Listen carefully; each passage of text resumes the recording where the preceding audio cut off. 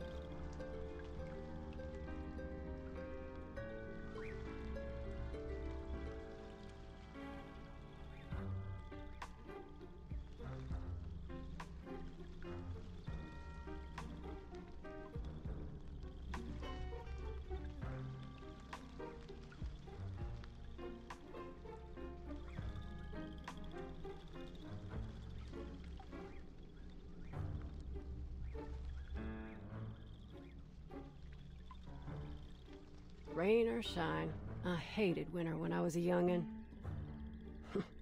I didn't have no warm clothes, you see, so either way I was shivering.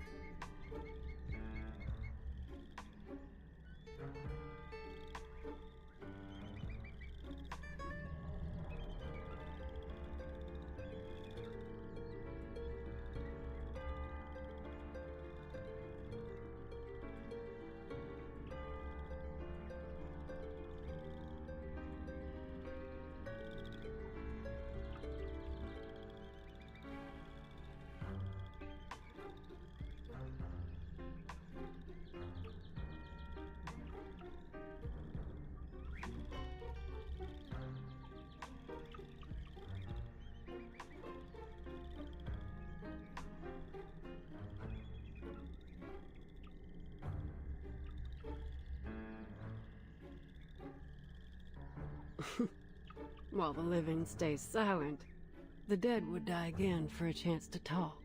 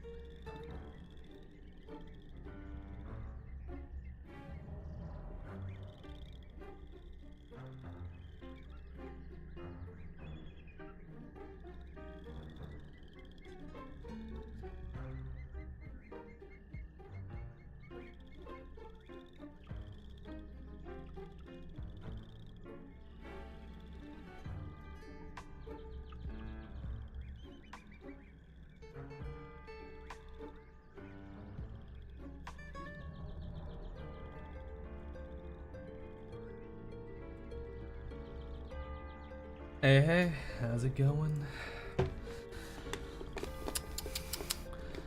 Quite a day.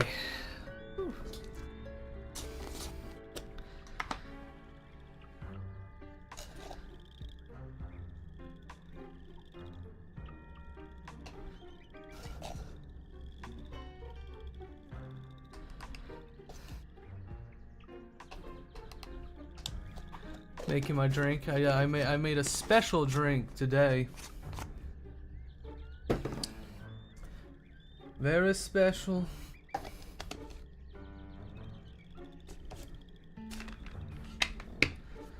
Let's get the shake in it.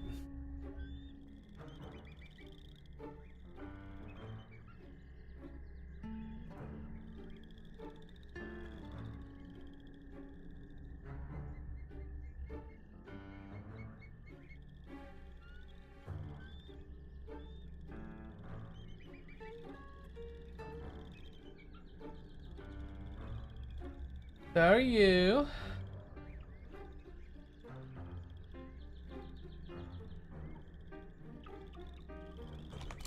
Oh wow.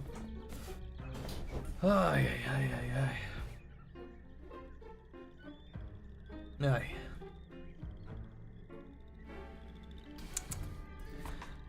I just want to play a bit more of this game. This event also like ends before next Wednesday, so I decided to do this. How am I doing? I'm doing all right. Been a day. I made a special drink for today's stream, so I should be chill.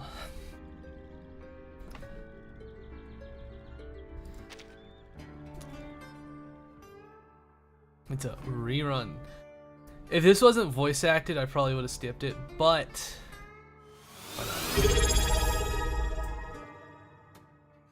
I thought you were doing more than gotcha now. Damn, EKG, I can stream whatever the fuck I want. Wow, I stream a gotcha game one extra time in a week. Thank you for the subscription though.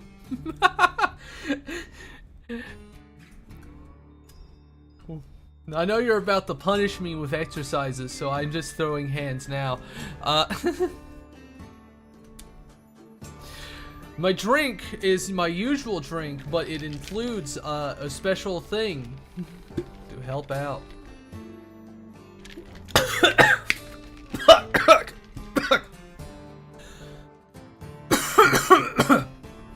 Oh, I'm on edge. Not enough sugar, you're safe now. I added in a special Russian potato drink to my beverage. I want to watch the trailer. I want to see what the trailers of this game are like, because I have not watched a single one. I can see from the reaction, I can guess what you added. Yeah.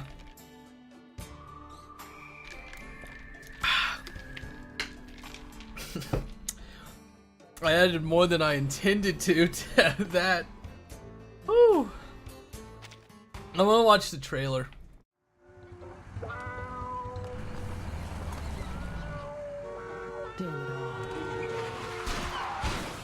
Argus, my beloved. Damn, I can't believe Merton crashed into her truck. Are you alright? Please help me. Interesting. There's a motel close by. A motel? Tuesday's motel. Can I help you, miss? A wizard hotel, interesting. I was hoping for Peak Forest or other games. Who are you? You're in deep now, ain't ya? I will Name's do. Argus. Just call me Merc. When I will was do that Peak arranged what I with? have someone to do it It'd be with. less than 24 hours ago.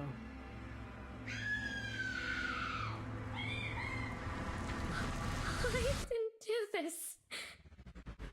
Gunpowder in his fingers. But this ain't no ordinary pistol. You're in No. for a lick of trouble, that's for sure. Dead Xeno Take me to officer. his room. Ah, is it a murder What are we mystery? after, boss? He's stretching her with the Firstly, shotgun. I'd like to know what happened to her. Second, whether the Order of Enlightenment has been here. Why did a Xeno officer come to this place? This Oh boy, motel. we have people have Peak. I guess we can do a Calls Peak are stream meant one for the day. dead. We could figure it out. They say the deepest despair comes from hesitation. It won't fool Can it really be that simple? Yep, 3 already.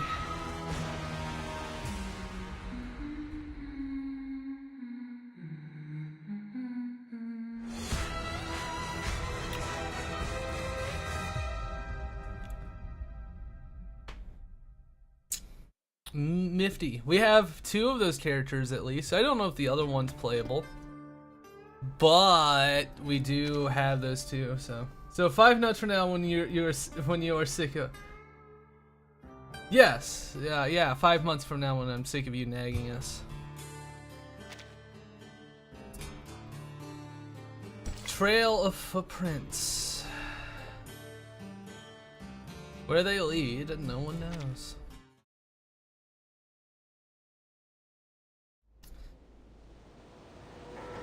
I don't know what time you guys are good if you want to do the peak.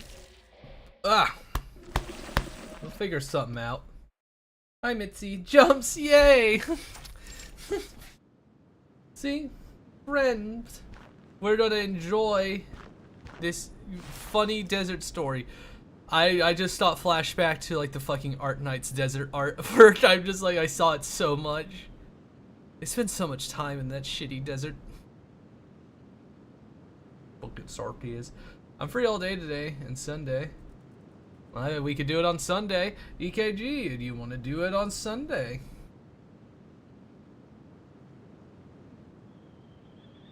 Rain-soaked soil shower for us. Tomorrow is painting stream, so.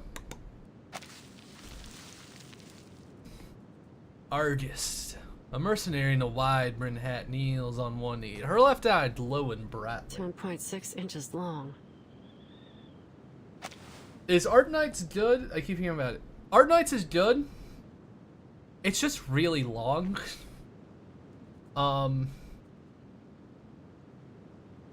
Let's see if I can find the picture.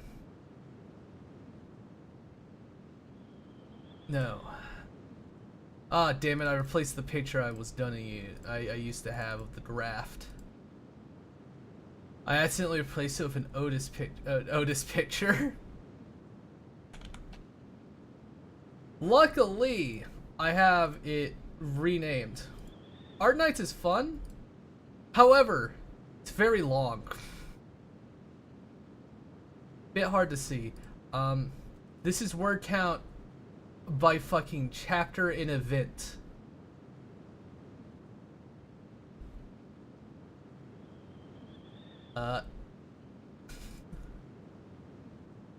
This is in Chinese characters. Over 200,000 for this is an old one too. This is an old one in Chinese. This is outdated, by the way. It's actually even longer now. there are events that are even longer now than Near Light.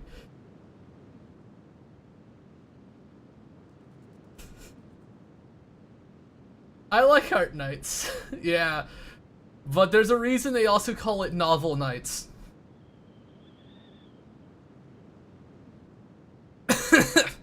It's fun. I like the game. No, no more Dacha. EKG, I haven't played Art Nights in a while. Don't make me start thinking about it. This is my favorite Dacha, you know. This one will always be streamed. I'm keeping up with this. I need to finish Lobotomy Corp and then play Ruina. Maybe in the universe I have more time. Yeah, it takes some commitment at this point. I like Art Nights, but I did not get very far. I need to play more of it sometime. It's fun. The soil beneath the footprint is uneven. One side presses deeper to the ground. Signs of limping. Wild strad, heavy indents, slight drag. Nail. Heavy pressure on the forefoot, lighter on the heel. Deep strapes at the front, fewer at the Around back. 20 years old. How do you fucking guess that? Light on his feet, uneven pressure on his forefoot. Lightweight.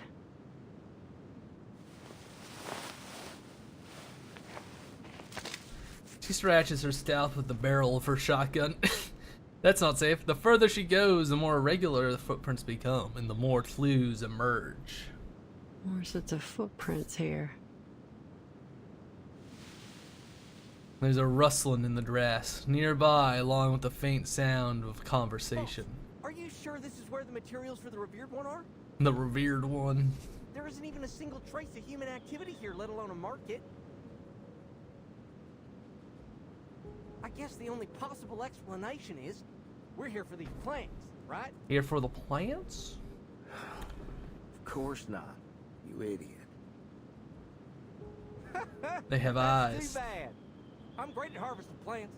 I'm a pro, see? Check out these calluses. Although my mom would probably disagree. Mama. Do you have any idea what these materials look like? It must be important, so we better handle them with care. Don't want to risk mistaking them for weeds, you know? I hope they're easy enough to find. With my leg messed up like this, I can hardly handle any delicate work. Bro.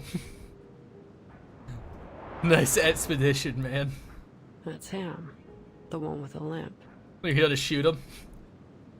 Sorry about this, man. There's a distant sound of a gun being cocked. Oh. But at least you'll see your mom soon. Up there in heaven. Oh. What?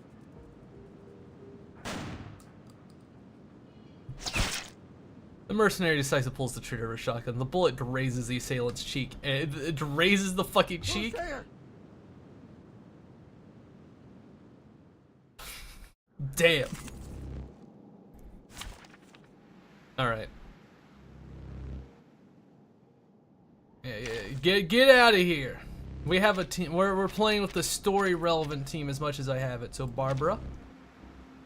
We have Argist, Marcus, and Barbara. And I guess the noises are weird. What the hell? Okay. Well, I guess we'll put her in the back.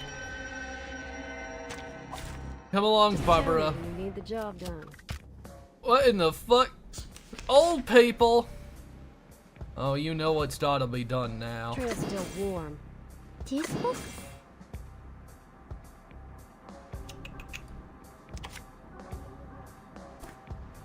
Guns loaded. Weak hiding spot. I can't read it. Don't mess with Texas. I'm overthinking this fight. they're level 30.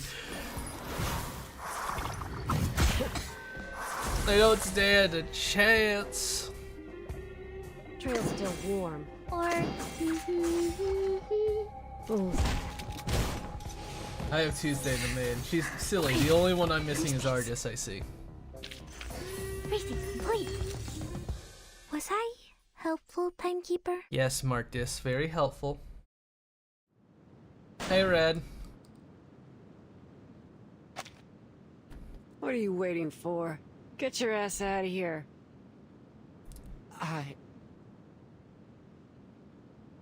His trembling hands betray his fear and panic. Ah, you got a couple questions for this one too, huh? Well, first come, first served. I'm afraid you're gonna have to get in line. Woman. What is Gucci, fam? I feel like this is a good thing.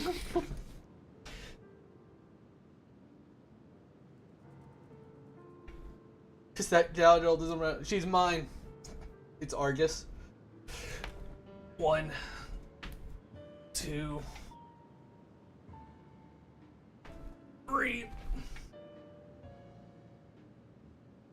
4, 5.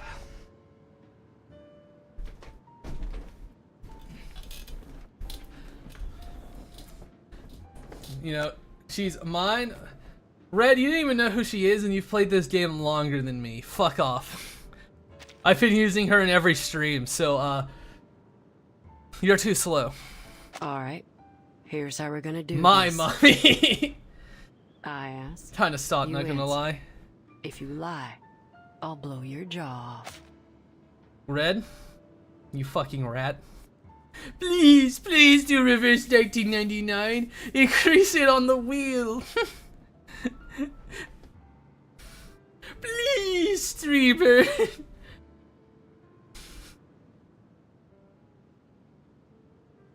Didn't even know the fucking story.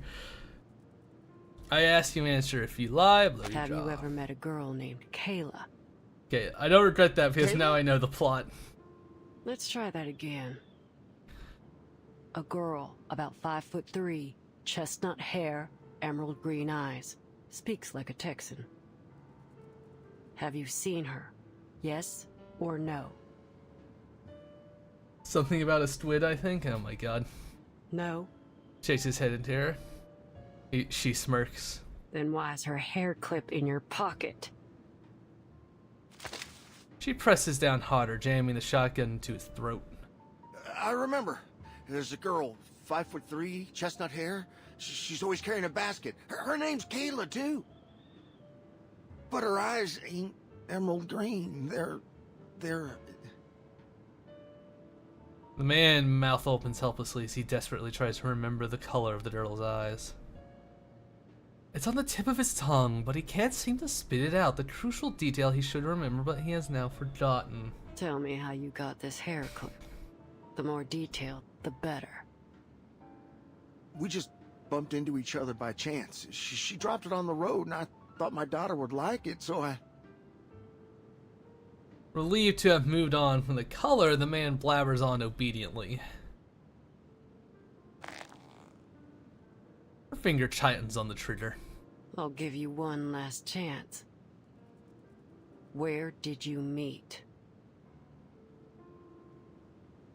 At a place called... Tuesday's Motel. There you go. That wasn't so hard, was it? That wasn't so hard. Your boy Red has brain damage. Yeah. I'll drink to that. She has the shotgun, knocks the man out with the butt. Next time, just spit it out. Save us all some time. Are you with the Foundation?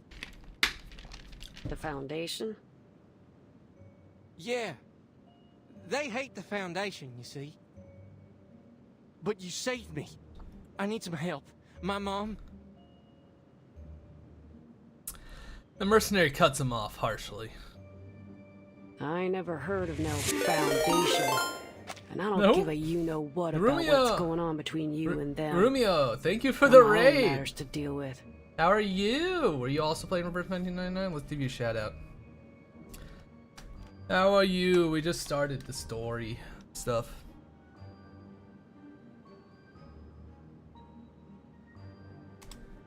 There we go. Yeah, were you also doing an event? What was going on? SMH, I'm faster. I was typing. Sorry, Spoon. I guess I should keep you for your unpaid labor. Are you having fun? Argus has been one of the 6 stars I've been using since it started, since I pretty much started. So, very, very fun to see the plot of the Argus, the cowgirl. Okay, enjoy. I gotta go sleep. All right, enjoy sleeping. Have a good night. The Foundation, I don't give you know about what's going on between you and all my own matters. I'll leave him with you. Keep the gun. You figure the rest out yourself. Alright, sleep well. A thin cloud obscures the setting sun, scattering its light. She looks out into the horizon. Now, where's this motel? The young follower points a trembling finger southward, where the stars have started to appear in the sky. The red lowland lies still, the furrows rising and falling gently. Listen, you saved my life, so I owe you one. I have to warn you, that motel... Save your breath. We're done here. Wait! The follower hurriedly pulls out a few dollar bills from his pocket. You're a mercenary, right? I can tell by your gear. I'm worried about my mother. If you see her on the road, please give me a call. He hesitates for a moment before taking off a metal locket from around his neck. Here's a photo of her. The mercenary opens the locket to reveal an elderly woman with a kind smile. Got it. She hands it back to the follower. And here, my phone number. He writes down a series of numbers on the blank section of one banknote. And listen, be careful. Something ain't right about that motel. All right. She takes the money, slips the dollar bill with the phone number into her pocket, and turns away. Hell yeah! Money! Gamba! The afternoon heat lingers on the highway. The mercenary takes her way back to her car, shotgun in hand. He comes to a sudden stop. 1 sheep, 2 sheep, 3 sheep. The demon. The soft voice echoes from afar, and she notices a fluffy white figure circling around her car. Is that a sheep? The fluffy creature turns its head. It's sheep-headed, human-bodied arcanist. 2 sheep, 3 sheep.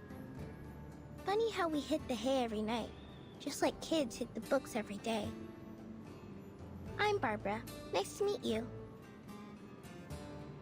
What is your problem? The sheep-headed arcanist extends a hand, a gesture befitting an introduction, but she doesn't get the expected response. You're in my way, ma'am. I've tried waving and shouting at the drivers, but none of them stopped for me. Thankfully, pacing around the road seems to have done the trick. Listen, if you need a ride, here's my answer.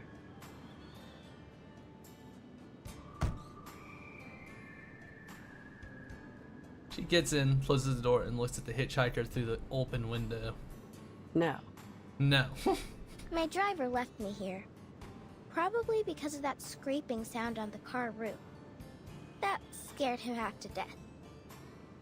Everything happens for a reason. Destiny's brought me to the right place, I think. Barbara, why do you have a little sheep on your Could you head? give me a ride? I'm on a business trip, so money is no object. It ain't about money. Oh, a disappointing answer. But I understand. One must be vigilant. If you don't mind me asking, miss, what happened to your eyes? They're bloodshot. It's best not to drive with your eyes in such a state. You have a much higher chance of getting into an accident. That ain't none of your concern, Miss Sheep. See ya. See ya. The mercenary closes the window, finally blocking out the endless chatter. She turns the ignition key and the radio bursts alive, blaring disco music inside the vehicle. She shuts it off and stomps on the gas. The engine roars as the speedometer climbs higher and higher. In the fields on the other side of the road, shepherds are herding their sheep. Unwelcome memories begin to surface. Oh boy. The land at the foot of the hills is covered in Indian grass, now turning a sunset red as autumn approaches. Argus, come over here. This little lamb almost didn't make it out of her mama's belly. The girl cuts the lamb's umbilical cord with a pair of scissors while the ewe lays in the hay, baaing weakly. It's life. Don't say that. No living thing is born to suffer. Look, it's already standing. The ewe licks off the afterbirth as the lamb struggles to stand on its shaky legs. What an adorable little thing. She grins as she wipes the blood and fluid from her hands onto her apron. It's getting dark. We should take them back. Ain't no way they'll make it through the night out here with their mama hurt. And you can't see a thing at night. You're right. Let's go. Sisters? The wind sweeps through the grass and rustles in the distance. Are you thinking sisters, friends? Fisticuffs? Screw it. Screw it. You need more violence. Argus gritted her teeth and yanks the steering wheel, screeching her car into a U-turn. She slams on the gas, rushing back to where the sheep-like arcanist was. God damn it. When she arrives, there's nothing but a few cotton plants swaying in the breeze. I should have minded my own damn business. She turns the wheel again. Harder this time, the tires screech as she makes another U-turn and drives off. In the distance, the sun dips behind the hills.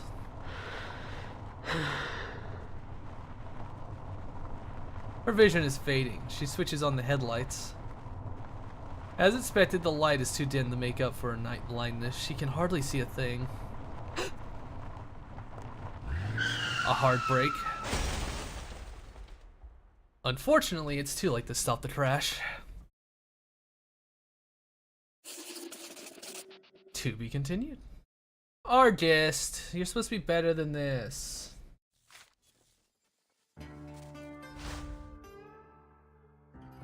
I had higher expectations. The fog descends. Vertin and Ilya. The two other characters I enjoy. This is not an ideal day for a drive regardless of the vehicle.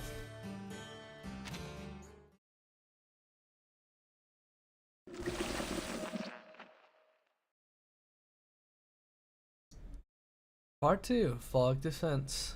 Before we left, TTT was telling me an urban myth about Texas. TTT? What is it, Merton? Sounds about right. What's the story about? The Europeans are now in America. The story starts off in the typical way. A man was driving down a long Texas What road the fuck? when he saw a girl hitchhiking. He offered her a lift and a piece of chocolate. The man dropped the girl off at a cemetery and drove on. It was late at night, so he was hoping to reach his destination quickly. Soon after, he saw a funeral procession going down the road. The photo of the dead seemed familiar. Curiosity came over him, and he followed them to the cemetery. Look, a piece of chocolate.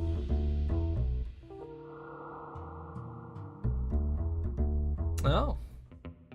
Yep, the typical little ghost story.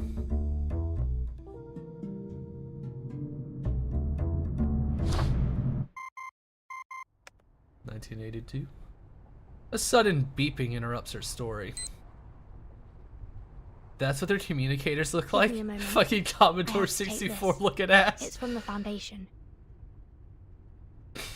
A little emoji too. The voice on the other side is Timekeeper, Thomas this is an Edward. emergency notice. The Xeno base in Texas, USA has conducted a large-scale evacuation. Was Spoon playing first? Yes. Xeno has not yet responded regarding their actions. Should you encounter any difficulties on your trip there, please contact Fuck it. headquarters immediately. Yeah, Spoon won. Understood. Despite these developments, your mission remains the same. Contact Atu editor Barbara, who was last seen near Route 77 collecting information, and find Erd's current whereabouts through her. That's the fire. He must Since suffer Atu now. editors use a special communication channel, her current location is still unknown. We'll be in touch as soon as there's any new information. Any questions, Timekeeper? No. Thank you. He drew a little All the Verton best, then. on her fucking communicator. That's so funny. Also, my day's been alright. The communication ends, and Lilia looks What thoughtful. did they say? There was a mass evacuation girl. at the Xeno base in Texas. What's that all about? Totally They not called a me bot. 2 days ago, saying that Red 38 was still under routine maintenance in their armament factory. But now, all of a sudden, they're gone? How am I going to get my Red 38 back now, huh? If they hadn't You've angered taken the her cat away girl. for inspection, we wouldn't be traveling in this little car, wasting all day on the road. The operator only mentioned an evacuation. It's still possible that some of them have stayed behind to keep the factory running. If you're worried about Red 38, we can take a detour there. It's in Chisos. The town isn't far from here. Lilia swims in her seat, swarms in her seat. Hey, mister, can you take us to the cheeses? It's just a little Jesus. detour. Hmm. He taps his fingers rhythmically on the steering wheel. Girls, I don't know why y'all are here, but whether it's just for a bit of adventure or for business, I gotta tell you, something ain't right in that town. We've all heard the stories. Scratching sounds on car roofs, animal bits stuck to car grills, and those people in black robes running around. It's all too weird for me. Stop. Just Give stop. the ghost stories a rest. Stop hitting Look. people with your car. If you're trying to negotiate a higher price, at least be a little smart about it, instead of trying to spook us with a few tall tales. You got me all wrong. Who in their right mind would throw away the cash in their hand unless they were forced to? Benjamins are good and all, but they ain't worth my life. Ain't no way I'm taking you there, no matter how much cash you throw at me. That's a lie. If they offered you $1 million, Why? you would. Were you the driver in that ghost story? No. Have you seen these things happen yourself? Come on! It's just a little detour. It won't even cost you much fuel. He clenches his hands tightly around the steering wheel, his knuckles turning white from pressure. Sir? You see that? It's fogging up.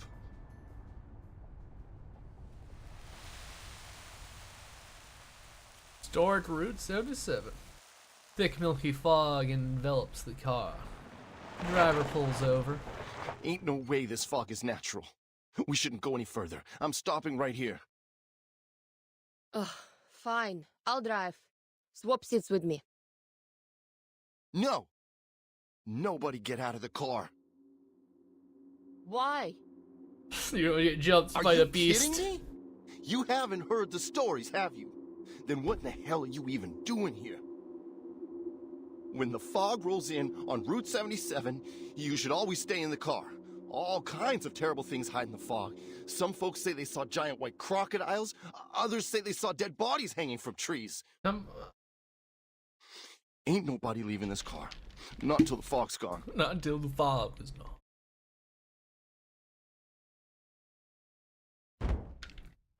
Screech. He's interrupted by a drawn-out scraping along the roof of the car. Is that... Oh, come on! Don't tell me you're scared of this stuff. No response. He's fainted. He's fainted! The strange atmosphere spreads inside the car as they sit and listen to the strafing on the roof, but this is nothing compared to what happened at Green Lake campsite. Finally, the strafing stops. A few black and white figures dart past the windows. Tarbuncles? I see. This looks like the work of a mumus. It's a critter commonly seen in the southern US. When they're frightened, they produce a fog-like gas from their respiratory trumpet. Trumpet? So that sound is just some critter scratching along on the roof. Get out the gun and start killing them, At this Lilia. rate, I won't get my Red 38 back for another month. Well, I always wanted to try this. Help me move this guy. And you'll have to give up your passenger seat, Capitan. I know what you're thinking, but do you have a US driver's license? Do you have a Or driver's any license? driver's license at all, for that matter? What do I need that for? I can fly a broom and even do all those maneuvers.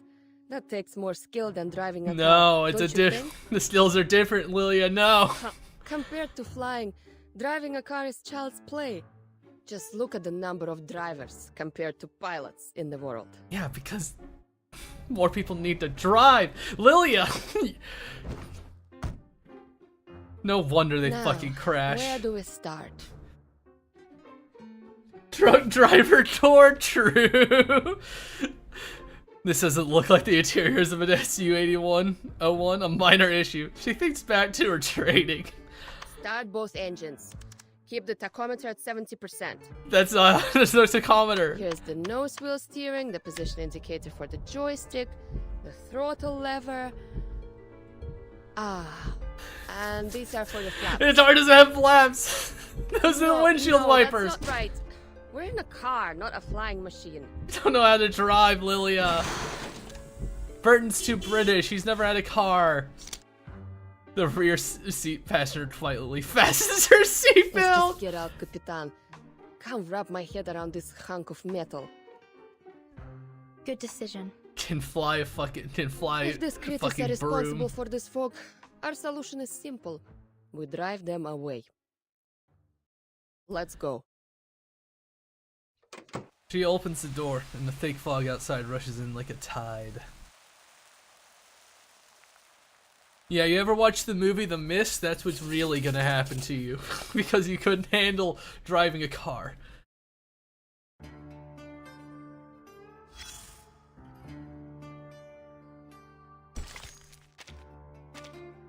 Nope. Grandma, read the magazine. The Hitchhiker's Column, UTTU, YouTube. That's a cool logo. I kind of like it. That's a cool spider logo. The last column. Piranhas in the sewer. Sewer legends. Countered human-sized, uptight walking reptiles. The reptiles and rodents. They know they exist. The lizardmen, the Skaven, they're all down there. It's like you already saw from the Pratzer cross. Roads will cross there. The Skaven. This horrible creatures. Baby broadcaster. Good news is we found a radio station. The bad news, the host hasn't learned to speak yet. Open any character page, okay. Got a job for me? If you're looking for someone, just give me something they've used before. I'll find them. What about it?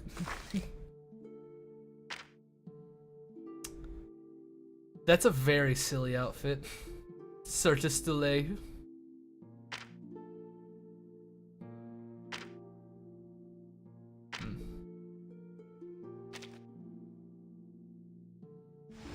Atlas. I need more stuff. Wait. Oh, I have like fucking plenty of these. Hand them over. Oh, click on the top right. Top right.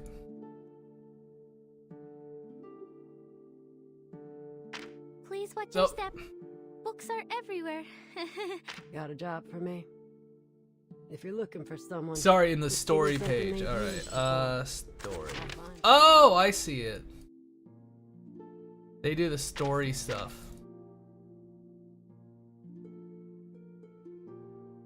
Interesting.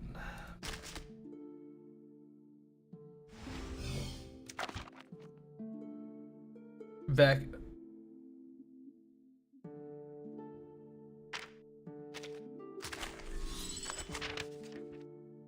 Okay, click on that, go back.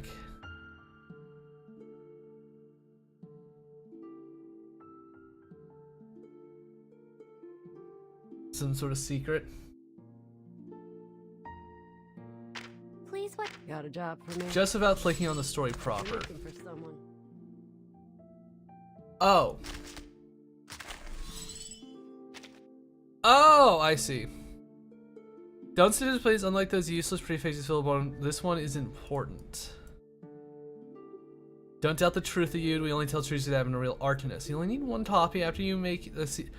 You only need one after you make the copy will update itself on the 15th of every month.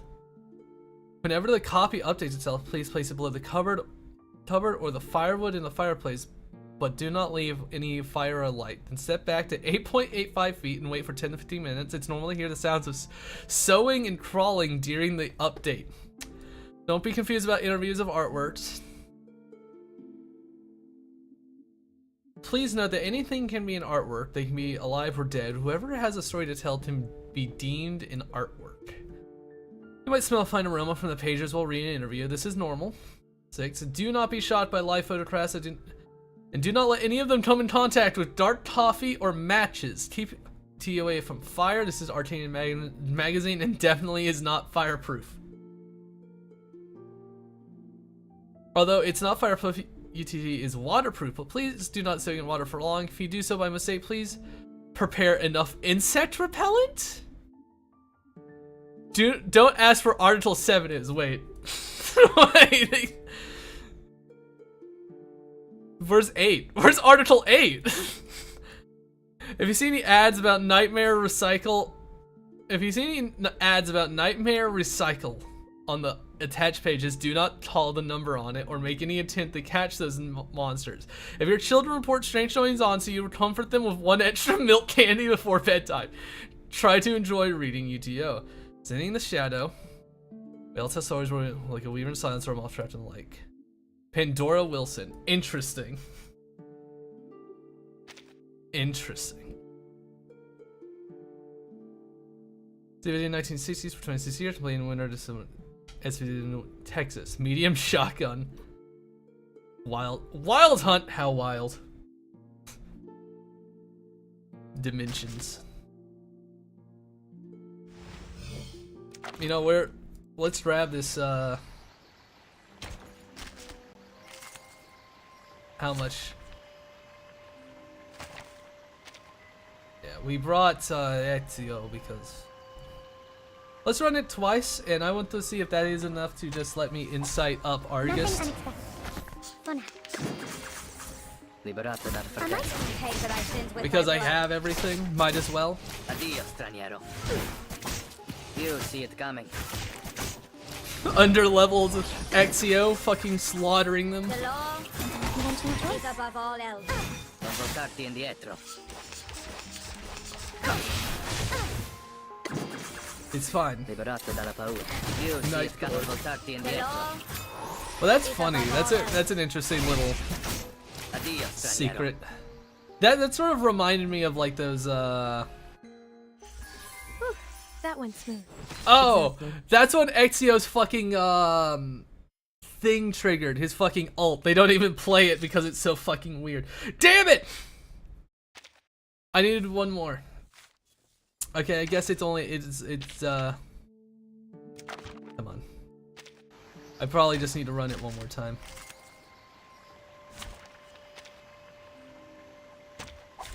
Nothing unexpected. I know I need more plant anyway for Marcus, so I'll just run it 2 more times. Okay that I sinned with thy blood. Addio, straniero. Damn, I can't believe Ezio even speeds up the ult. So he just removes a turn. in reality. It feels like it's in a break when it happens. Non voltarti indietro. I still think I need to lower the volume for this game a little bit.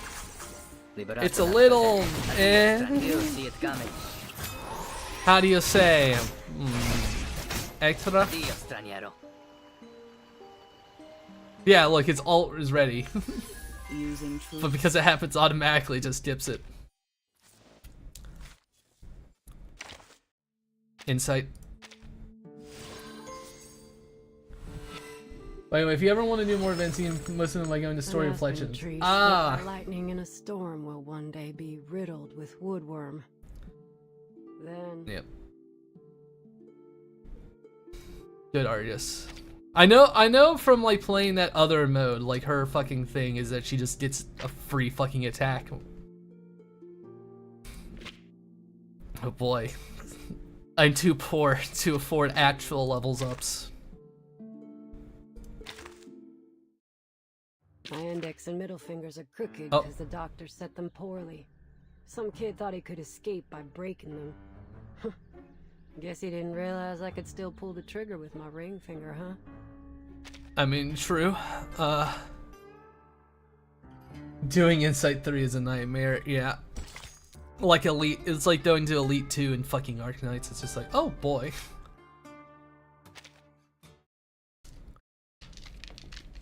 But the team is coming together.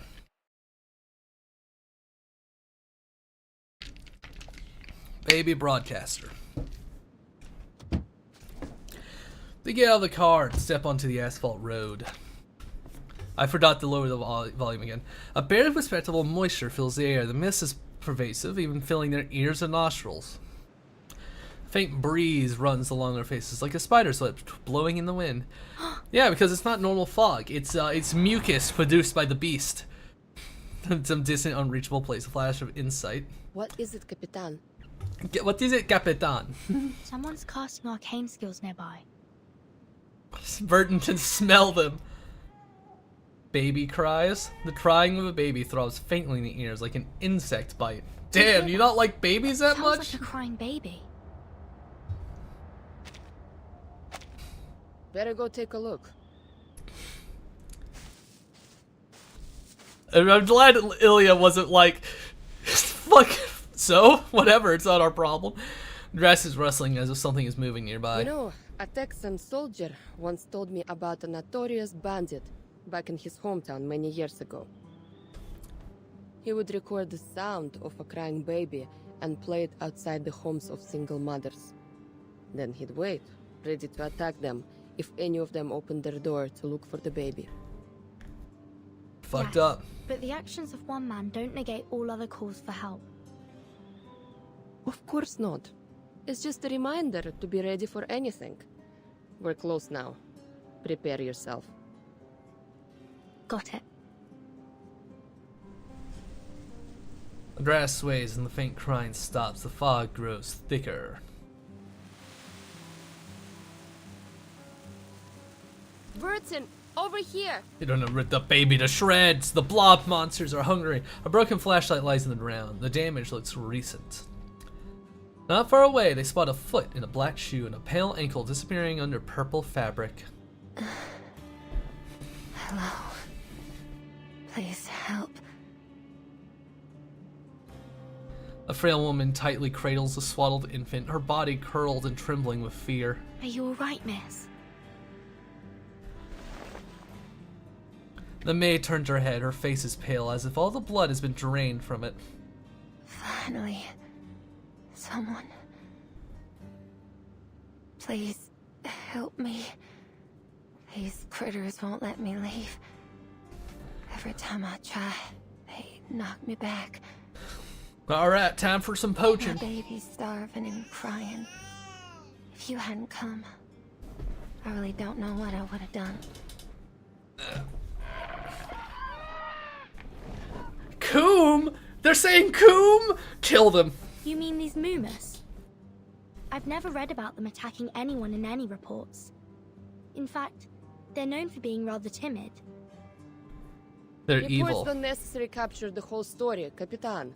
Capital. Look at them. They don't seem very timid to me.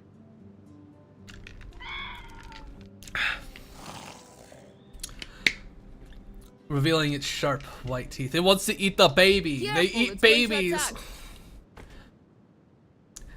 They're timid to adults. That's because they only eat babies. The succulent baby meat. It's very easy. Now for Argus to go sicko mode. Job done.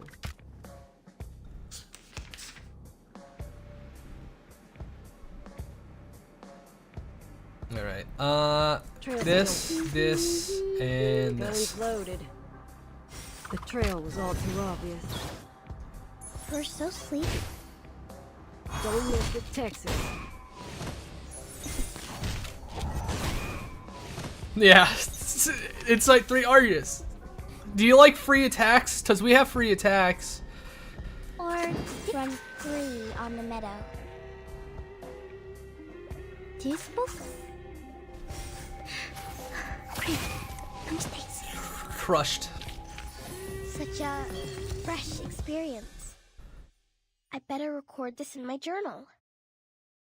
It's so weird that you just have a sheep's head. Why are you like this? She's a journalist. The creatures scatter, the grass rustling as they flee. They always run off so quickly. What do you mean? Don't bully her! The woman pulls herself off the ground and brushes the dirt from her Are skirt. you alright? We'll bully sheep. Did you get a good look at them? I need an explanation for the They little look sheep on her like head. Seals, don't they? They look like They always seals. jump on passing cars and rub their flat hind legs on the roof, making that coarse, scraping sound. Amazing creatures, aren't they? These little fearmongers. The wind sweeps across the plains, spearing the fog. The woman's face flushed red as she sways lightly in the breeze. But they are, in fact, easily frightened. The slightest movement could startle them. That's why it's foggy all year around here. Many of my guests have trouble finding their way to the motel. Why were you in the Are middle of the you desert ladies with a looking baby? to check in at the motel? Motel? Yes, Tuesday's Motel. If you're looking for a comfortable bed for the night, it's the place to go. It's the place to go. Anyway, thank you so much for saving us. I owe you one. The baby, she pets the swaddled baby. Excuse me. Are you the maid at Tuesday's Motel? I almost forgot to introduce myself. Folks around here call me Tuesday. Tell me Tuesday. Hey, Tuesday, over here. Hey, Tuesday, breakfast for one, please. Tuesday, Tuesday. Ain't we all like horses? And our names like the rain's pulling at us. I mean, that's just part of working a service job. At least they call you by your name. She lets the two of them over. Do you need a place to stay, ladies? Thank you for your kindness. But our driver's still in the car. We can't just leave him there. And our luggage and travel documents are still in the trunk, along with our cash too. Let's head back now that the fog has cleared. They're gonna go back and it's gonna be like he fucking Shall drove I lead the away. way? You? She looked at the maid up and down suspiciously. What were you doing out here alone anyway?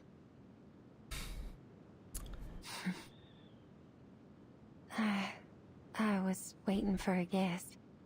It's been 2 hours and they still haven't shown up. I thought, rather than waiting here, I would pay you back for helping me. I assume you parked near Route 77? Let me take you there.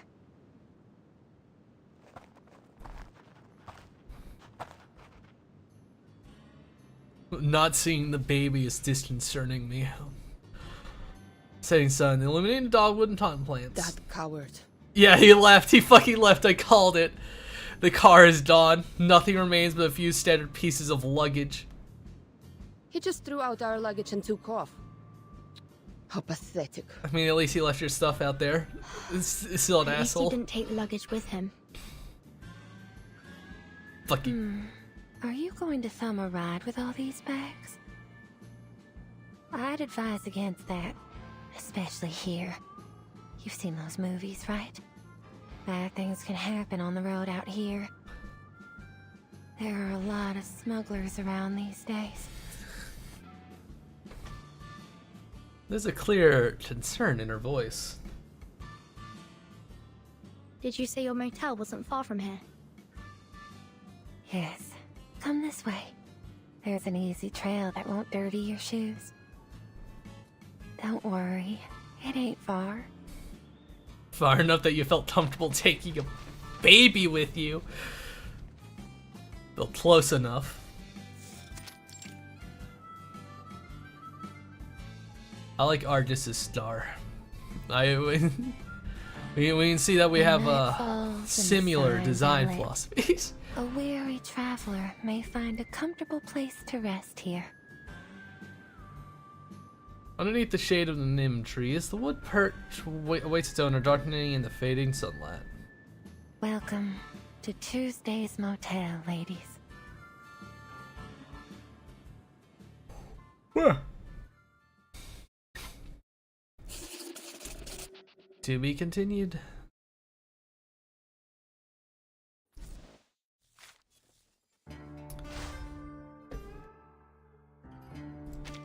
The concierge. Badlands Highway. Okay, so that it unlocks archipelago stuff for that. Interesting. However, I'm looking at this and I'm more interested in these fucking silver bullets and these good insight materials. These are insight and resonance rituals. Also that. Also these.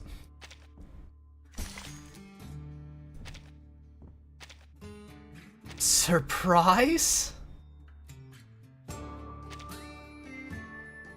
Story.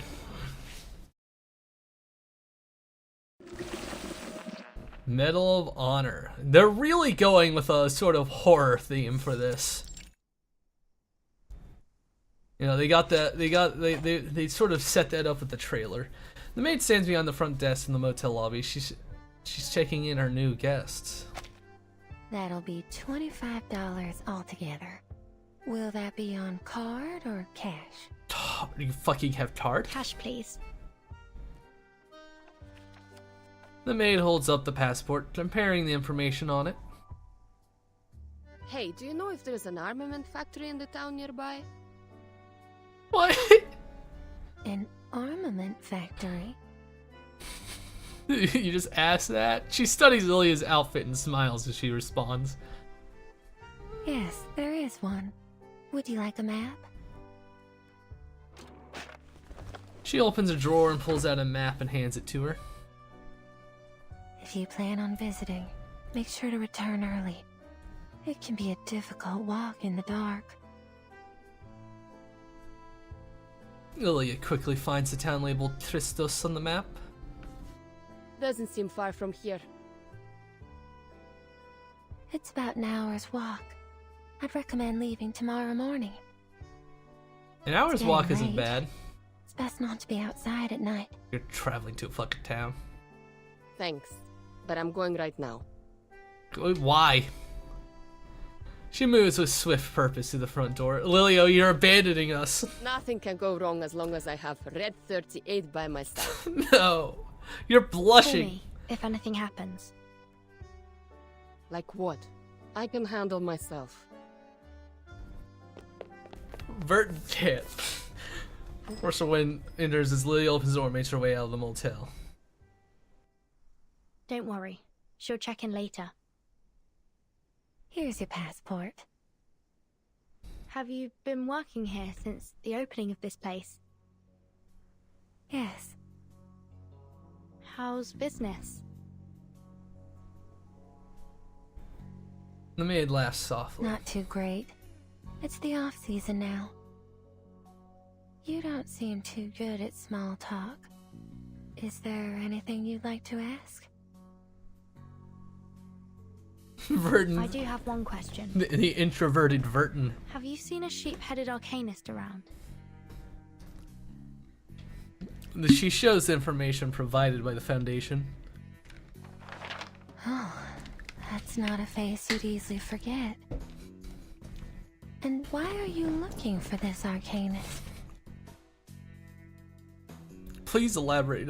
For world peace, looking for an heir of UTTU. For world peace.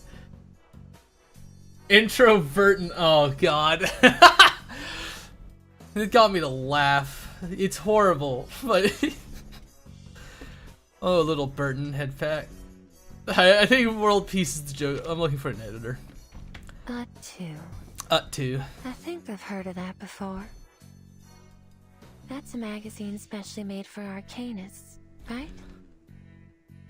Well, I'm sorry to say that I've never met an Arcanist with the head of a sheep. I can help you ask around if you... Suddenly the ceiling starts to tremble. A surge of arcane energy comes from above. What? Sounds like something's going wrong upstairs. Sorry about that. Someone exploding. Let's head up. Your room's on the second floor too. My Arcanist grade Love Sense toy has just exploded with magic dust in my whole motel Just room. So you know, the guests upstairs are a little weird. The maid hesitates. well. You can stay behind me if you like.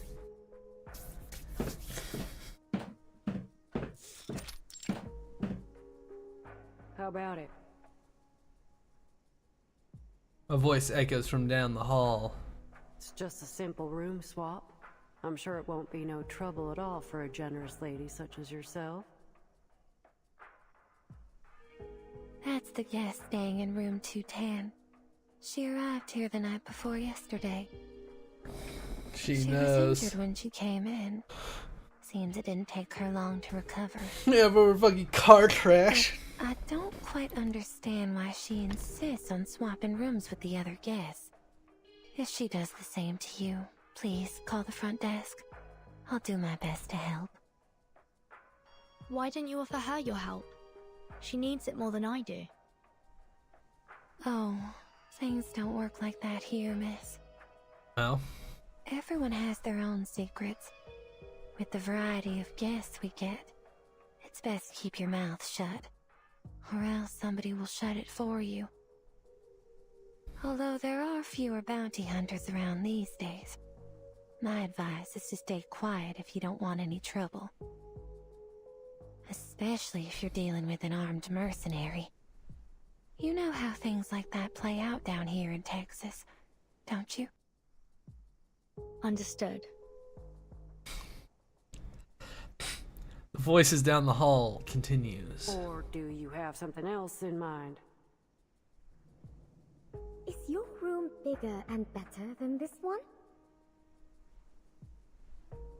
The more lively voice chimes in. That's the guest of room 218 speaking. She too is a young lady like you. A young lady. You remember all the guests and their room numbers? I mean, it's not a big motel. You'd remember her too if she'd been staying in your motel for a month. Miss Kimberly's been here for just over that.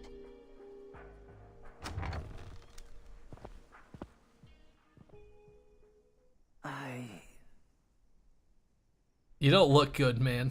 Stefan. Hmm? The maid quickly moves towards the source of the voice. The man before her looks haggard, his back slightly hunched, his eyes yellowed and cloudy. Mirror. The mirror. Mr. Stefan, are you coming out for some fresh air? Everyone in the hallway turns to look at the maid. Maid, you're just in time. I'd like to swap rooms with this Kimberly lady. If Miss Kimberly and yourself have come to an agreement, then I see no reason why you can't do so.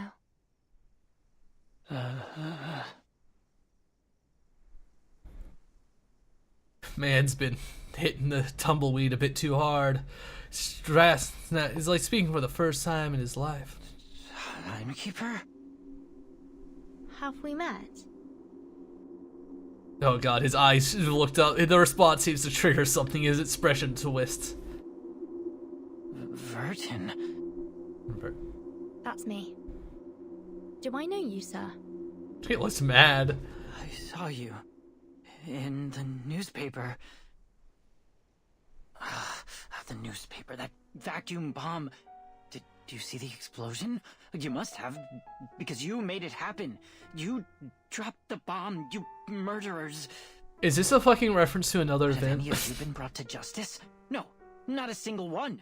Instead, you were congratulated and given medals. Revolting. Disgusting. Why were you rewarded for murder? He blabbers on, working himself into a frenzy. Meanwhile, I'm stuck in this hotel.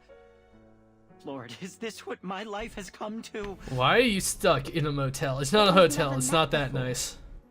I don't even know your name, sir. Of course you don't know me, but I'll get the truth out. I'll expose your crimes to the public. Man, I saw what happens to you through the trailer. I already know. The man's rage rant continues, and the knuckles turning white as he clenches his fists. That rotting woman in the tub. That sheep-headed monster. And that one inside the mirror. Sheep-headed, you say? Wait, sir. Shh, don't startle him. He's totally crazy. I should have known it was all fake. If they're giving out medals for killing people, then I should have one too. That shiny medal. It should be mine. Oh, you killed someone. Neat. Nice admitting. He bites down hard on his lip, his cloudy eyes staring straight ahead. He's not that fentanyl. He's doing the fentanyl. Stay back. But the man has already lunged at them.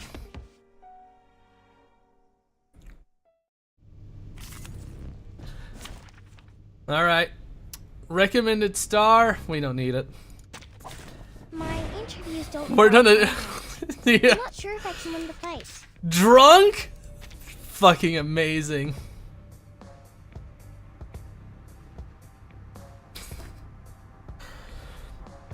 Guns loaded. Run 3 on the meadow.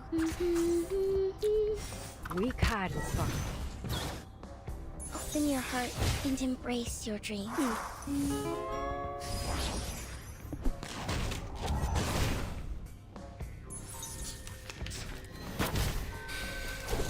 Missing. He just fucking chucked it, man. Run 3 on Trail stick. or Kill him. this one. Please don't resist. Don't miss with Texas. Argus Insight 3 is so fucking nice because it's literally just I better record this in my constant journal. damage no matter what. A single blow from the butt of the mercenary shotgun knocks the man out.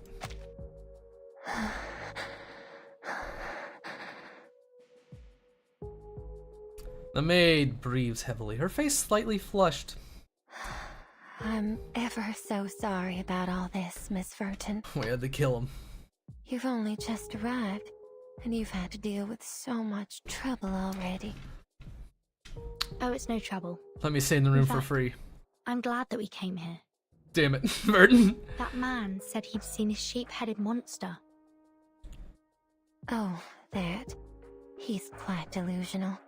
Surely you won't take the ramblings of a madman for a fact. will you? Unfortunately, we're looking for some of a sheep head, He's been don't you peculiar remember? since the day he checked in. He spasms and twitches and pays little attention to his surroundings.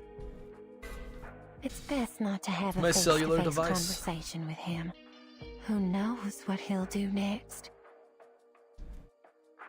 Hey, you, maid. Enough chatter. Oh! You have a job to do. Why do you have claws? The woman impatiently interrupts their conversation. I've accepted the offer this, Miss Argus made. What's next? What should we do? A wooga, but damn. Apologies, Miss Kimberly. I'll be with you in a moment. Could the both of you wait for me at the front desk? The rooms need a tidy up before they can be occupied. You may take a rest on the couch in the lobby while you wait. Miss Verton, I'm afraid I'll have to leave you here. Do you mind going to your room alone? Not at all. Not at all. The suitcase sways with her steps as she heads to her room. Once again, the air pulses with the flow of arcane energy, compelling her to look back. Ma'am, you can just leave the room as it is. If you clean it, it'll interfere with my work. You might want to check on that Kimberly lady. She looks starved. She wouldn't stop shaking. She's secretly a vampire? A cluster of emerald light sparks in the mercenary's left eye, stuttering like a bird unfurling its brilliant tail feathers. Miss Kimberly, would you like something to eat? I'm fine. The guest's face visibly sours. I agreed to change rooms, didn't I? Why are you two still mocking me? She turns her attention to the mercenary. You're not exactly a pleasant person to do business with. You know that, right? Well, darn.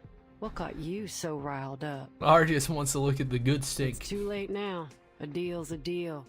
You can backpedal if you like, but it ain't wise to mess with the girl packing heat down here in Texas. Later, Miss Kimberly. The mercenary's eye gleams as she turns the lock and enters her hard-won Her arcane skill.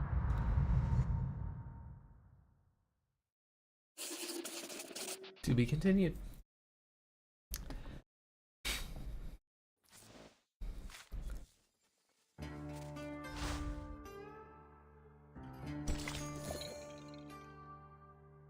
Come on, let me kill this guy.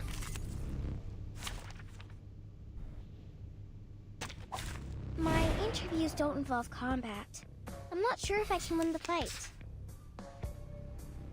Trail's still warm. Give him a... Wait, no. Guns loaded. Give him a debuff.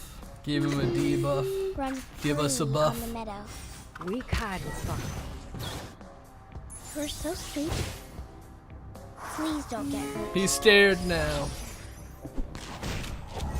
I need those event monies so I can buy things. How rude.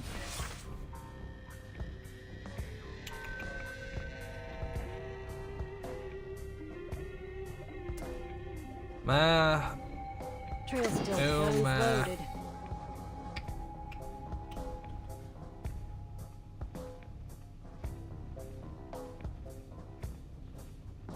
Next turn. This one. Don't waste my time. Time to turn the page.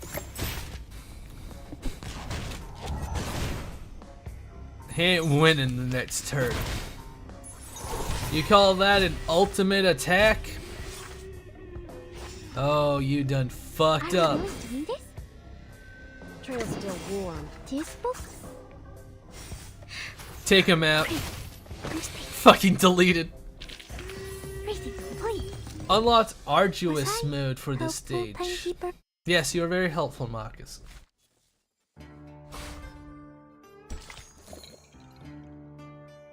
And we can do arduous. This drunk man with a gun. I want the money. You gotta understand, this is about the money. Guns loaded. Run free. Weak hiding spot. You're very sleepy. Your body feels light. Alright. My Walkman! You Walkman? Run free on the meadow. Or Do that. this one. Do This that. book? Open your heart and embrace your dreams. Like a metaphor? To turn Be scribe. weak.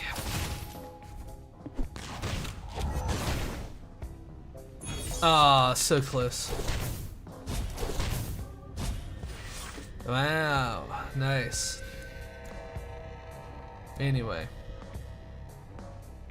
Or These posters are still warm. I can't read it. Stay low profile.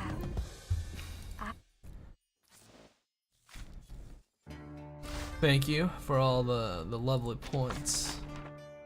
Oh! Damn, they hand out these old keys pretty fast, so... Clearly, we'd rather these two first. A sudden message. In most cases, Toad is not suitable for human communication. Is Barbara gonna kill somebody?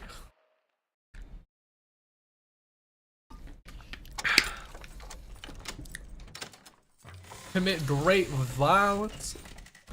Room 207, Tuesday's Motel. The door cracks as she opens it, and her nostrils are hit with a distinct smell of floor wax. She flips a switch, and after a brief of electricity, the room lights up. Damn, those are some That man, nice Stefan. tweens. He clearly knows something. But he appears to be rather mentally unstable. And he's hostile towards me. And he's hostile. Adam Z cautioned me on this. I must be extra careful when dealing with people like him. Should make sure I have a backup plan in place before proceeding. Still no sign of Lilia. Yeah, because she... Of course she's not. She left. She tries to contacting our communicator device, but the line is busy. What do you mean, busy? She tries again, but still no luck. Did she get in trouble? Eaten by the creatures. Suddenly the phone opens the nightstand rings. It vibrates violently. Hello?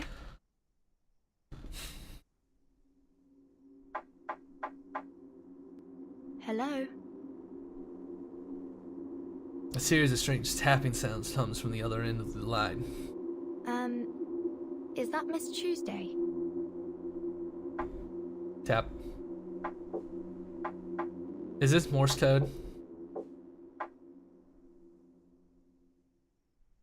Short lawns, yep. Oh, I think I know what this is. That's an R. E. What? S. P. O. The phone is abruptly hung up, but it doesn't matter. The thoughts are complete. Respond. Respond.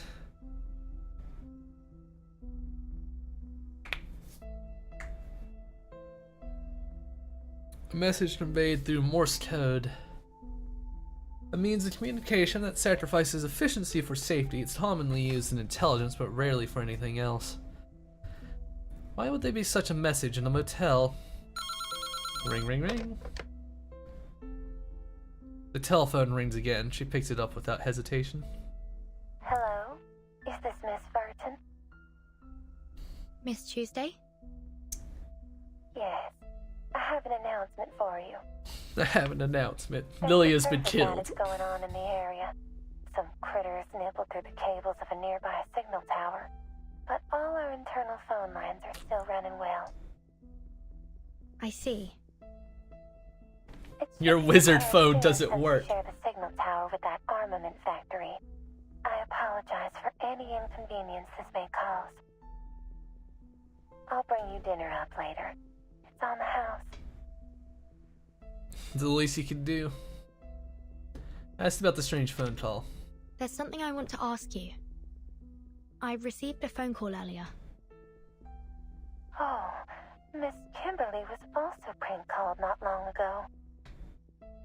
I suppose it's a critter's doing. You know how mischievous they can be.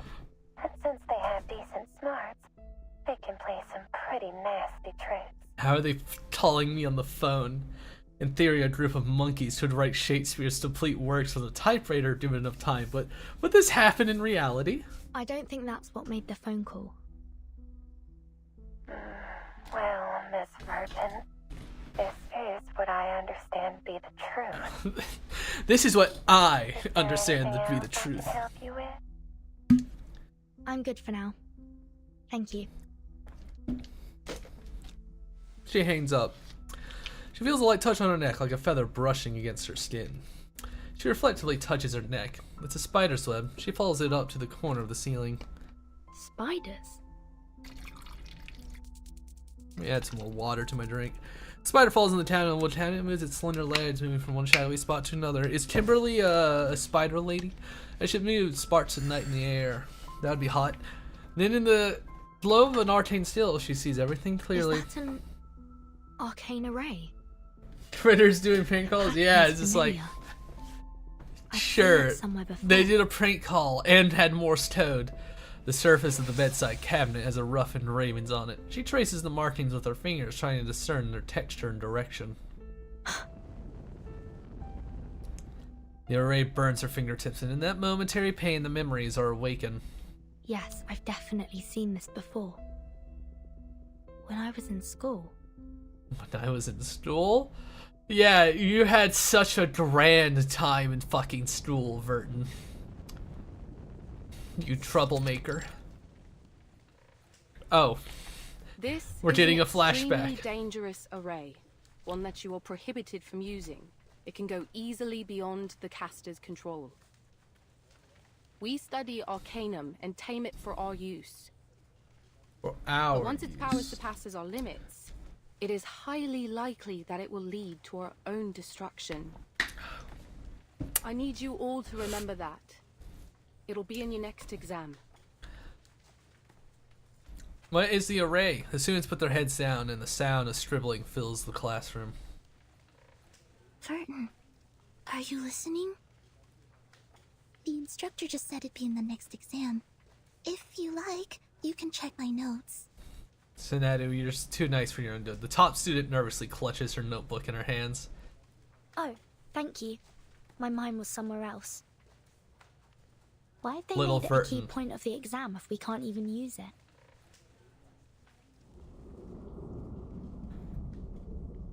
You know, the same reason they say you should eat They cyanide? didn't teach us about arrays so that we could use them.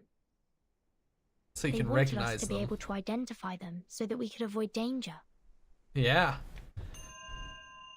You know, like the glowing frogs that explode. She looks out the window. It's getting dark. It's highly likely to cause an explosion or other severe consequences if I act too hastily.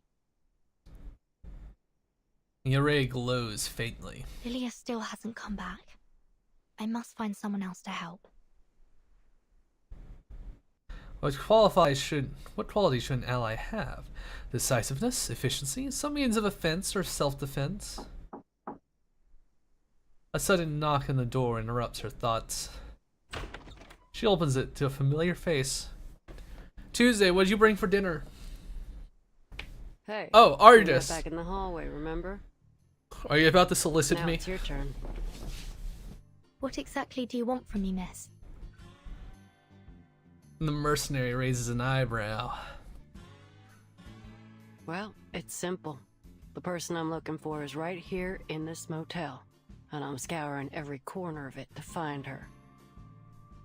Look, Missy, I don't want to make things hard for you. Name your price, and we can talk. If this person's gone to such great lengths to avoid you, perhaps she doesn't want to see you at all. Well, that ain't my concern, is it? A job's a job. Whether it's catching a cheating spouse, tracking someone down, or delivering a letter, it don't make no difference to me. Kill the Very well. cheaters. But you'll have to look elsewhere, I'm afraid. There's no one but me in this room. Huh. Look, I know what I'm doing. How about you turn around and take a good look around the room? So you can knock me out as soon as I turn my back to you. Verton. The mercenary gives a hearty laugh. Missy, if that were my plan, I wouldn't have spent all this time talking to you. I much prefer to do my business pleasantly, I don't like to see things get too ugly. I see. Fine. If you don't want to turn around, I'll tell you what I see.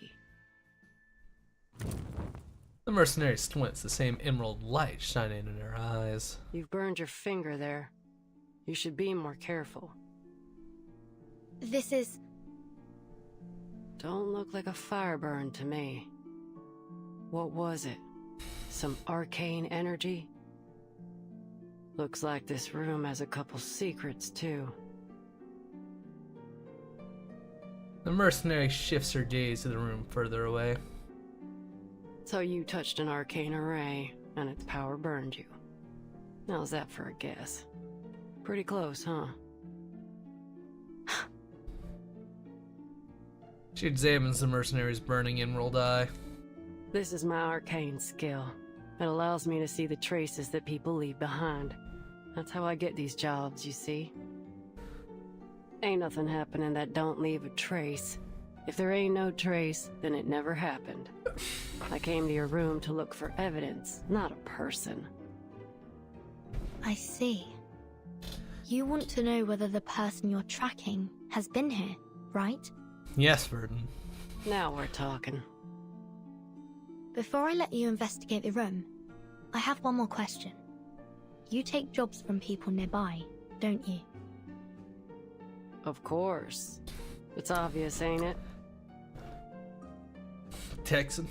She doesn't get the response she wants. In this familiar silence, the experienced mercenary smells an immediate deal. It's a mixture of caution and trust, anticipation and doubt. You seem more intrigued by my profession than my peculiar request. You're in trouble, ain't you? Then let me formally introduce myself. The name's Argus. I'm 26, and I have extensive experience as a mercenary. Let's make a deal. You may search this room all you like, and I won't say a thing. But in return, I'd like your assistance in my own investigation. How, exactly? Can you tell when that array on the cupboard was drawn? Argus slings her shotgun over her shoulder and crouches down beside the nightstand. After a brief examination, it gives her assessment. Less than 24 hours ago. In other words, this was left behind by the last guest who stayed in this room. Oh. Oh no. Can't say for certain.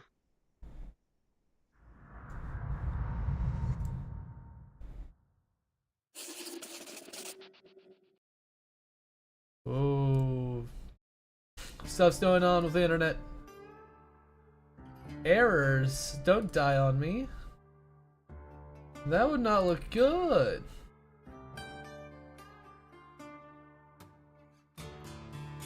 Again. You did not remain one moment. Apparently YouTube's not getting enough data.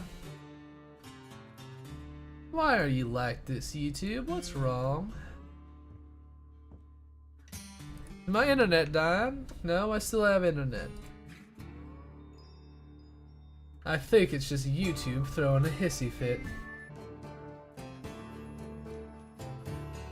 YouTube?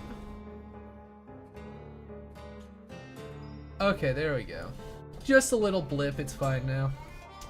It says the stream is healthy, so I will believe it. Glass bottle. We got a fight. Lilia gets jumped by a gorilla. Don't forget this handy weapon in the brawl.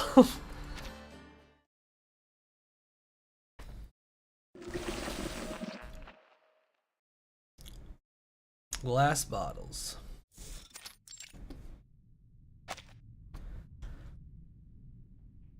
The empty factory is cold and damp.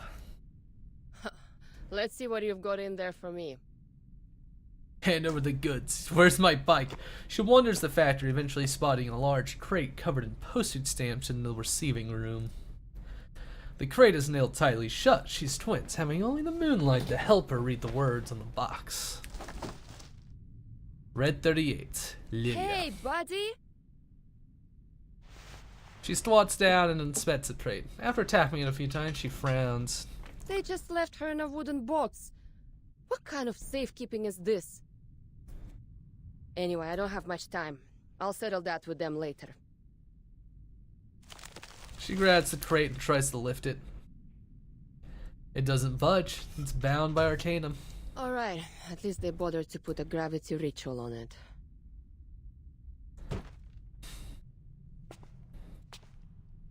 A light footsteps echo behind her. Are you also preparing to evacuate? Lilia turns around. The slender girl stands before her, a basket in her arms. Ah, perfect timing. Are you in charge here? The girl looks her up and down before dimming a sweet smile. No, I'm not in charge of anything, Lieutenant. I'm just passing through. I'm Kayla, by the way. Why are you passing through a factory? I heard some rattling here and thought some of those kids might have come back to steal weapons again. These things aren't cheap, and the kids know it. Kids stealing from the military? Huh, that's a new one. Where are the guards here? Dead. Oh, eaten. Didn't they tell you, Lieutenant?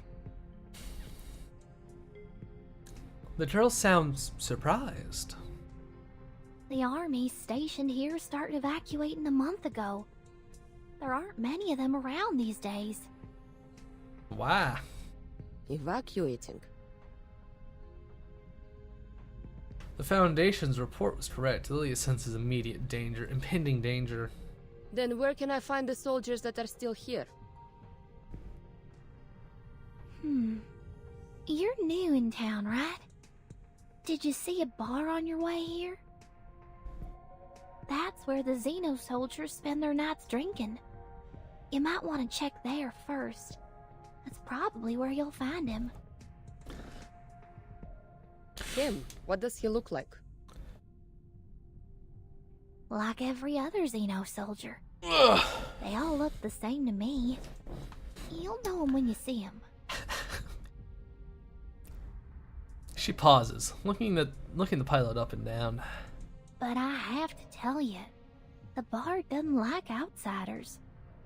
Have you heard of the Order of Enlightenment? It's an occult society. Very active these days. They were preaching in this town just a few days ago. Today is their day of prayer. And, what does that have to do with me? You about to get The jumped? bar you're going to is where they gather to pray. That's all I know. If you're going up there, please, be careful. Huh, thanks. Lilia turns around and leaves. The girl watches her as she goes. May the sufferer watch over you. Oh no.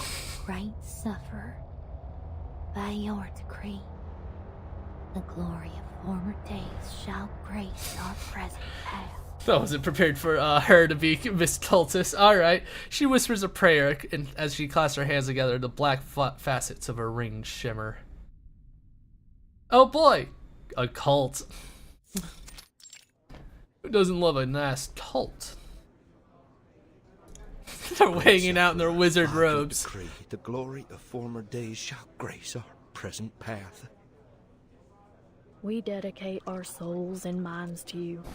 We seek the well-being of our people in your name. I sure do love a nice cult.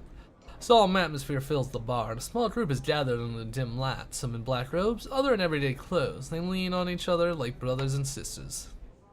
The man leading the prayer raises his glass and gives it a toast.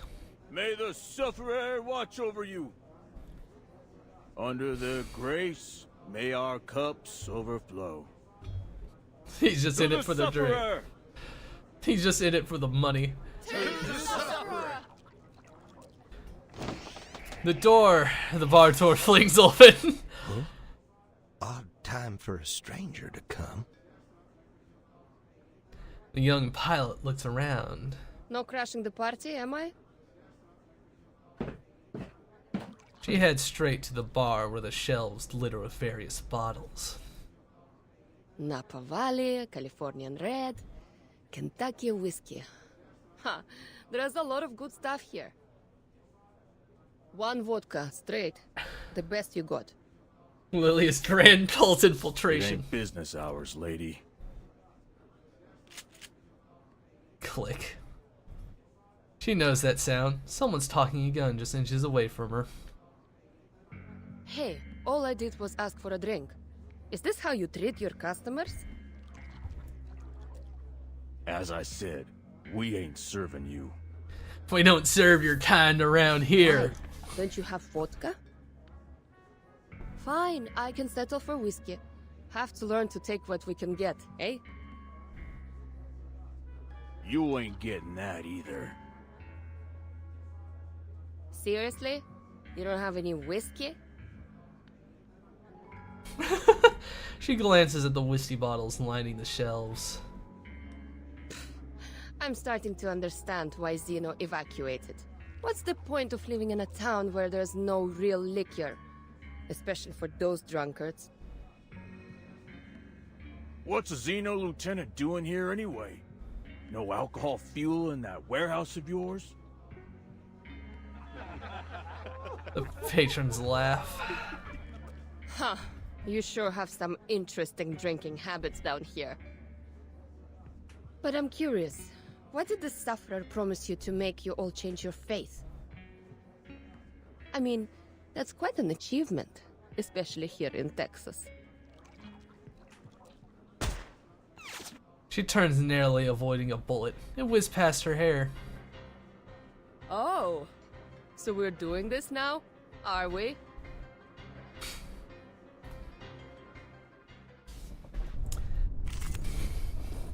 They started it. They fired first. Get the guns. Just tell me when you need the job done. Look at these hooligans. Oh, perfect. Trail's still warm.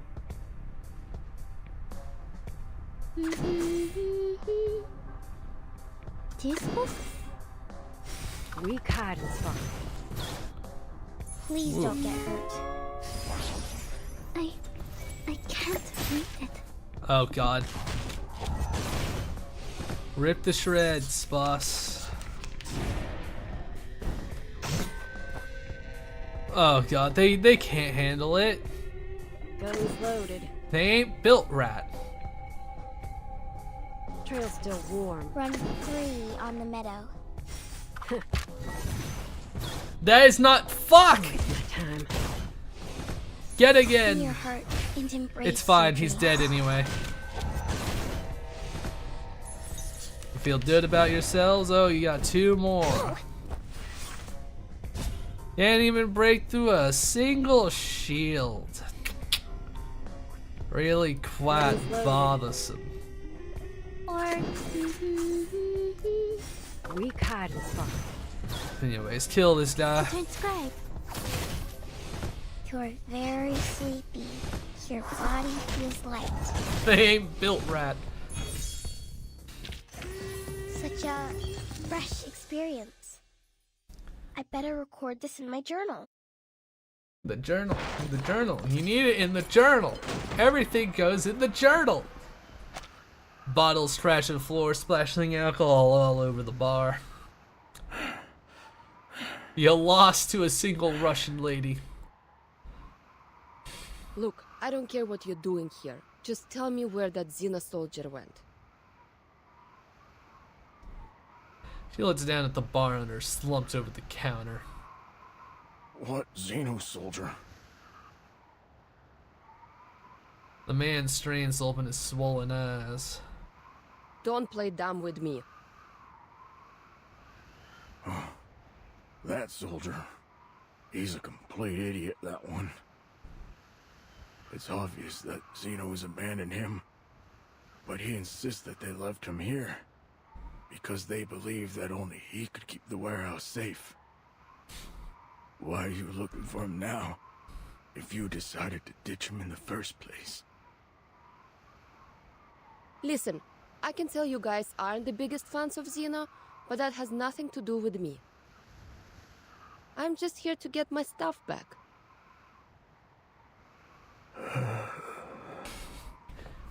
Couldn't handle a civil conversation, barman. He takes a labored breath and dies. Fine. If you insist on finding him, try your luck on the outskirts of town. He might be drinking there. Thanks. She steps over the unconscious man beside her and leaves the bar. Oh, Stefan. When do you get that bullet in your brain?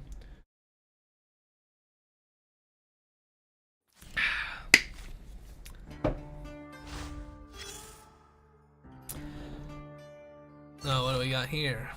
Every day, thousands of documents pass through the headquarters, and this is merely one of them. Dear Madam Vice Presidents, Southern United States, at least 3 have been traveling to Dallas, Austin, and Texas. By order of enlightenment, several others are active along Route 77.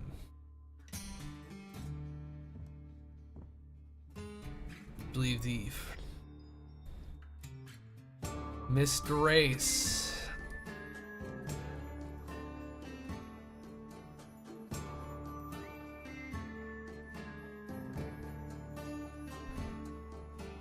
Oh, who is Miss Grace? Back to the story. Stop messing with the cult members. Burton needs you. Lilia, you're the extrovert. You left your introvertin alone. And now she's having to talk to Southerners. Can't say for sure if this ritual was created by the last guest. Fact is, you can find all kinds of unusual markings in this motel. Most of them less than a month old. Very recent indeed. Paraded. The maid said that there aren't many tourists these days, so my guess is that a group of skilled arcanists have left their work in every room. Based on the markings I've seen so far, there were about 3 to 5 people in this group. And was there a sheep-headed arcanist among them? Well, that I don't know. What I can say, though, is that there was a sheep living in here. I saw some hoof prints on the hallway floor. She has feet, though. It looked like someone had stayed in this motel with a sheep. Sounds pretty odd, but I suppose it ain't too strange given the local farmland. But you saw Barbara. But I'm sure this will catch your attention. What? We all know that sheep walk on 4 hooves. But the hoof prints I saw were different. They were small and delicate, and most importantly, followed the movement pattern of a human, judging by the trail. Stop! The owner of the hoof prints was about the size of a slender kid, maybe 5 feet tall. 5 feet tall. The description exactly matches the Foundation's report. That's it. That's the one I'm looking for. Don't I know it? They can question my morals, but nobody can question my competence. So, may I enter your room now, Miss Verdon? No, you're already Please. in it. Now, let's start with this little thing. Phone? Ah, the array. The carvings are new. No sign of woodworm damage or moisture absorption. These splinters along the edge are extremely sharp.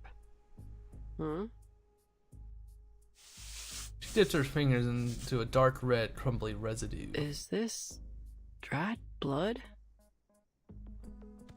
She rubs the granules between her fingers and her thumb, reducing them to a fine powder. Blood was used as the medium for this array. The circle isn't fully closed here, and the lines are a bit uneven. Whoever drew this doesn't seem to be an expert. You know how to deal with this, right? All you have to do is ask, boss. You might be surprised. We need to destroy it as quickly as possible. I think it's been left by a dangerous occult group. Hold on. Hold on. She places a pillow over the wood and pulls the trigger. After a faint gunshot, the lingering light goes out. That's not how a gun works. Squelch, fresh blood oozes from the array, settling to the faded Tom. What the fuck? The mercenary, unfazed, dips her finger into the red liquid and sniffs it. Yep, the blood of an arcanist, so it can't be Kayla's. Can you discern the owner's identity? But I ain't all-knowing. I can't identify people by their blood. No, I'll need more than just blood to find out who was here. Hmm? I guess it's Stefan made them. She fishes out a dusty sheepskin journal from the gap between the cabinet and the wall. She flips through the pages. We are the beginning and the original source of metals. Through us, the highest tincture of art is brewed. There is neither a spring nor water like mine. I heal and help both the rich and the poor. Who fucking wrote Yet this? I am full of hurtful poison. What the hell does that mean? It's a quote from a text on alchemy. Oh. All challenges will be resolved with the provision of sufficient and high-quality materials and the precise execution of the array. But where do we find these materials? She continues to flake through the journal, releasing the accumulated alchemical residue on its pages into the air. On the last page, tortured words are scrawled on the paper. It looks like something a criminal could write in their final moments before their death sentence.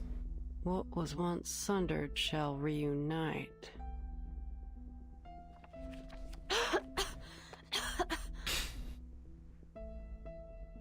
Her nose burns as barely visible sparks heat the air. I've seen this handwriting before. And here, my phone number. He hands him over $1 bill with a string of numbers scrawled along the blank space. Mercenary pulls out a crumpled note from her pocket, comparing it to the handwriting with that in the journal. Yep, this is definitely the same. Bang. That sound. It's a Flying Arrow M1903 pistol. How do you tell that from the fucking sound? That's not how that works. Kimberly? What's wrong with her now? I better go check it out, boss. Something don't seem right. You coming? A gun went off. Yeah, something ain't seem Kimberly right. must have run into something. She's just that good. She could smell the slide of the gun to tell.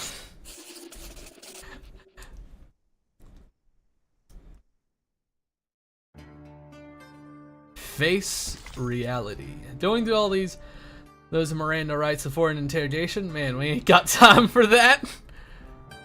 Stefan. She's just that good. Face reality.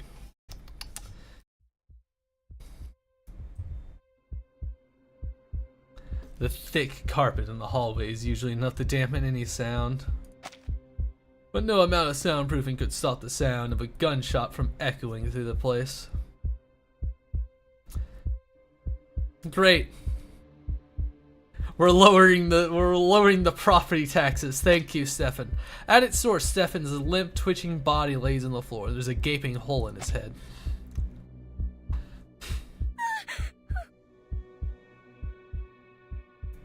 She's trembling in fear. Is he still alive? Just when I thought you couldn't get any dumber. Is this a suicide? He pulled out the gun and shot himself in the head. His brains splattered on the walls and flowed onto the floor. Yet you still asked if he was alive? Her muttering is almost a confession. Artist kneels down to examine the body. There's gunshot residue and powder burns near the wound. Open this. Gunpowder particles on his fingers.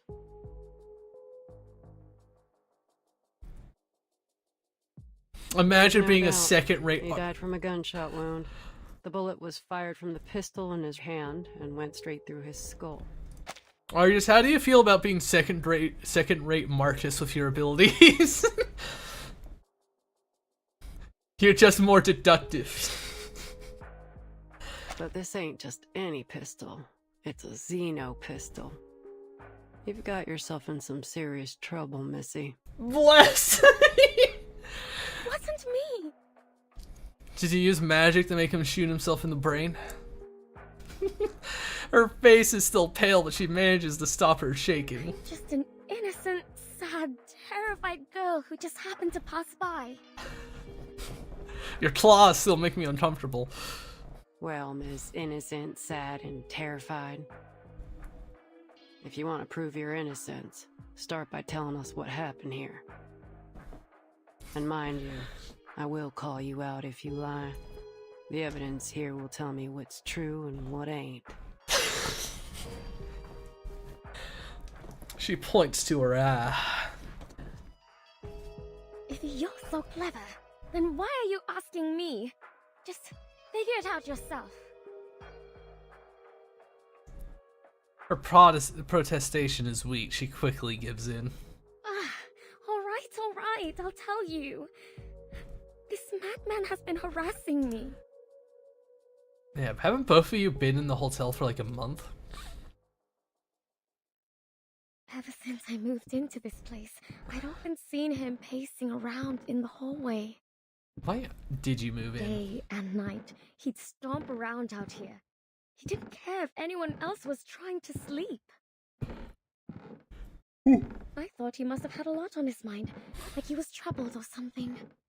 So I asked him what happened.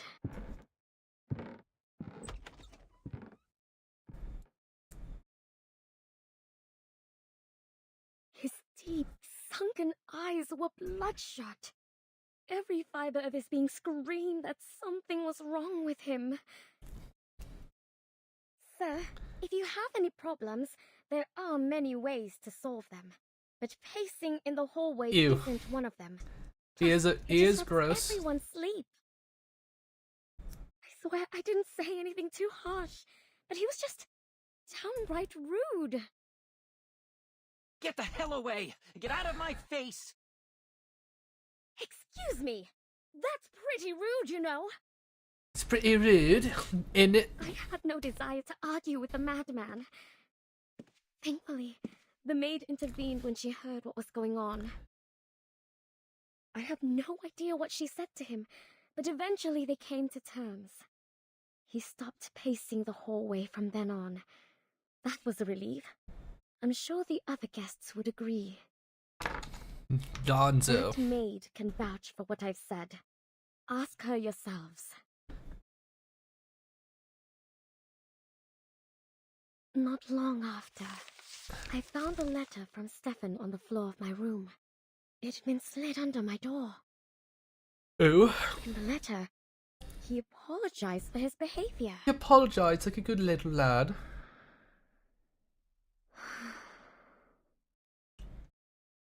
Should I make peace with him? I thought. As I wondered, I took a look through the peephole. It was strange. I couldn't see a thing. It was pitch black out there. Is it broken? I wondered. I looked away for but a moment.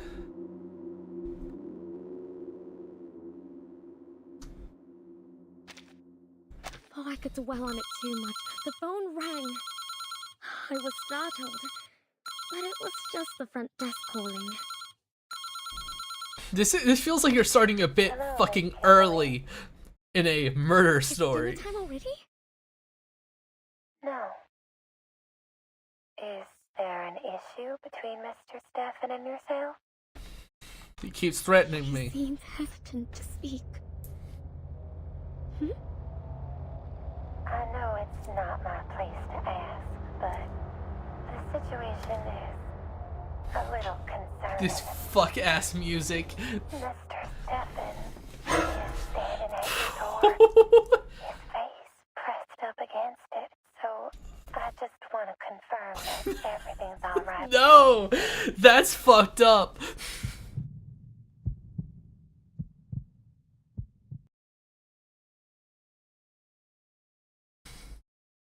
And that's what happened. Okay, that didn't get to the Calm part down. where he shot It's himself. all over now. Do you still have that letter with you? A look of disgust comes across Miss Nerley's face as she gestures to the trash can nearby. Who'd hold on to that? I threw it out right away. It's somewhere in that bin. Arya quickly retrieves the crumpled piece of paper from the trash can. She moves it out in her palm and reads its contents. Dear Ms. Kimberly, I've got a question already. How did he know your name? You didn't know each other well enough to have exchanged them, did you? I'm the victim here, damn it! You can't interrogate me like this. But if you must know, maybe he heard it when my friend called me. Your friend? Why? What's so odd about that? A young girl like myself should never travel alone to places like this. Oh? She continues in her indignation.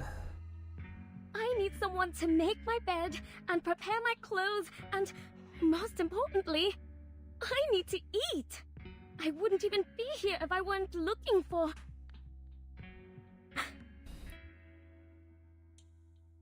She gasps, covering her mouth with her hand, looking for what? But Argus isn't listening. She continues to read the letter. Oh, you gotta be fucking kidding me. I want to apologize for my behavior earlier in the hallway. Looks like a perfectly normal letter to me. No hints that this is from a man on the verge of a mental breakdown. If you won't take my word for it, go ahead and ask the maid. She was there. She can vouch for me. Please. The maid. You We know weren't her accusing you of name. anything. Argus lets out a laugh. Though graphology has been criticized a lot these days, I gotta say, this looks more like a woman's handwriting to me. It's too nice. It's too nice. Stefan was a woman? Her aggression seems to dissipate, her eyes wide, her mouth drops. You still with us, Missy? Rather than assume someone else wrote it, was Stefan actually trans? Stefan put hearts over the eyes instead of dots.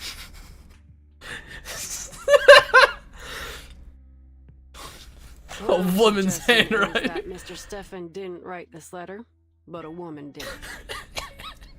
But that's just speculation.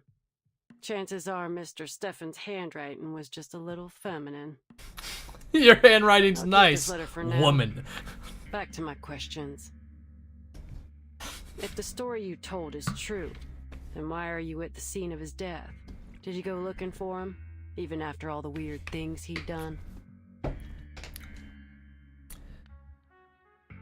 I was hungry, okay? That's a good enough answer for you? I can't just starve myself. You ate him. Hungry. If I remember correctly, the motel offers room service. And you get one free meal a day, so even if you ain't got no money, you have enough food to get by. What do you know? She needs the blood. She looks flustered. I'm not eating one of those ham sandwiches. Alright, so you've got some standards when it comes to food. What's wrong with a ham sandwich? With some You were potato there when he chips fired on the it and shot, cheddar right? cheese? What happened then? Take your time and think it through. There's no rush.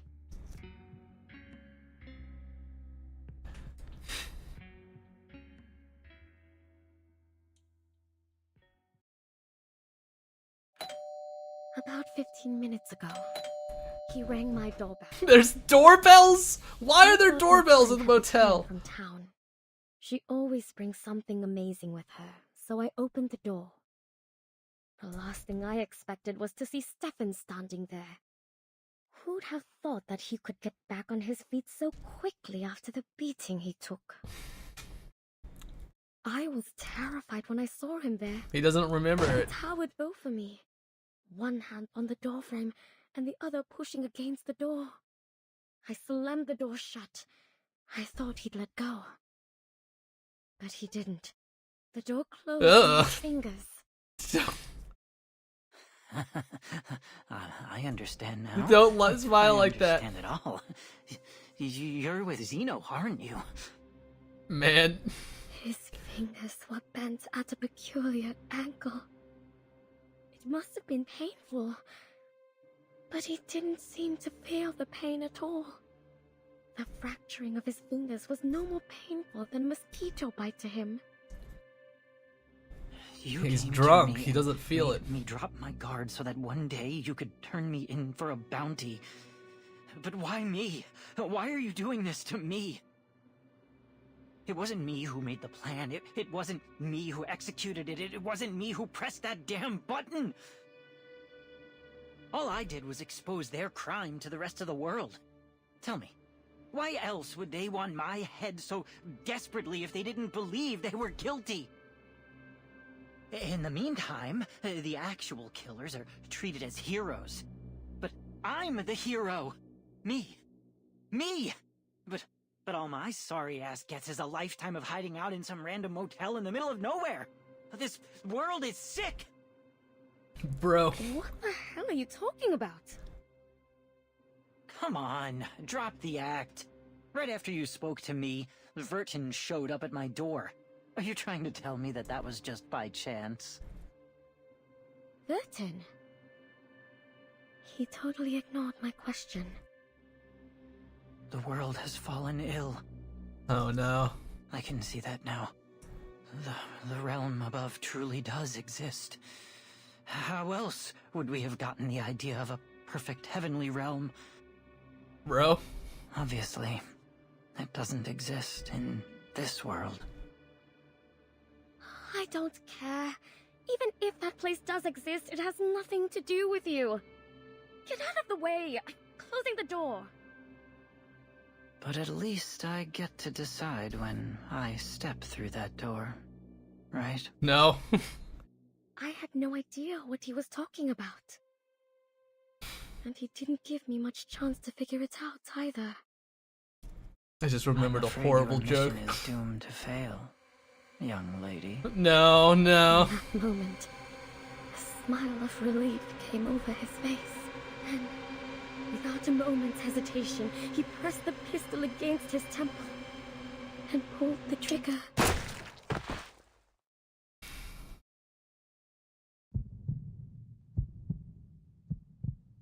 Okay, but how'd he fall there? And you know the rest. If he was leaning against your door frame doing that, then he would have fallen into the doorway if he fucking shot himself. I think you're hiding something, Miss Timberly. The approaching footsteps stop abruptly. They turn to the source. The maid stands before the group, showing just the right amount of surprise as her eyes fall upon the body. Just the right amount. What's going on in here? What do you mean by that? This man killed himself. Oh dear. There's blood everywhere.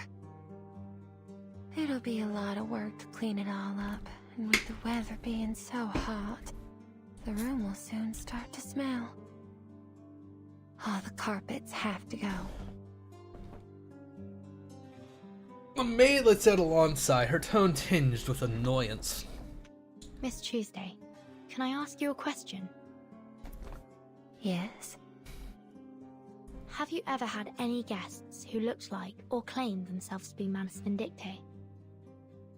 Manus Vindictae? Her face flushes as she smiles faintly. I'm not entirely sure what you mean. Could you explain in more detail? Why did you smile? Most of them dress in blue and black. Some drool a fair bit, and most of them can't speak in full sentences. The most notable feature is that they all wear masks shaped like hands. Have you seen any before? Masks shaped like hands? The big grippers. She taps her fingers on her chin. No, I've never had a guest who wore a hand-shaped mask. Never seen anyone in blue and black either. But if an organization was going to do something in secret, I don't think they'd be too public about it. Hey, lady. Argus doesn't hesitate to interrupt the conversation. Take me to his room. She points to the barrel of her gun at Stefan's corpse. Oh, it shouldn't be too hard for you to find the room yourself, right, Miss Argus? After all, that's how you make a living. But I can just tell it to you. It's 214. You must be curious about that room. You say you talk I'm weird. surprised. You've been in almost every room in the motel, and you've been here for 2 days. You're like a child in your curiosity. This place would be much safer if you were the sheriff here. Anyway, I hope you can find that girl soon. Sheriff Argus? Argus is knowing in the suitcase. Standing before the bloody corpse, she looks down and gently adjusts the baby in her arms. The baby hungers for blood. Yes, to be continued. How long are events compared to the story chapters? They depict everything without saying a word.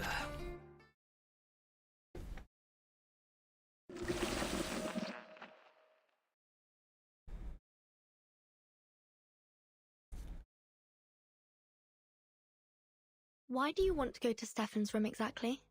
Is it related This to our one has 20 investigation? stages? I see. Well, of course, boss. I'm here looking for Kayla, just as you're looking for that sheep-headed... She falls into an unusual silence. What is it? That arcanist you're looking for. Is her name Barbara? You know her? Yep. We met. Oh no. On Route 77. And you abandoned her to be eaten. I just got done asking 2 men about Kayla's whereabouts and saw that it was getting dark. My sight ain't so good at night, and the nights are long these days. So I was in a bit of a hurry, hoping to get somewhere with proper lights as fast as I could. That's when I saw her, Barbara, all alone by the road. Some jerk of a driver dumped her there, and she asked me for a ride. Talking about a jerk when you left her there. Down. Heck, I could hardly see. She'd have been better off waiting for the next driver than riding with a blind bat like me, you know? Stop trying to make it sound like you're being But caring. as I drove away, I changed my mind. She was too young to be left out there all by herself.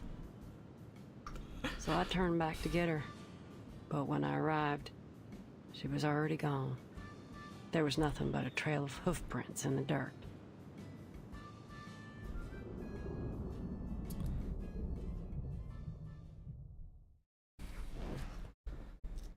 When I got to the motel, I saw those hoof prints again. I gotta say, I was kinda relieved to see them. At least she made it here safely. And is she still here? Well, I've never seen any hoof prints leaving the motel.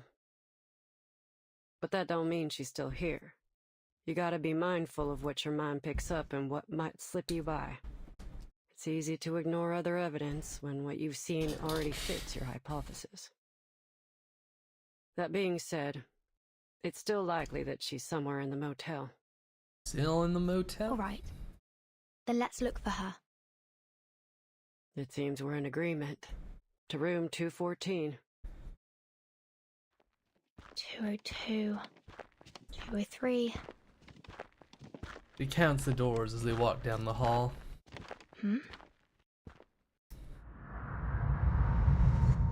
Oh, it's fucking distorting, huh? Out of the corner of her eye, a flash of red catches her attention. I've checked those too. Ain't much in them. Argus, did you see a red door just now? A red door? Nothing. Must have been my imagination. As they approach the end of the hallway, they spot room 214. The door slightly ajar. Clearly, Stefan left in a hurry.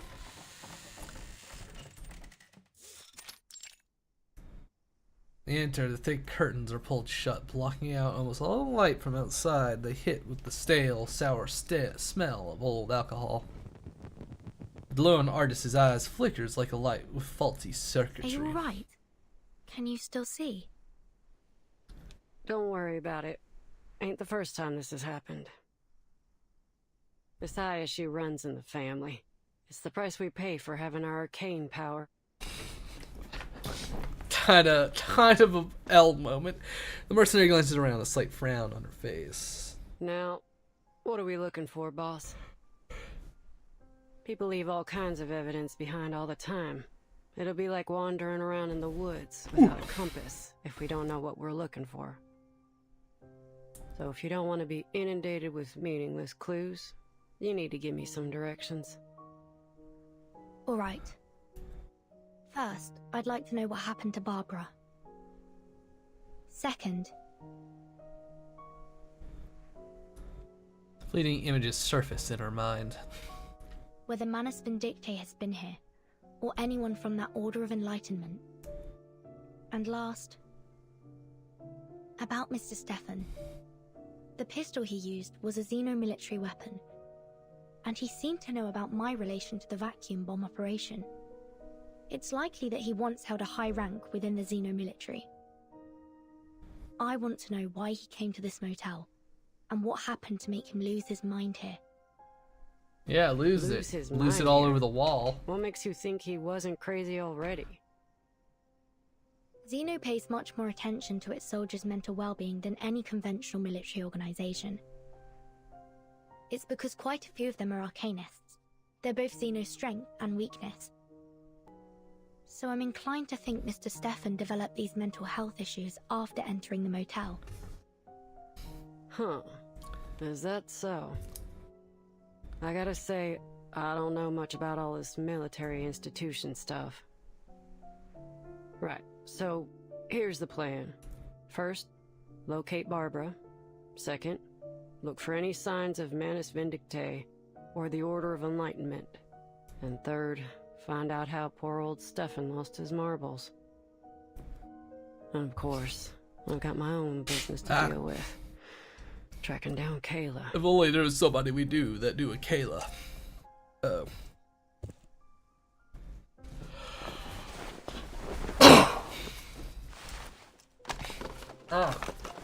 Had a bit of something come hey, up. Boss.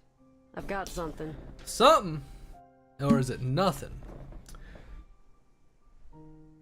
So small but clear traces imprinted in the dust. These footprints are from a spider. Looks like the little guy went back and forth along here quite a few times. I know this might not seem pertinent to our investigation, but it is worth noting. You ever seen a spider make a phone call? I'm afraid I'm not interested in the movements of spiders right now. Argus shrugs. Come on, boss. Loosen up a little. I mean, what organization do we know has a spider logo? Drip, drip? What's dripping?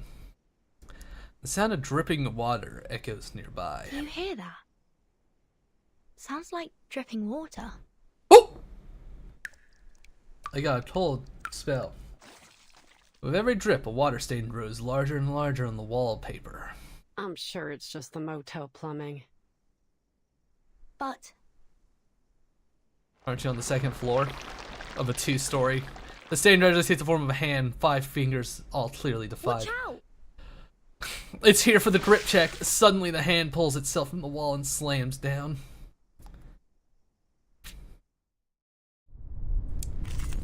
It's here for the drip check. Recommended star. We don't need that. Just tell me when you need the job done. Ew, what the fuck are these things? We all purge them. Beloved dog? Horrifying encounter. They're actual monster creatures, huh? We're gonna kill them real good. Guns loaded.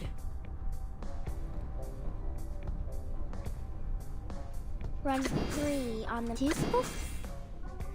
The trail was all too obvious. Please don't get hurt. Get our shields. I can't breathe it. Well, it's like a knockoff fucking Vicar Amelia. You're a hard nut to crack. My Walkman! How rude.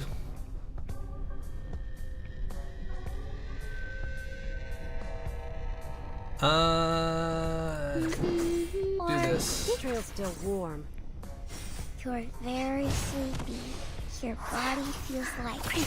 They're scared. Delete them. Still alive. Unfortunate. Careful with the pages.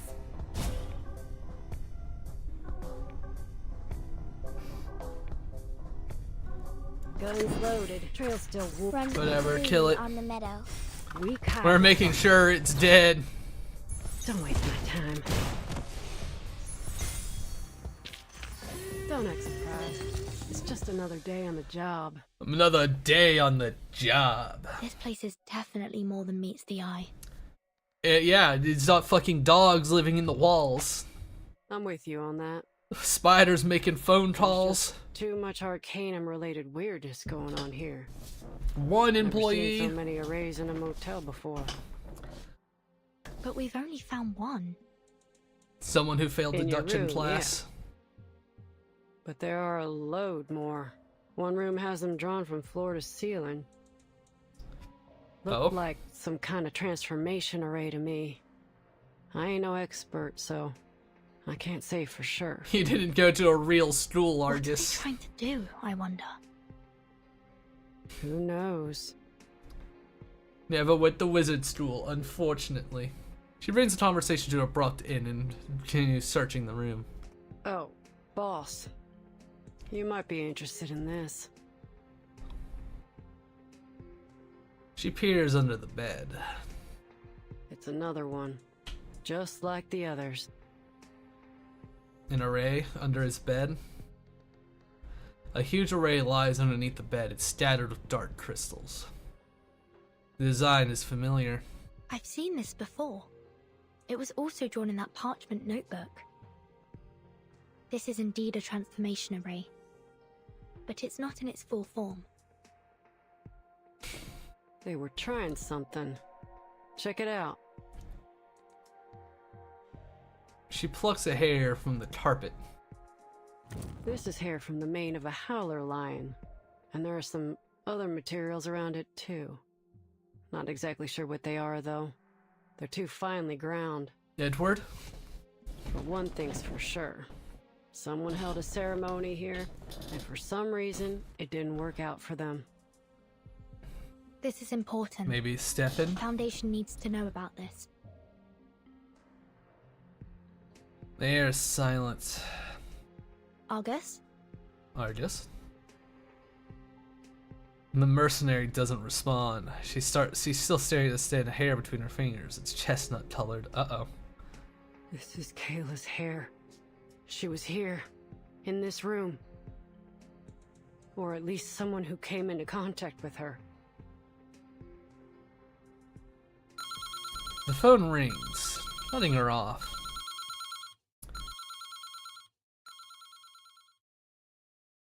Mystery? The mystery must deepen. Come on.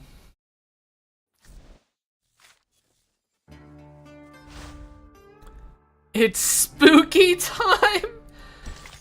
Alright. Lily is about to get jumped, eh? Ah.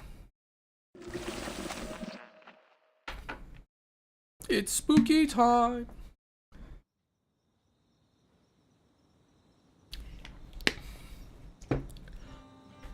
A man lies in the grass just outside of town. He's strumming a guitar and humming to himself. Ah, this is the life. A warm, beautiful night, a cold drink, and no one but me and the stars in the sky.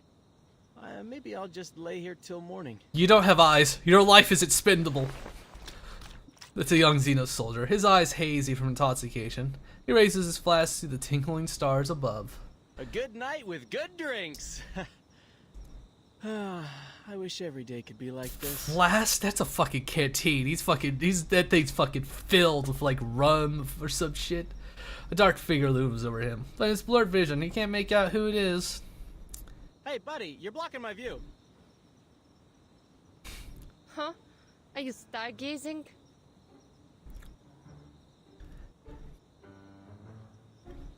The soldier blinks. He knows that voice. He knows the voice. Has anyone ever told you that you sound awfully like Lieutenant Lilia? Oh no. The rider of Red 38? Heard of her? No one can fly like her. Blazing her while drunk. Of course. The soldier concentrates, getting the figure's face a little more into focus. Oh my. You even look like her! Keep playing dumb, and I'll show you what it's like to have her kick your ass. The soldier's drunken eyes finally focus, see Lilia herself, a look of displeasure on her face. He stumbles to his feet, dropping the flask in his hand on the way up. He tries to salute, but almost falls flat on his face in the attempt. Lieutenant Lilia, Airman First Class Andreas, at your service. Oh, brother, it's too late. Luckily, he manages to complete the wobbly salute. Are you the warehouse guard? She looks at the soldier doubtfully. Yes, ma'am.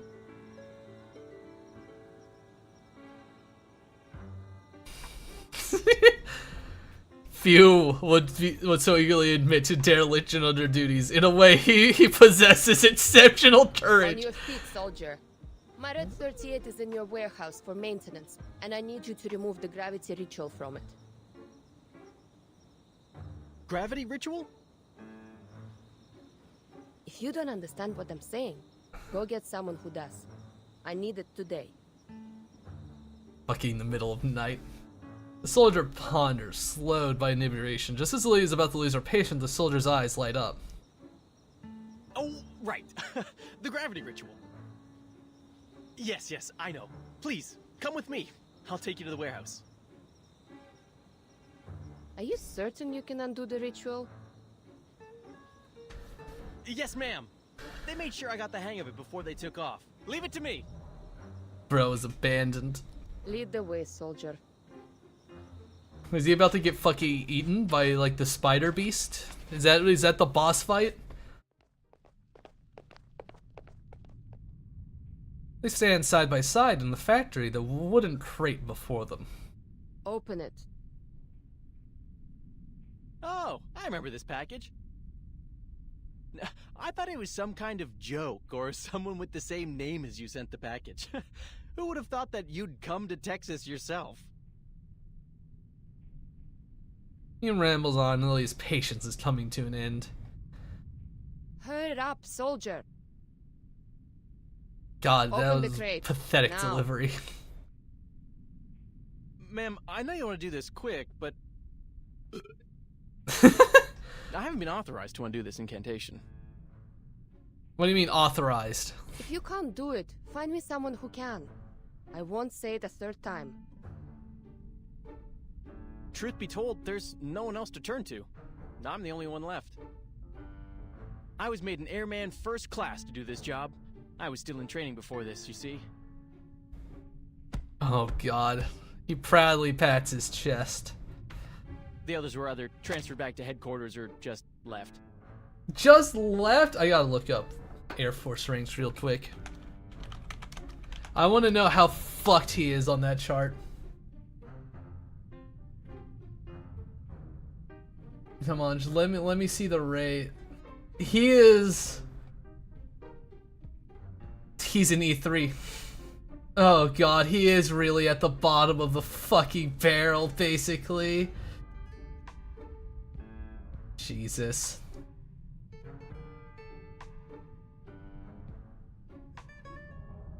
At most, maybe has been in service for a year. At most. Bro.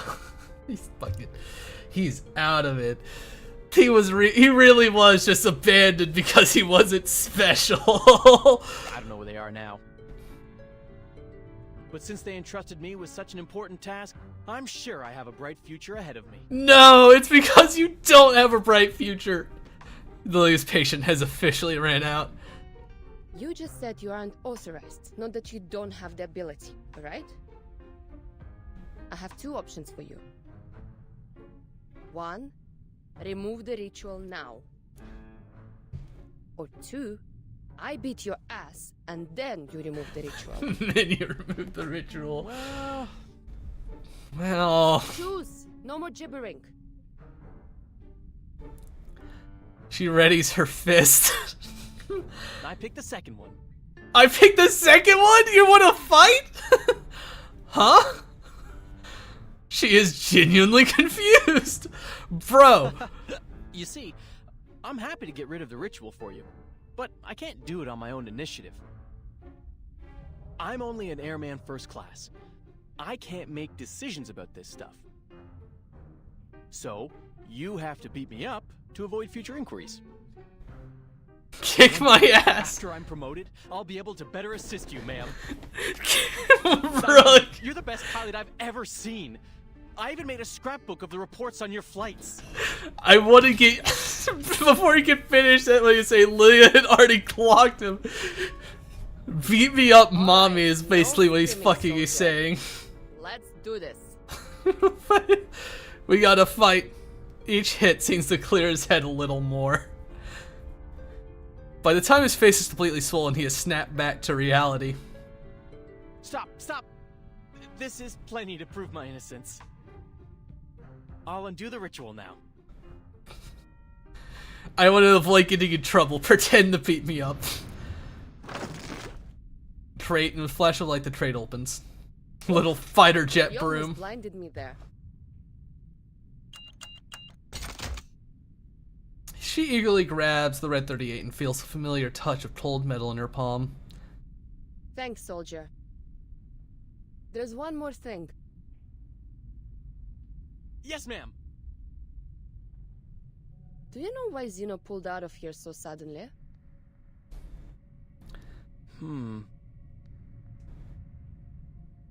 He squints, trying to remember. They said it was an order from the top. From the top. The top? The top. And that's all I was told. But word is, it was because Admiral Igor got real mad about the video leak of the vacuum bomb. The vacuum bomb. But that's just a rumor. Ever since the evacuation, strange things have started to happen. Such as? We started getting visitors from this group called the Order of Enlightenment. And now, the farmers have stopped tending their fields. The cattle and sheep have been abandoned in the wilderness. All the townsfolk do now is go to these gatherings, hoping that the sufferer will bring them eternal joy. I don't know who this sufferer is, but he ain't doing any good here. Where do those people stay? In the town? It's a ways away, I think. A soldier struggles to recall. A place called Tuesday's Motel. Oh. Berlin, Vertin! I have to go back. Well, you have your fucking flying jet. Get the fuck out there. Or are you about to get jumped? Let's get out of here, girl. With a victorious stance, she mounts the Red 38. I hear my dog freaking out outside. A silver light trace arcs in the sky as the pilot leaves the factory and disappears into the night sky. Safe travels, ma'am! Oh, brother. The young soldier calls out after her, his voice soon swallowed by the night.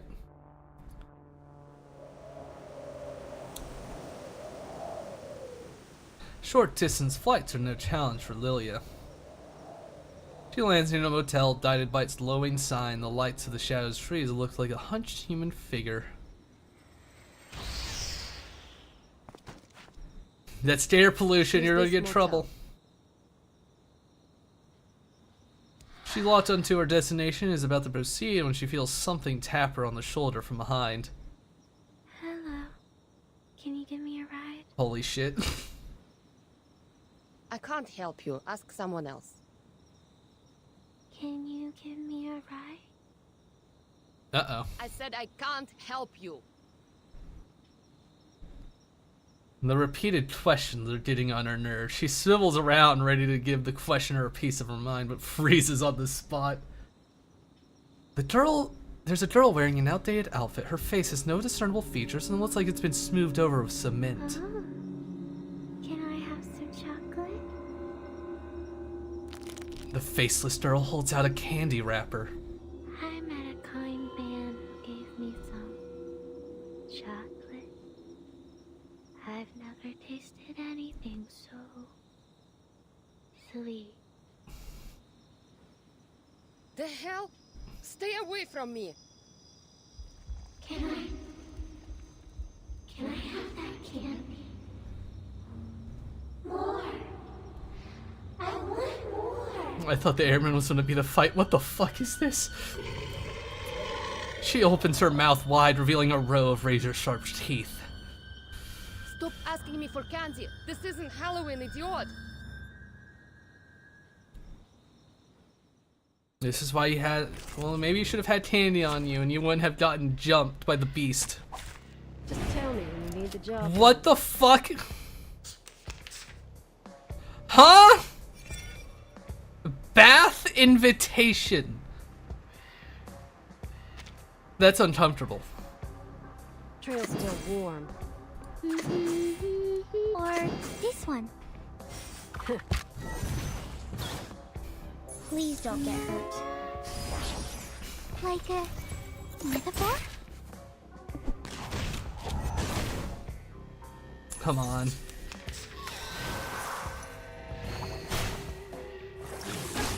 Did I miss something?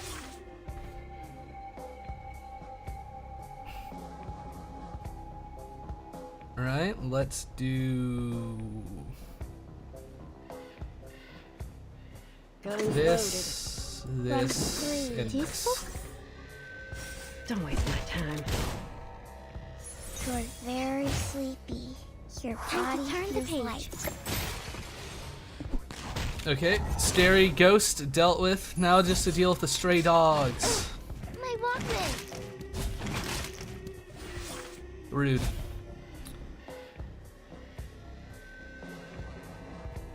Trail's still warm.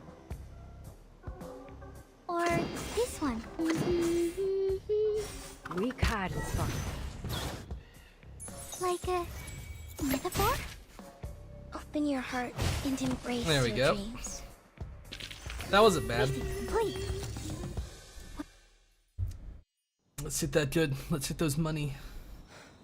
Oh wait, no, we got the rest of the chapter. Is the doors going to be locked? Hey. Hey!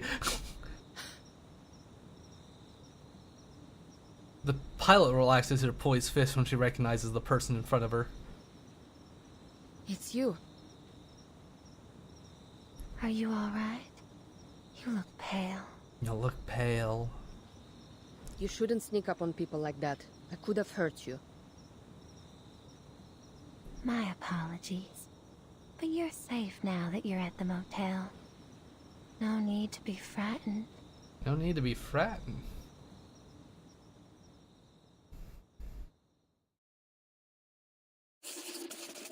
To be continued. Well, it will be continued after I beat up those ghosts and dogs like 2 more times for those event monies. Oh, what are these? Every town has its own story, some fit for prime time, others for filling slots. Alright. Go through it fast.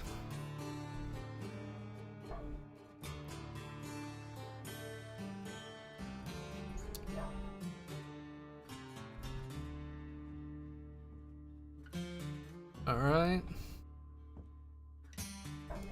Nice bet.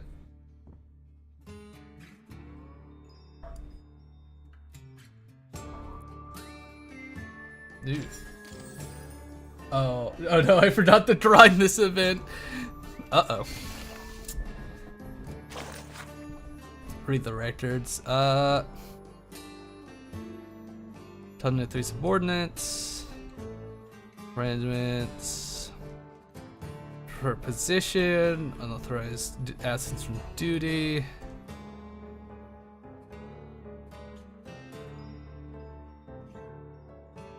Right. The source of the leak has been identified by Stefan Garcia. Leak content, vacuum, note to self.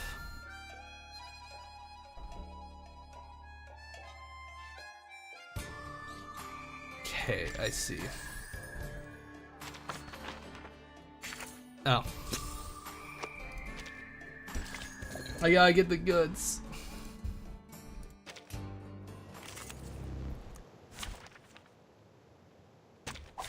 My interviews don't involve combat.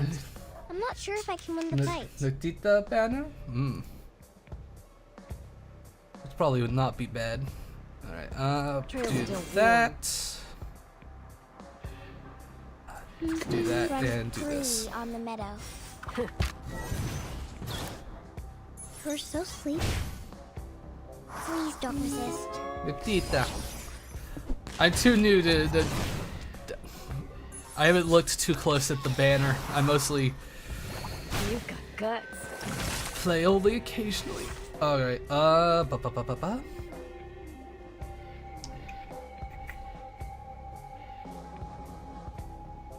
Guns loaded. This'll give me some goods. Trail's still warm. Weak hiding spot. You're very sleepy. Your body feels light.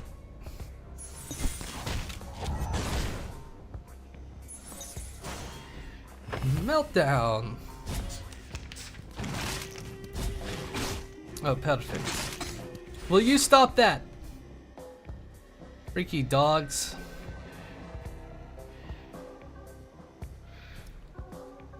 Yeah. Do this. Oh. Why do you have to make it weird?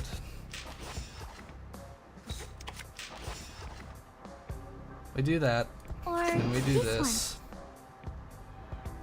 and then Are we really this. doing this? Like a metaphor? To read. Okay, a little wasted. I thought the first attack would be enough. But it's fine. Careful with the pages. Marcus, destroy it with the book. On the meadow. Guns loaded. And Ulrich, Now it's easier to understand. I wish you luck on the pulls. Don't mess with Texas. My pulls are. Such a fresh experience. This is the only game where I've had supreme luck in my pulls. As far as I'm aware. Arduous. Yeah, let's get it. New update's gonna be so hype. Yeah, very lucky pulls. It's fucking ridiculous. My interviews don't involve combat. I'm not sure if I can win the fight. Let's see. Trail's still warm. Run Do this. free on the meadow. You're so sleepy. Oh. I got 2 Fatutu and 1 10 pull at its best. I got 2 Exios over 2 pulls. Over 2 10 pulls, so 20. And I have to not use him because he's too fucking strong. I reserve him for the really bad bosses. This book? That kick my ass. Or this one? I can't Read it. Don't waste my time. Time to turn the page. But that's fucking... I'm assuming Fatutu is a 6-star, yes? That is good luck. Well, you know, when I play the fucking gacha games that I really like Limbus, it's just like, oh boy, 200 fucking pulls to have to pity for the one character I wanted for the fucking event. Trail's still warm. Drop it on him. Is this a mass attack? No, it's one target. Are we really Kill him. You're very sleepy. Your The body trail was all feels too light. obvious. To transcribe. Still alive. My luck was so embarrassing, but it gets better. Careful with the pace. Luck in the limited banners. Yeah, it is.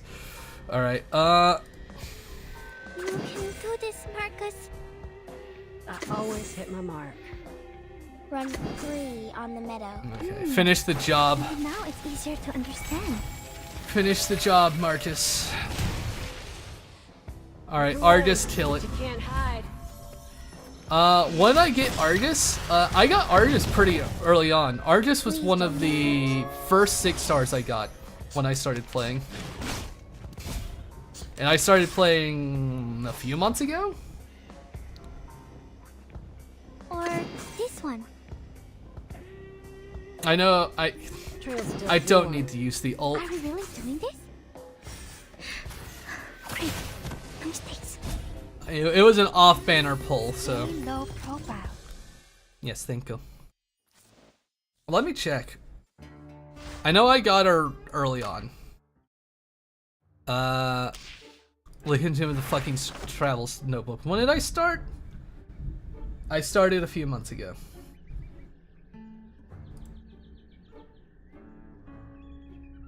Yeah, back in May.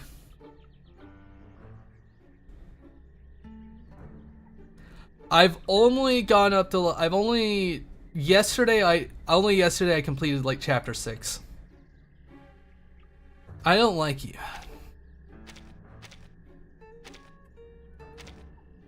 I don't like any of these creatures. The Tarbuncle can stay. You're iconic, I guess, you freaky creature.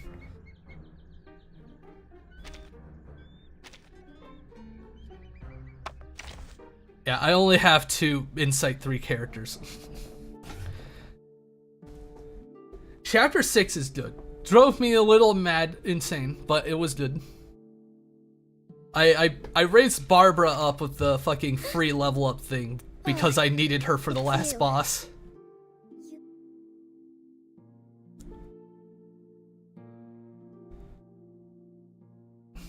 But this is more the theme. Oh right, I have characters with portraits that I forgot about. I clicked on portrait, Dame.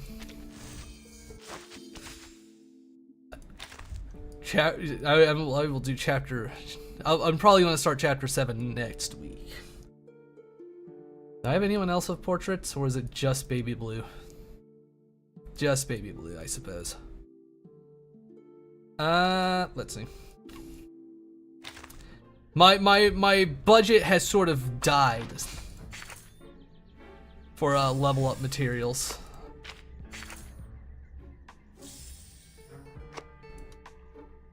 He'll be fine. I did all that.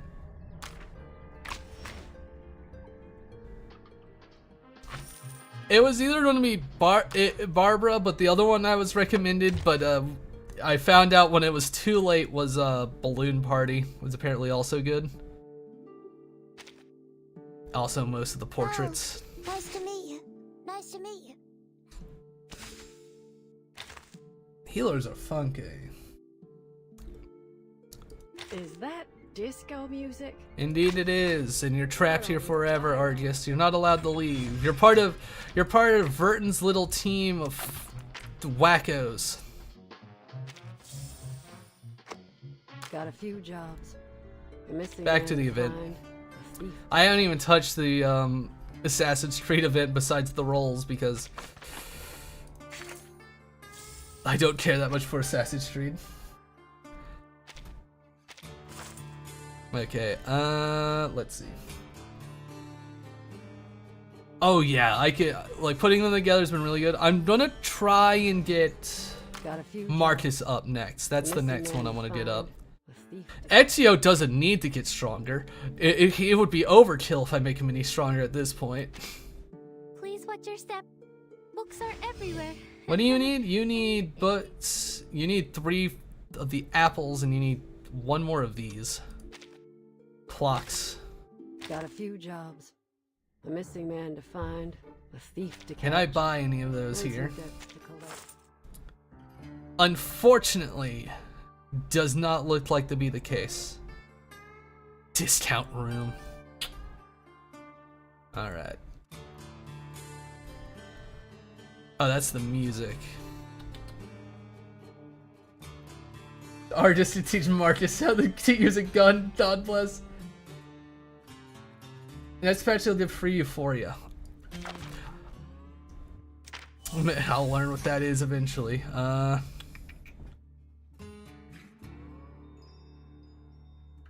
want to get Badland Highway. I sort of wanted to do more Riverlands. I do need these. So I'm gonna grab those.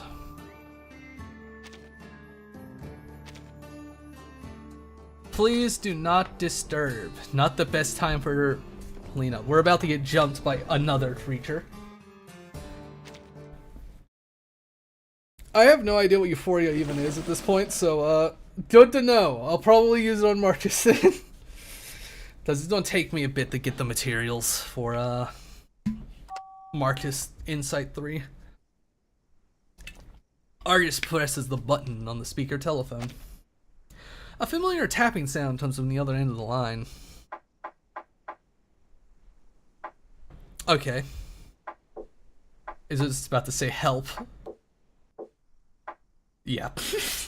Help. Help. Makes March's incredible DPS. Good to know. Bah. Barbara? B-A-A. Is that the sound of a sheep? You noticed it too, huh? Ain't no way that's a human on the other end. It's gotta be some kind of animal. Animal. Animal? That's so mean. Based on those sounds and the tracks and the dust, I figure it's something small, like a...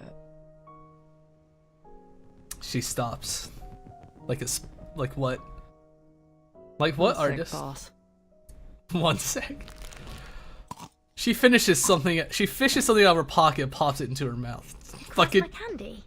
Procrasma. Oh, Using your Procrasma. arcane skill so frequently must be tiring. You should take a break. She's juicing. The job ain't done yet. Argus is juicing. I remember what Procrasma does. Condition that runs in my family. No biggie. What are its side effects? Drug addiction. Boss, you expect a merc to reveal her weakness? We ain't that close yet. We ain't that close. One thing I can tell you, though, is that I suffer the side effects as long as my eyes are open. Luckily, I've got cutting-edge technology at my disposal. A gun? She holds up the candy between her fingers. Argus. They're safe, efficient, and most importantly, satisfy my sweet tooth. Safe and efficient. Safe for you. They may be called candy, but they're actually medicine and ought to be used following medical instructions. You should know that. Give me a break, boss. What do doctors know about my life? We know you're juicing, and if you gave a human child that candy, they'd die. But...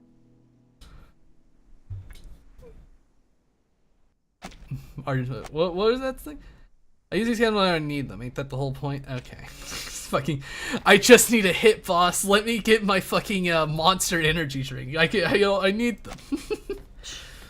Did you hear that? I need more creatine, Burton. Argus lowers her voice. A heartbeat. Right outside the door. Someone's eavesdropping on us.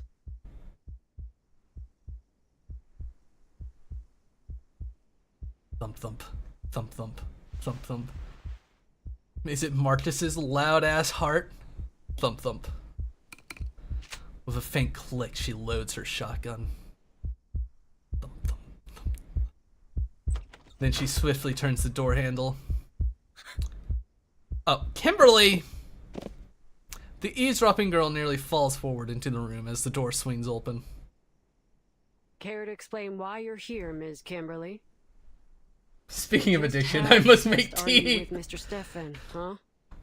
Even now, after his death? Yeah? Oh, no, it's not what you think. I was just looking for my toy and it just so happens. Your toy? Toy? You know, it ain't my style to point a gun at an unarmed person, but sometimes you gotta do what you gotta do. Especially when they're speaking with a forked tongue. You talking about your Five. servant? 5. I told you, I was just looking for something. 4. What? Sup, Are you Doom? joking? Why would you believe me? You don't lean on a door to look for a toy. She stomps her feet anxiously. 3. I didn't. She closes her eyes as if she made a decision. 2. You got your Christmas list done? Nice. 1. 1. She pulls the trigger. The bullet flies past Miss Kimberly's ear. Her face turns pale. She curls up, desperately trying to make herself smaller. I need 2 video games. Don't kill me! Don't kill me, please! I didn't do anything! Her fingers tremble uncontrollably as black claws extend from her fingertips.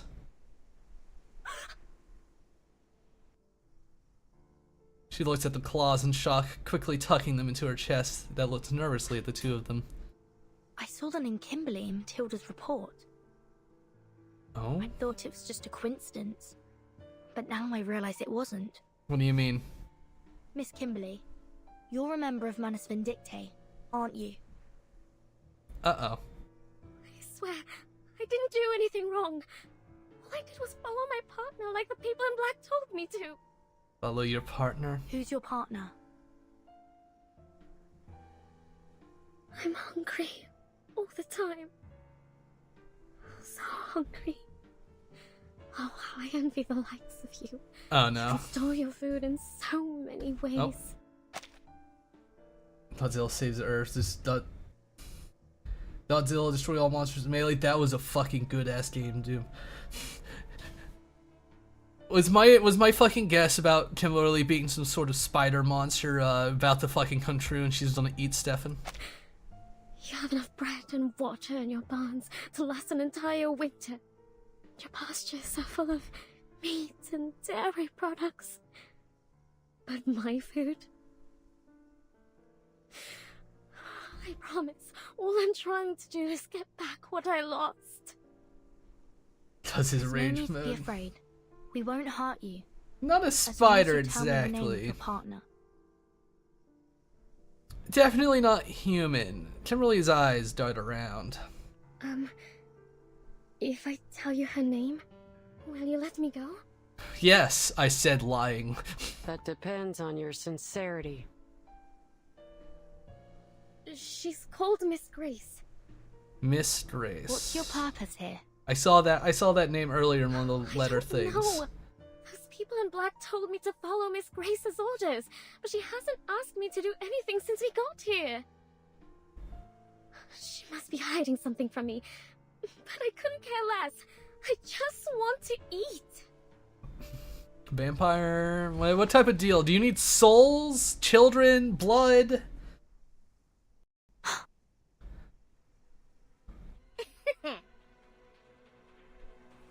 She gives a sly smile and crushes the item in her hand, releasing a veil of thick black smoke. She's Your all annoying little brats can catch me in your dreams. her little fucking She's fang passed through the tooth. teleport ritual. Argus, your assistant. We can't let her get away. You had to say your assistants. Whipped out the little fang. We're about to get jumped by something. Let's go. Awuga? Ann Tate. We could take her. Guns loaded. Let's try to get Barbara's ult up and going. Weak hiding spot. Open your heart and embrace your dreams. Please don't resist. Okay, I mean, I don't really need to fucking worry actually about that. We're... Careful with the pages. Oh, what the fuck? You're a hard nut to crack. Fucking sliding my fuckers around? What's wrong with you?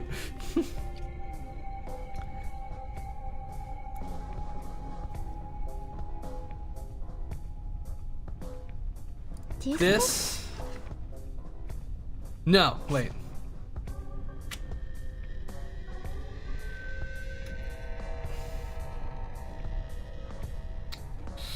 I was thinking I could get them all matched up, but I really can't. It doesn't matter. Run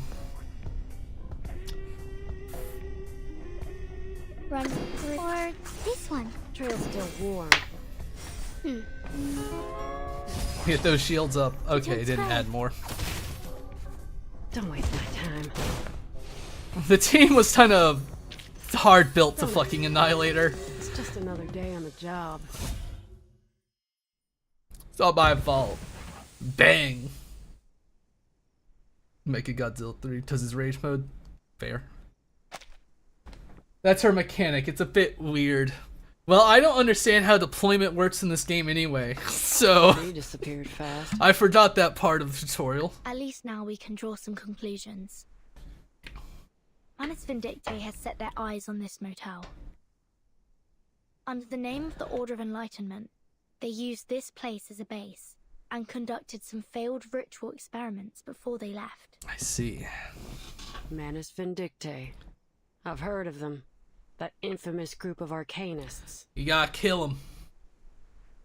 Actually give them no quarter. It's better if you do that. Kayla falls into their hands. Oh, I'm Things sorry, won't turn Argus. out well, will they? I wouldn't worry too much. They usually only target pure-blooded arcanists. Alright, that's a relief. Kayla's bloodline is 100% human. Yeah, target. You seem to forget that they exploit and kill everyone else. What are they trying to do? They only target purebloods for recruitment, Burton. Why are you leaving out the murder part and exploitation? The conversation continues under neon lights at the motel. Are you trying to make Argus feel better? I was worried you wouldn't be able to make your way back, so I lit the porch light for you. Oh, but how annoying that these moths keep fluttering around. Alright, Tuesday and Lilia. Cut the crap, lady. Where's Vertin? Take me to her. I'm sorry, I can't let you inside. I rarely turn on this light. My baby never gets lost, you see. What do you mean? She gives a faint smile. But a young, spirited child such as yourself always needs a light to lead the way. Am I right? Tuesday, are you To in the Manus? weary traveler, this light is a shelter. To a child, it's a mother. And to you, what does this light mean? Some characters to say you? have certain effects based on the church. Ah, I see. The maid's face No flushes matter red. who they are, people need a light to shine through the darkness, to chase away their fears. A little bit of a blush. Don't you agree? Where's Mr. Tuesday? Are you a member of the Order of Enlightenment? Order of Enlightenment? Oh, you mean those troublesome guests? Guests. The maid ignores her question and continues talking to herself. I don't like them one bit. They've scribbled all over the place and made a mess of the rooms. They hurt my baby. Oh, my poor baby. Shh. Don't be scared. Everything's all right now. You learn about him in Tuesday's character story. I see. Oh boy. She generally covers the child in her arms, patting the swaddling Are they fluff. still here? Oh, of course. They made an offer that I couldn't refuse. After all. What do you mean? How much did they pay you? Oh, you are naive, my sweet child. There are countless things in this world that money can't buy. A traveler Tuesday? can't buy the sudden appearance of a hotel at just the right time. A crying child can't buy the comforting embrace of their mother. And I can't buy that thrilling satisfaction brought by sweet darkness. What the fuck do you mean by that, Tuesday? The maid's near neurotic mutterings is getting on Lilia's nerves. Enough of your endless rambling. I can't waste any more time talking to you. I can't. Lilia? With every blink, Lilia's sight becomes increasingly blurred. She can just about make out the maid's smile.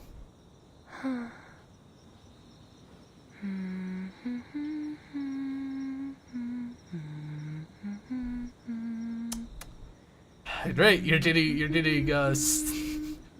she's drugging you with magic, Lilia, sorry. She gently soothes the dazed pilot. Sleep tight. Just leave everything to the adults.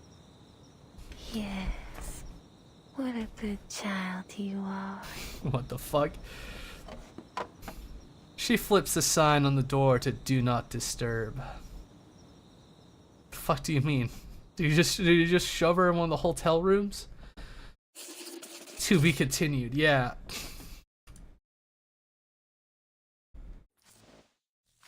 This place is safe and blissful, and much livelier than it initially was.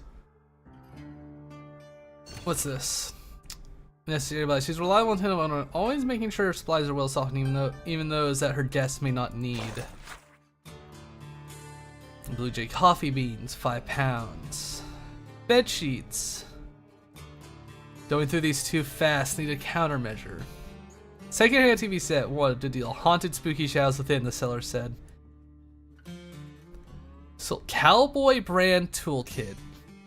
October 1989. Thanksgiving decorations set. Pecan groove air fresheners, 1 dozen. Bloodstained trick is too simple. Need to get a word of it. Light of self bowls with none pretty commonly. Fresh cream. We get some candy next time. Fresh from Star Wars Old Ranch. Yum. Texas Trail candy. Body wash. Smells too strong. 7-star tea bags. Fresh ranch butter. 12 sets, hope this lasts longer. Sorry, darling, but it's time to say goodbye. Intriguing. Eyes forward, Argus. The girl and the hound. Don't look back.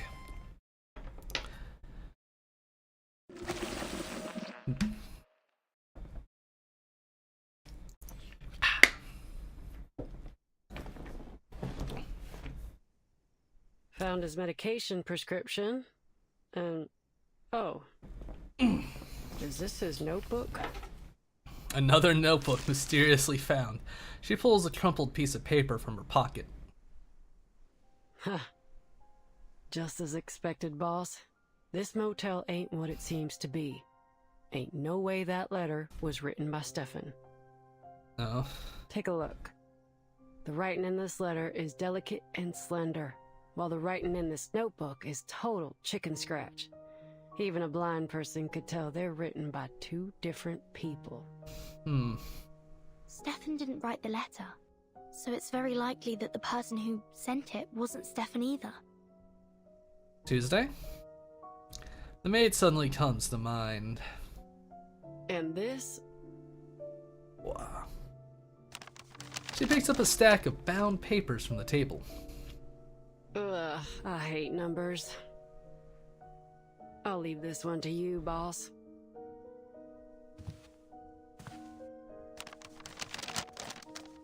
It appears to be Mr. Stephen's records of his daily expenses, along with some notes. Cigarettes, alcohol, and a significant amount of psychiatric medication. He was actually schizo, huh? Says he was tormented by his hallucinations day after day, so he had to increase his dosage. And it says he saw a room numbered 707 here. The motel only has 2 floors. There can't be a room starting with 7. Did he describe it at all? He said the room had a bright red door that seemed completely out of place. Like the one Maybe you saw. It was just one of his hallucinations.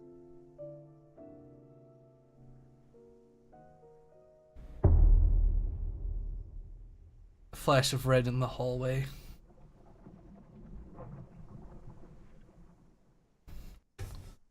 No, it's not that.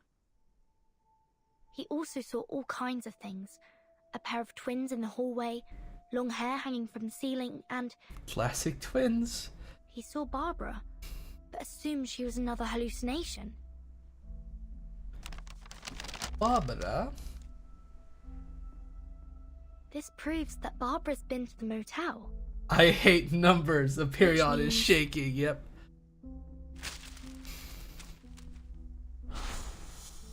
Well, I'm sorry to say that I've never met an arcanist with the head of a sheep. Tuesday's been lying. I can help you ask around if you...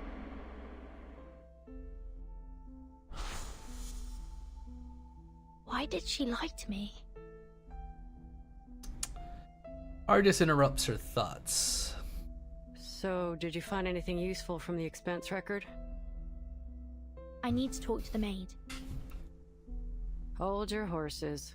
We haven't searched the washroom yet. Even the bathroom never needs a skip check. the bathroom. Ain't you seen The Godfather? Michael Corleone grabs his gun from behind a toilet tank. Oh, I mean, yeah, I've seen The Godfather. That does happen. She pushes open the door, bathroom door, as she speaks.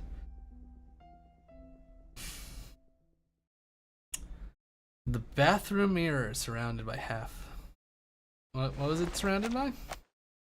By half-burnt candles. She holds out a hand to signal to stop. She moves closer and knocks on the mirror. The topper frame gives a hollow echo. A vivid Bimus green flash crosses the mirror and an ivory face appears in its reflection. Argus, you've come to me. Kayla? Do you know her? Artis doesn't respond. Her eyes are locked on the mirror, as if lost in a daze. Argus.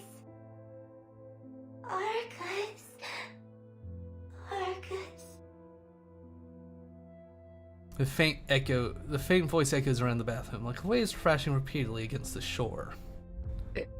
It's not possible. Artis' silence gives rise to a bold speculation. Is that Kayla? No, there's no way that's her. If you knew Kayla like I do, you'd say the same. This distorted reflection in the mirrors, probably a result of the excessive arcanum in this motel. A ritual similar to Bloody Mary used to be quite popular among the kids in this town. Oh boy. If you look into a mirror at exactly midnight, the spirit within will morph into the shape of the person you desire most. But if you respond to the spirit's call, it will drain your soul from your body. I always thought those were just myths. So did I. But after all the strange things I've seen, I've become less surprised. I'm sorry. In a setting where there are ghosts literally unaffected by like fucking time reversing and other wacky stuff, literally magic, don't be too fucking surprised. These spirits feed on the energy of our souls. That's why you should never trust a word they say. The people who are tricked by them fall into a kind of trance, and some, like Mr. Stephen, go crazy. I wonder what he saw in the mirror. Anyway, I won't repeat his mistake. Blam? From the trailer, she raises her shotgun, ready to fire. For mercs like me, the deepest despair ain't external danger. It's internal hesitation. If some pale imitation makes me hesitate so easily, then how can I claim to be able to protect others? You've got to be able to stand your ground. A cunning criminal would use every excuse to defend themselves in court, and a scheming spy would wear all kinds of disguises to gather information on the enemy. That's why we've got to stay sharp. When it comes down to it, we only have our own two legs to stand on. Mercs ain't philosophers. Once a merc starts pondering morals, justice, and ethics, they're digging their own grave. Yeah, that's why you don't ponder it. Mission objective. You pick them, stick by them, and kill. Matters. Overthinking don't bring nothing but disaster and destruction. That's why it won't fool me. Her gaze is steady. Memories flash by, distant and playful. Laughing and running in those grassy fields. The folks on the ranch adored little Kayla. She was the apple of all their eyes. How dare this ugly imitation?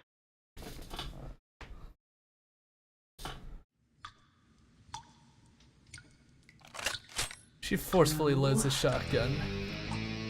Oh, this fucking guitar riff. She aims the gun squarely at the mirror.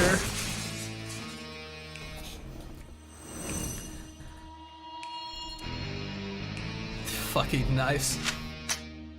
Here's my response. Oh, what the fuck?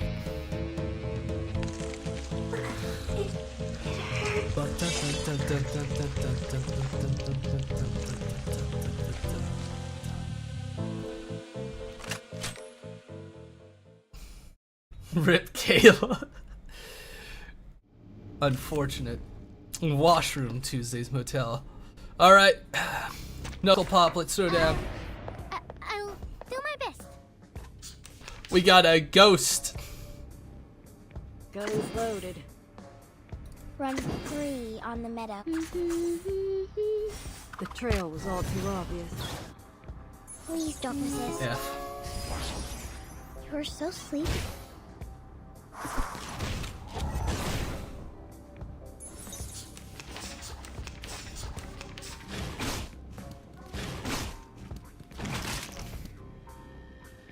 Answer back. Oh. Oh, a counter. A counter. How? Trail's still warm. Nope.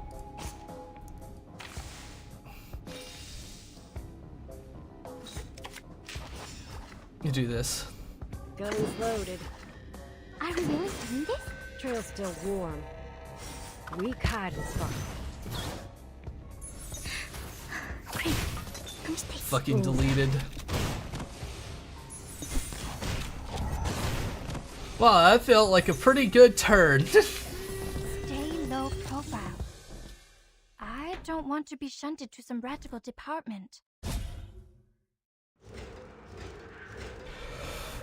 Argus, you've come to me. Be gone, demon. Let this serve as a reminder to remain vigilant. If there were a deceitful Spirit of the Year award, I'm sure that would win.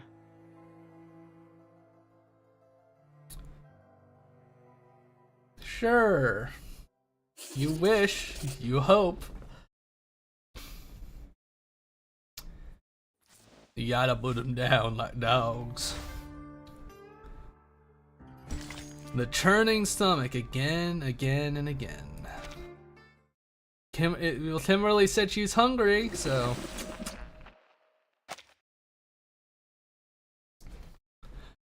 She about to get a bite to eat. Stefan Garcia, a Xeno captain, 36 years old. For unknown reasons, likely connected to Manus Vindictae, he moved into this motel. He attempted to make contact with Xeno several times, all of which failed. During his stay, he was tortured by increasingly intense hallucinations, delusion, and fear. And as a result, he committed suicide. And that's everything the evidence shows. Oh, there's more to it. There's a lack of No. deduction. we must have overlooked something. A military officer killing himself. A phone call asking for help in Morse code. Not to mention Manus Vindictae. And Kimberly's inconsistent going, story. boss? We've encountered a series of bizarre events, one after another, ever since we arrived at this motel. The rituals in the rooms, the officer that went mad, the spirit in the mirror, and Manus Vindictae. Always Manus. Only one person remains uninvolved. Are you trying to say that she's the mastermind behind all this? She should know more about all this than anyone. Yet she feigns ignorance at every turn, which is suspicious in its own right. I mean, she did say she always wants to But keep what's there quiet. for a motel housekeeper to gain from all this? It's not like these spooky scandals would attract more guests. Unless someone else is pulling the strings. But that don't make much sense either, does it? When all these unusual things happened, she was happy to stand by and watch. But by whose orders? Some larger, more mysterious organization? Give me a break. What if she doesn't desire money or power? So what you're saying is that you need to ask Little Miss Maid a couple more questions. Indeed. Precisely. We need a full interrogation artist. Artist size. Torch. That spirit morphed into Kayla, so it must have seen her face at some point. Which means that at one time, Kayla was in this room. And you're right. Tuesday's definitely not a run-of-the-mill motel maid. That's kind of a stretch, I don't want to say artist. To approach her rashly. Let me finish up here first. Then we can go question her together. All right.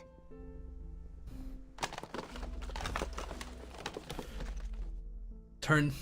After a moment, Arya shakes her head in disappointment. Nope. I got nothing. Let's go find that maid. I have a few questions for her myself. Yeah, the maid's currently doing unspeakable things to Lilia, apparently, so. Body's been dragged away. She makes her way across the room and opens the door, and she freezes. Where'd the body go? The corpse that had been lying in the hallways vanished, leaving only a pool of blood on the floor. Ain't no signs of dragon neither. Who and how? Yes, there was. It was going under the other door. Ringing echoes from the hallway. Like, the hell looks like a pretty good dragon to me. The phone again. What do you think? Should we answer it? I bet it's another one of those prank calls. Those weren't prank calls. Someone was sending a distress signal in Morse code.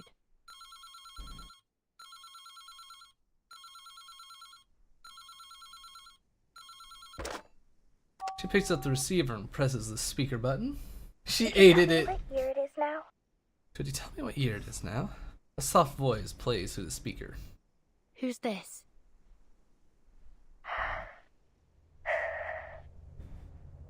This is Barbara. Barbara.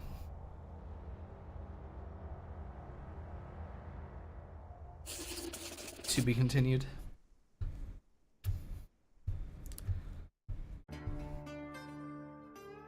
Oh boy, Barbara, what do you have to say for it? Whether a child or lamb, they still deserve deliverance. The lamb. May they be blessed.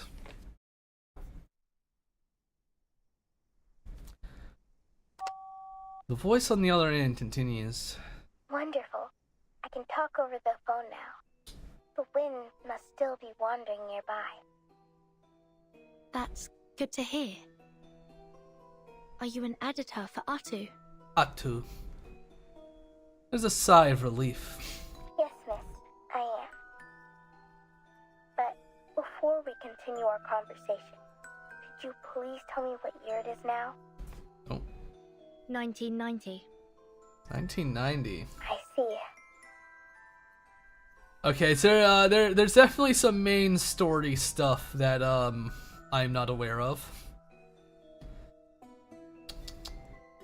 I'll figure it out later. I don't know how they've gotten to 1990 when time seems to have only gone back, so I assume they found a way.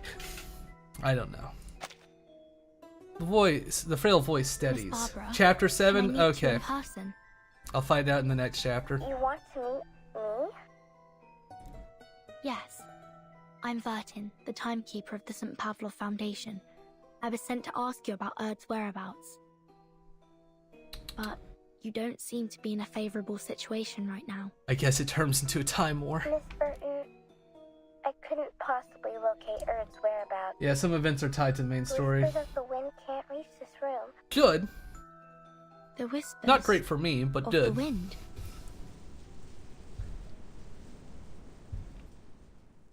I'm not surprised.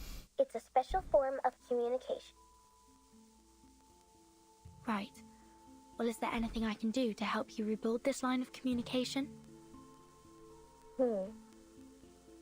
Let me first explain the situation to you.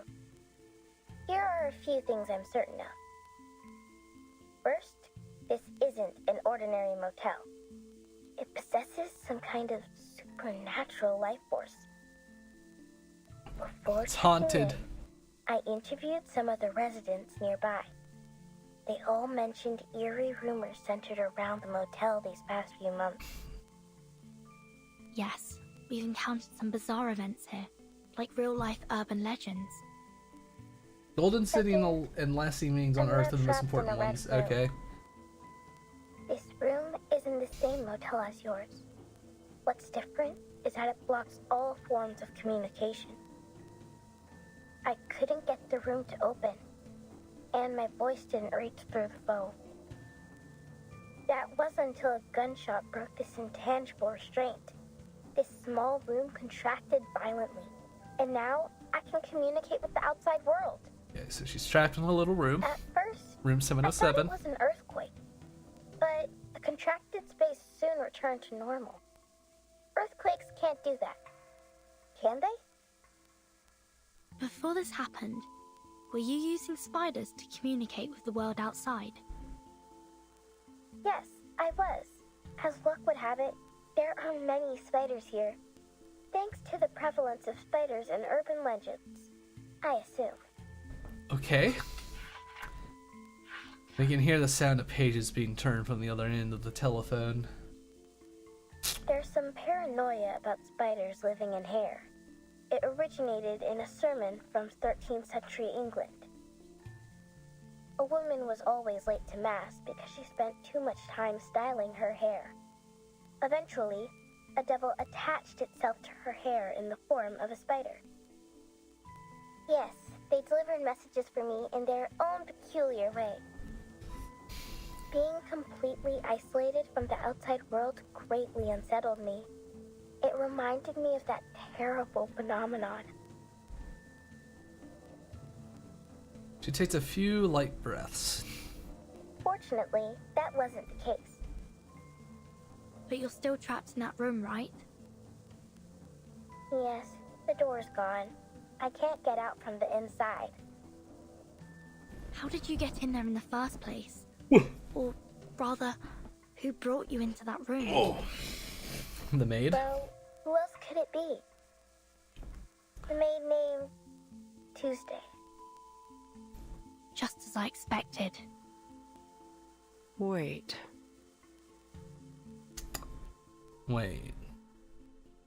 The mercenary cuts in. You're the driver who left me on the road, right? I remember your voice. You abandoned me! Yeah, it's me.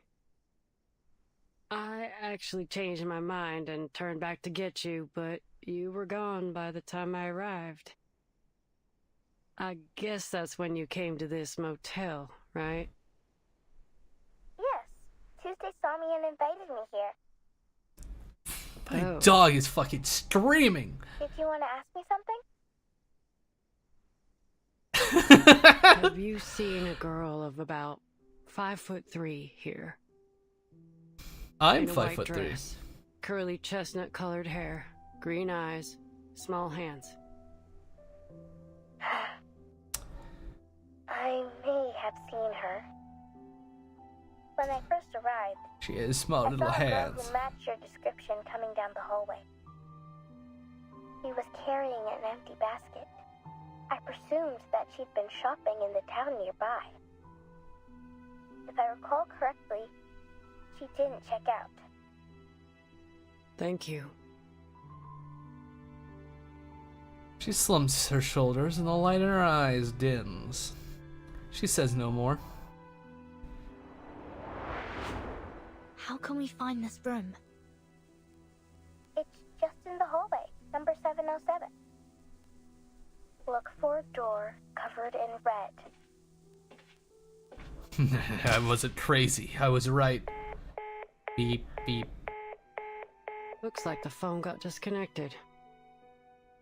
So Barbara's in that room that Stefan saw, number 707. I bet the neighbors walk their dogs nearby. I'm going to find it. What about you? Heading into town for Kayla? After a brief silence, Argus speaks. I did notice a weird spot in the hallway earlier. The maid's footprints were going back and forth like there was an entrance there. But I didn't see no signs of a door.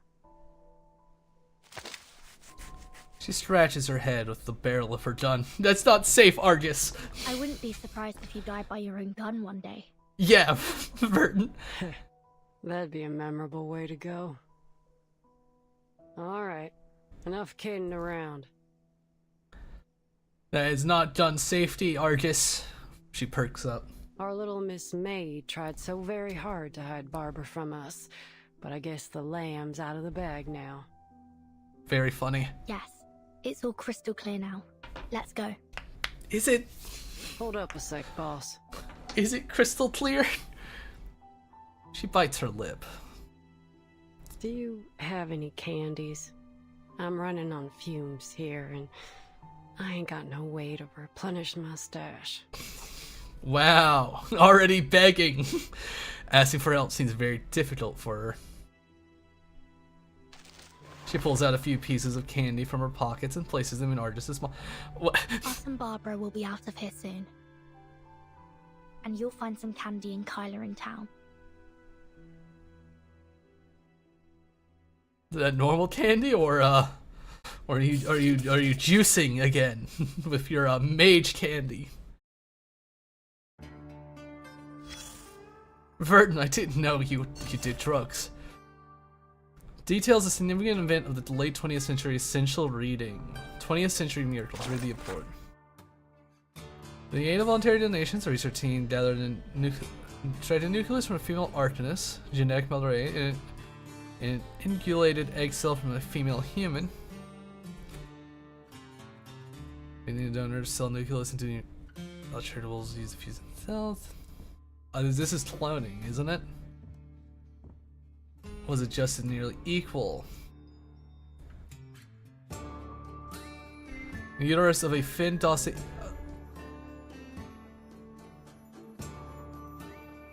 Isn't this like the experiments of like IRL cloning, but they used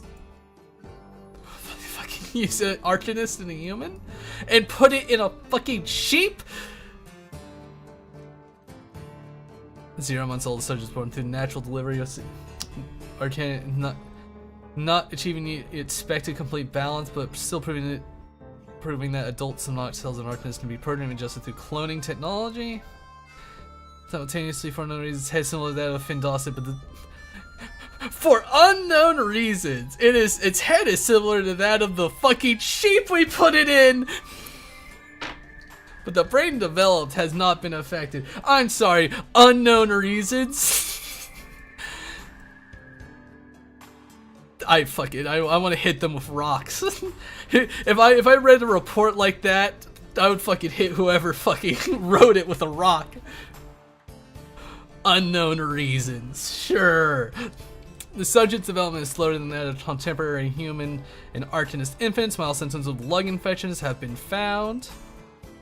The subject's development is slower than that, but it shows in response to music and electrical consistent reactions to sounds. The case of the lung infection was identified, such as DSRV retrovirus, only found in sheep living indoors for extended periods. This suggested the veterinary.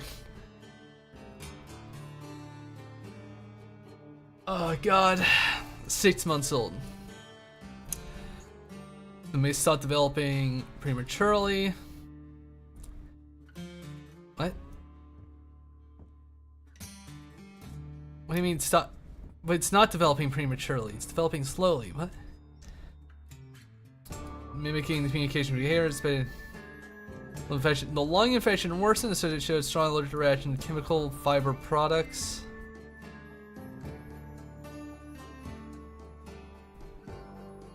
For an American country music effective, multiple tests for the American country music is effective in alleviating the subject's allergic reactions, the cause of which is yet to be determined. Well, all genetic material was human and Arcanist, but yes, they still put it in a fucking deer. They still put it in a sheep.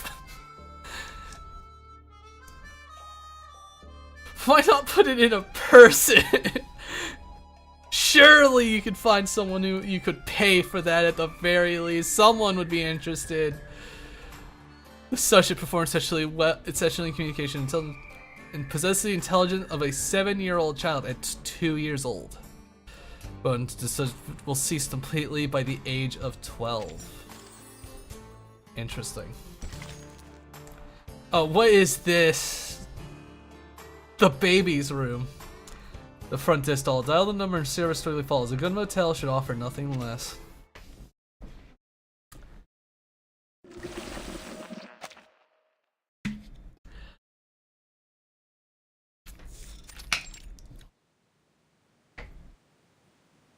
Ew! Uncomfortable. Center of a red room stands a snow-white crib. The hanging curtains sway slightly like pulsing veins. An Arcanist is the head of a sheep stands there, silently observing the translucent fiber. Is this supposed to be like... Are you supposed to be fucking conveying a womb here? Footsteps drew closer, but she doesn't turn to face them. Are you not satisfied with my services? You locked me in a room. No matter what, you shouldn't have cut the phone off. The maid withdraws her hand from the telephone hook switch with a hint of an apology. Oh. Nor should you have isolated me from the outside world.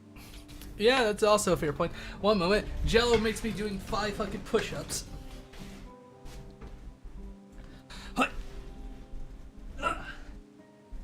1, 2, 3, 4, 5. Back on. Because you should know better than anyone what that means. What that means? Why should I? All I know is that a poor, helpless child like you shouldn't be alone on the roadside. You're my new surrogate, Where's baby. Your mother? Didn't she tell you to be careful? I'm done then. I do then with you.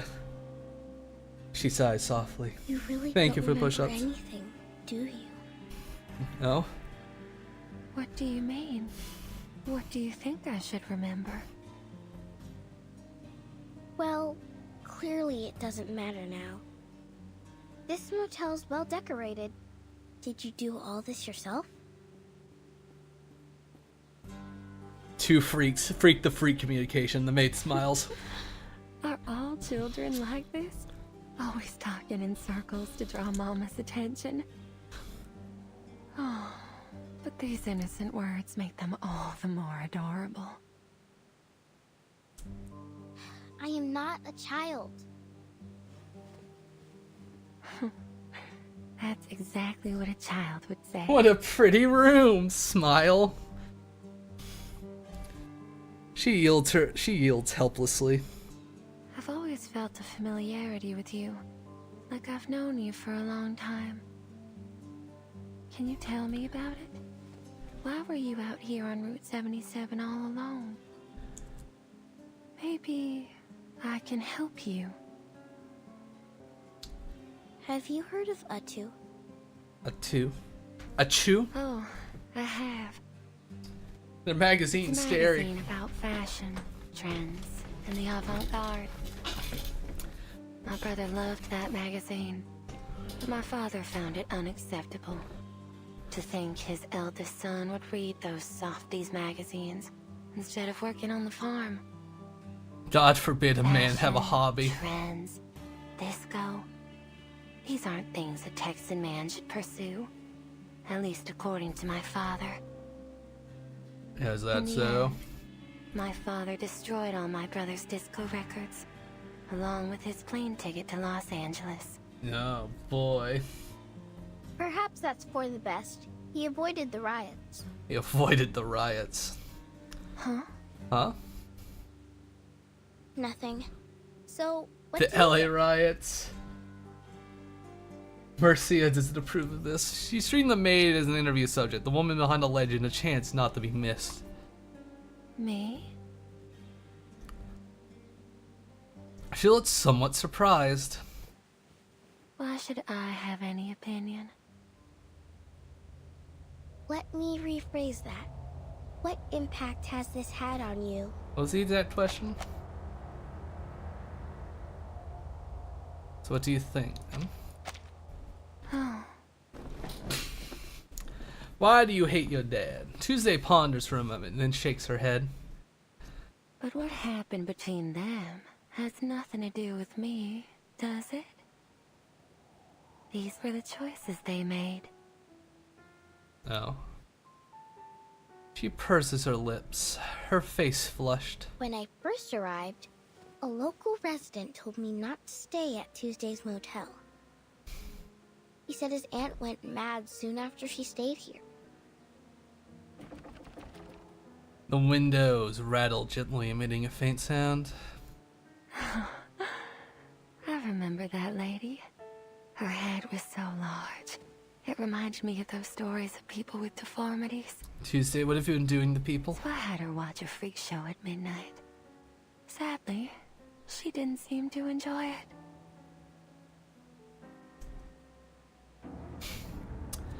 The harvester starts up in a the sounds of the engine fills the room. This harvester. At this time of year, the farmers run their combine harvesters on the fields non-stop.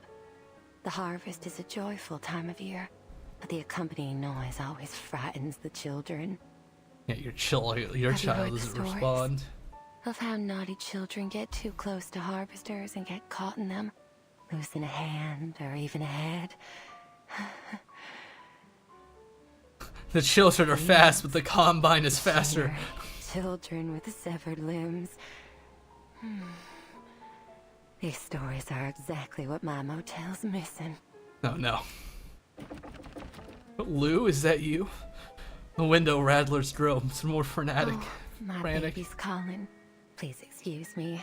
I don't want another temper tantrum on my hands. What do you mean? Apologies, my fluffy little child. I look forward to our next conversation. Talking to you always brings me inspiration. And what are you holding? But the motel's been too busy lately. It's starting to get on my nerves. On your nerves. The maid speaks slowly, her face flushed again. Oh, her cough is weak, like a sickly child. Oh, she's only gets sick because she's locked See, inside. This is what I mean. How could I bear to send you out on your own? You'll stay right here in this cozy little room until you're fully recovered. Jeez. I don't need this special treatment of yours. Staying here won't cure my illness.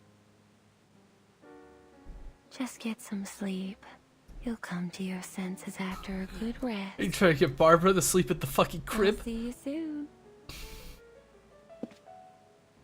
The maid lightly steps out of the room. Barbara watches as the door vanishes.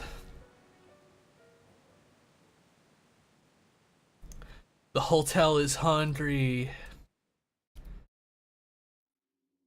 She's in baby jail. She looks at the pool of blood in the hallway where the officer's body once was. How many times have I told you not to eat things off the floor? The bundle in her arm suddenly lets out a strange cry. There. Don't cry, sweetheart. Huh?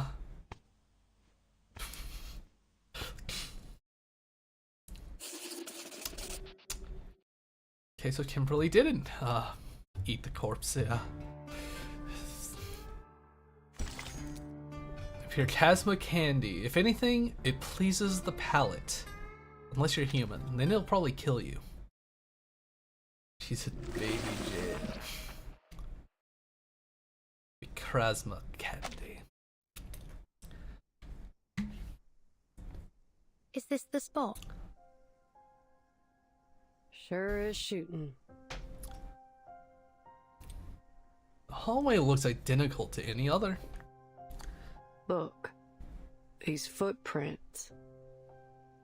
They're less than 10 minutes old. But where's the door to room 707? I can sense some energy fluctuations nearby, but they're definitely not from arcane skills. Something worse. She presses her palm against the wall. What else could produce such intense energy? Oh, can I help you with something? The maid's voice comes unexpectedly from behind them. Miss Tuesday, I've got a question for you. She stares intently at the maid, her gaze sharp as if she's finally caught the scent of her prey. Do you know how to get to room 707? 707? Yup. What I've been looking for might just be in that room. I'm usually more than happy to satisfy the requests of my guests, as long as it's within my power. But this one crosses the line. Oh, what? Shame. Looks like negotiations are over. Yep. And thence we came forth to see again the stars. Oh, casting a spell. After a brief moment, a glimmer of emerald light reignites in her eye. Using arcane skills so frequently is bad for your eyes. Didn't your family ever tell you that? It's fine, I'm jelking. Her voice carries genuine concern. So you knew what we were doing all along. Of course. You weren't exactly subtle in your actions. What did you expect? But you've reached your limit now. You need a 3. nap. What's that supposed to mean? 2. She's counting down. Screw this. Your mind games won't work on me. 1. Oh, what the fuck? The light in the mercenary's eyes goes out in an instant. Her eyes widen. Huh? Who turned the lights off?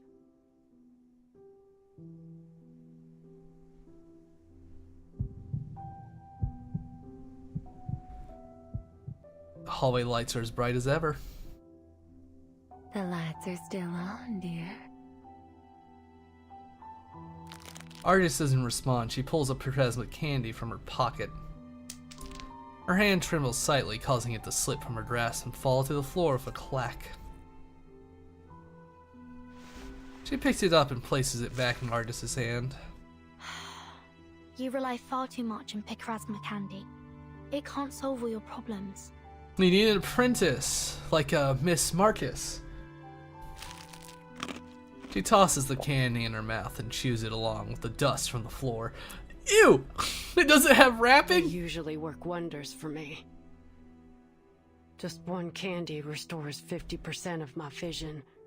But in my line of work, 50% is never enough. That's why I take 2. I need my vision to be at least 100%. You're drugging yourself. She runs the candy along her tongue, and the expected sweetness fills her mouth. Is that the stuff you're do the job most of the time, but sometimes I've got an extremely challenging task. Oh. That's when I eat a third candy. At that point, it's getting extremely dangerous. You rely too much on your fucking magic is what you have. She pops another candy in her mouth. I should be able to see now. No miracle occurs. Her eyes remain still. All like a night Should I silentness. take more? Absolutely not. The large amount of candy you've eaten is exactly why your eyes have failed you, and in such a crucial moment, no less. Excess leads to destruction. This is true for all things. You do well to learn your limits. You've used too many steroids, Argus. You have to stop. I also had to be careful not to frighten those children too much.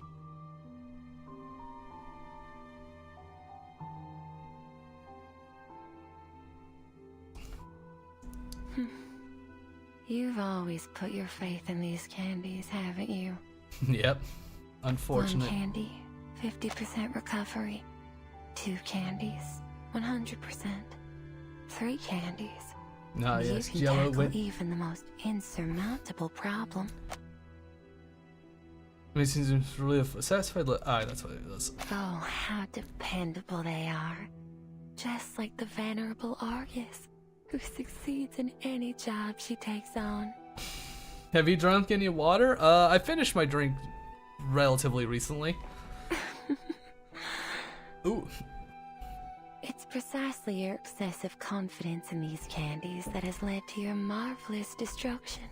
She's taunting you, Just Argus. as the people's trust in you as a mercenary has led you to this bottomless abyss. Oh, you poor thing. And of course, they'd never have imagined this. Argus, the mercenary named after the 100-eyed, all-seeing giant, is in fact a blind fool. Oh boy. But Who thank the you for hell are asking. you? Pulling out the gun. She fires in the direction of her voice, the gunshot ringing in the ears. You got taunted and choose to shoot at her.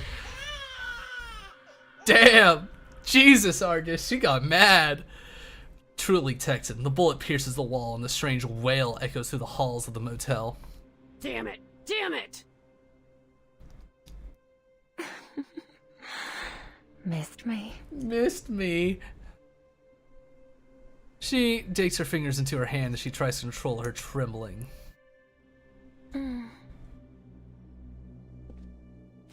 She steps forward, pushing her chest against the barrel of the gun.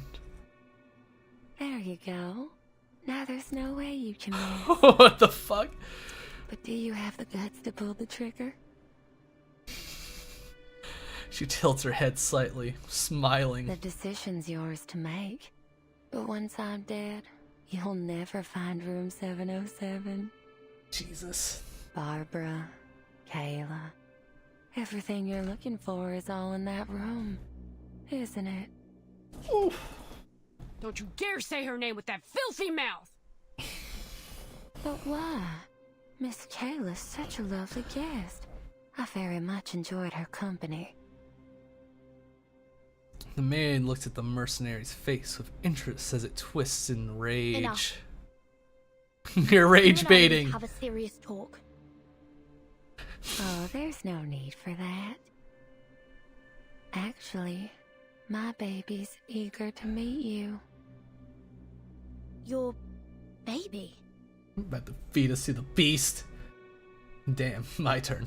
She looks like a bundle of swaddling coffin. Yes. In fact, the baby is the master of this motel. The fuck do you mean? She holds out the bundle. I think the two of you ought to meet each other first. Here, hold it. What the fuck? She places it in her arms. The bundle is much lighter than expected, not the weight of a child. This is... What are we about to see? She sees the carpet beneath her feet transform into a quagmire. The Tuesday stands on the top of the mud, smiling at her. Vernon! Uh-oh. The mercenary's shouts are dulled. It's as if she's been plunged underwater. She hears hurried footsteps approaching from a distance and feels the once light bundle become as heavy as lead. Something indults her ankles, pulling her down, down, down into a world of endless darkness. Let go of it, Vernon! Slap the baby, Argus! An emerald flame struggles to light up, and the mercenary lying on the ground tightly grabs her hand. I ain't letting our deal end this way. Not while I draw breath. Argus! What the fuck was that crunch? That was a bad... The maid presses her foot against Argus' finger and sets down. Argus screams in pain. Don't interrupt them. There's no need to worry, Miss Burton. I've done this countless times. The fuck you mean? Now, allow me to peer into your dreams.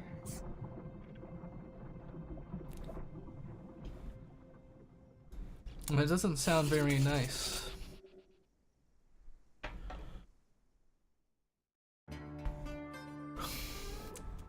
The puddle in the road. There's like 3 more? Said it was 20. Wait. The puddle.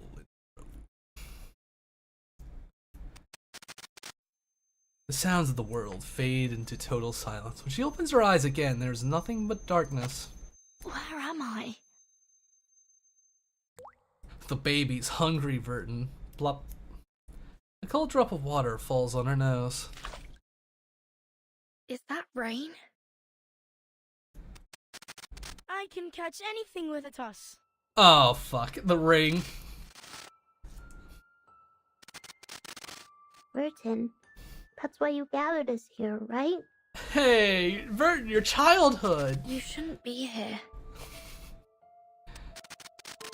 You understand what we desire most, right, Verton? Jesus.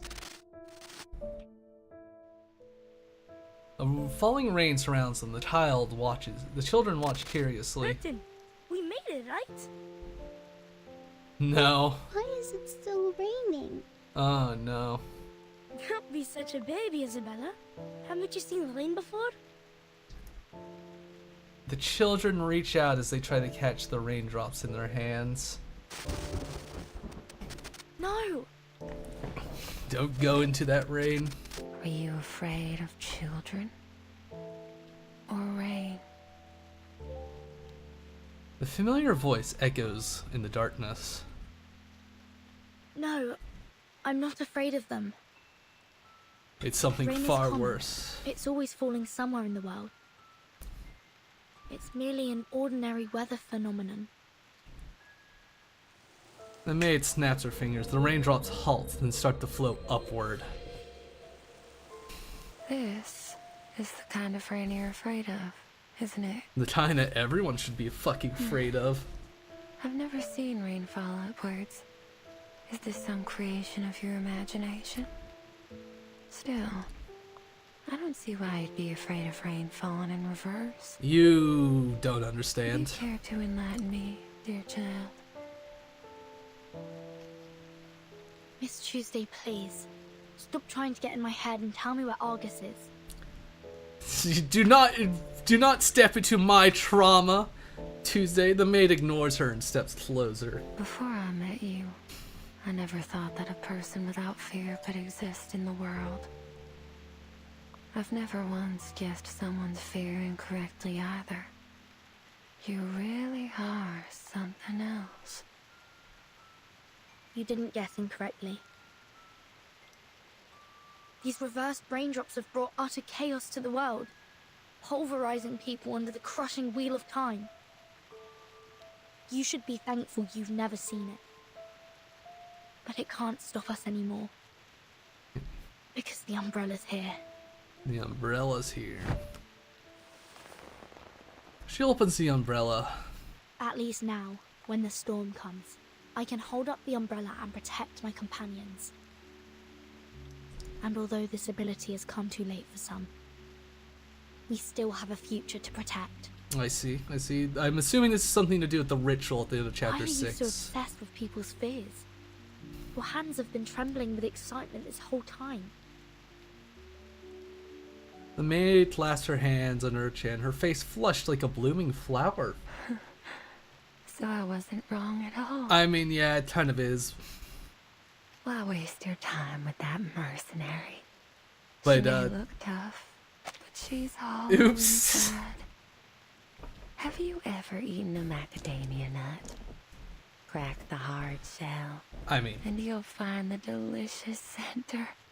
I mean, yeah, kind of a spoiler, but I already got spoiled when it hit the, we're in 1990.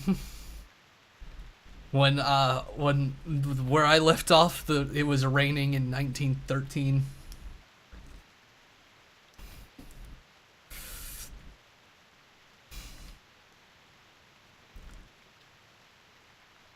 So I'm assuming they had, but they got the ritual, so I'm assuming they figured out some way to reset stuff.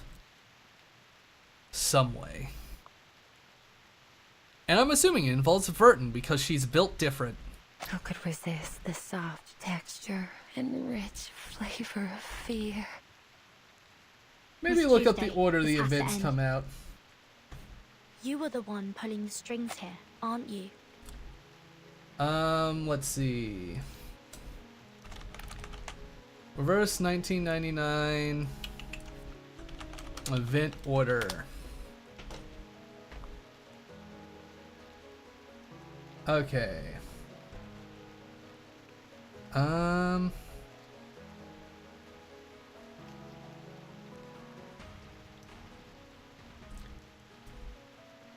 Okay, so this event came out in 2.1. So this is sort of like a middle one, I see.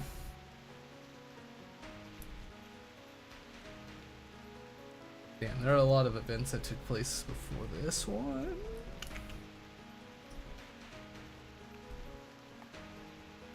Term 1's drama in Athens, which I'm sure will have even more stuff. I sort of got spoiled already when I saw that there was one called 1987 Cosmic Overture. Lots of them. Yeah, only 3 spoilers, I think. Yeah. This one and the other 2 I mentioned. The maid blushes as she twirls her skirt with one hand. Oh, what an astounding accusation. Oh, what was it? I heart Cosmic. Suzanne's them in. The one playing the strings here, aren't you? But oh, do I feel so gratified. I've never felt so satiated in my entire life. Maybe you should watch horror movies with Horrorpedia. You know, I feel like you two could get along well. Oh, you're the only one who's ever seen through me. How exhilarating. Wow. Her very being seems to be caught in slight tremor. She's excited.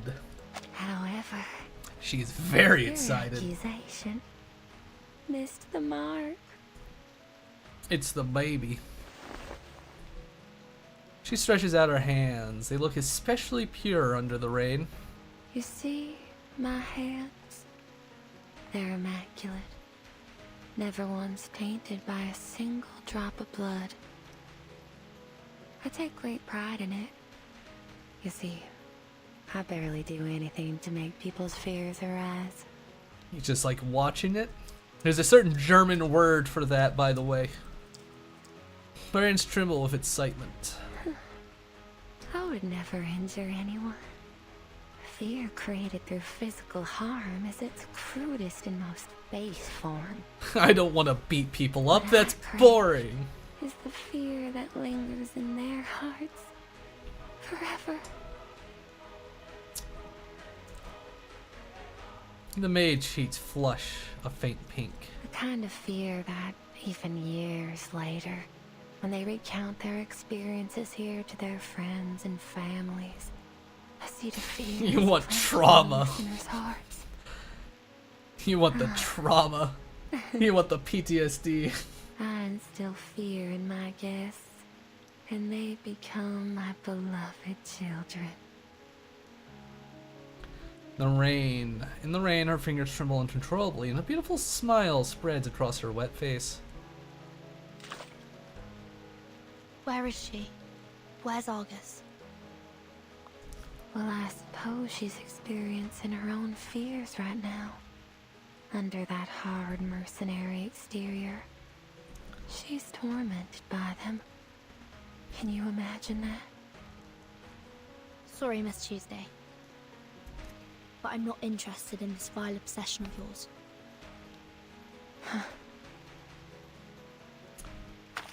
The one with the umbrella walks deeper into the darkness. Verton. Aura farming as per usual.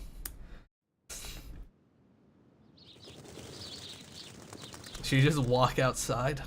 The sound of birds chirping fills the air. Argus is back home on those familiar plains. This is... She stands in the fields. Nothing but the wind and the rustling grass before her. Vile is kinda rude though. Long time no see. We thought you'd never come back. I mean, it is kind of vile. Mr. Dennis? Why are you here? Oh boy, you listening to yourself? Why wouldn't I be here? It's my daughter's wedding day. Your daughter's wedding day. Oh, well, congratulations. She finally catches on. But you really shouldn't be here. Don't you remember? 3 years ago, your daughter ran away from home. She left a letter and then went with Mr. Schaefer to a city in the northeast. Detroit, I think? I don't quite remember. Oh, come on. Quit fooling around. Artis's voice actor can definitely After pull 3 the months sad. of searching, I found her. But she refused to come back with me. So you went to Detroit yourself. And then you... Her words drift off. Dennis died in Detroit while looking for his daughter. At least, that's what she remembers. Dennis, 1987. How would that be? He's right here sitting in front of me. Have to disagree about my beloved. In any case, I'm sorry I couldn't bring her back. I see. You're, What are you talking about, Argus? holding on. You must be tired from working on all those requests that the townsfolk had pushed upon you. I've told them so many times to go easy on you. That said, I have a request for you myself. Back pop. What is it? Free Did you lose some livestock or... The townsman winks and hands her an invitation. Come to Alice's wedding. We prepared plenty of food and beer, and we've got the chapel choir together. Don't miss out, Missy. Sorry. I won't be there. Why? Why? Why, Argus?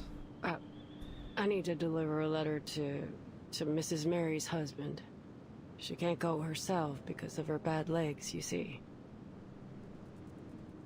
Hey, Argus, I didn't ask you to deliver any letters. Mrs. Mary, didn't you... Uh-oh. Mary passed away in 1989. Argus saw her coffin being lowered into the ground. Another person declared dead is now standing before her, smiling brightly. You're still alive? What kind of nonsense are you spouting? You really ought to take a proper rest. Today's Alice's big day. We should all be at her wedding, don't you think? Oh, my sweet child, why are your hands shaking? She's seeing the demons. Are you afraid? Why? Uh-oh. Are you afraid of their happiness? Or are you afraid of your failure? I'm not a failure. Oh no, the self-deprecation's kicking in. Sweet child. Argus, Argus, got a message to send? Go get Argus, your trusted friend. Argus, Argus, got a cheap basket. Go get Argus, she's got your back. Did you make a song, Argus, to promote your business?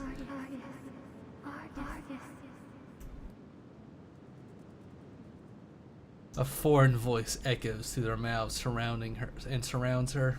Who's there?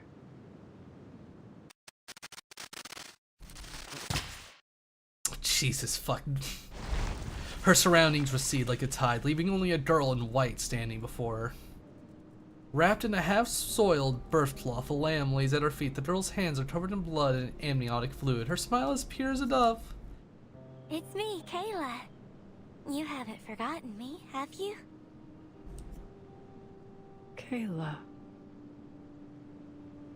It's getting dark. We should take them back. Ain't no way they'll make it through the night out here with their mama hurt. And you can't see a thing at night. Can't say a thing at night. Yeah, we need to go back now. Can't delay any longer.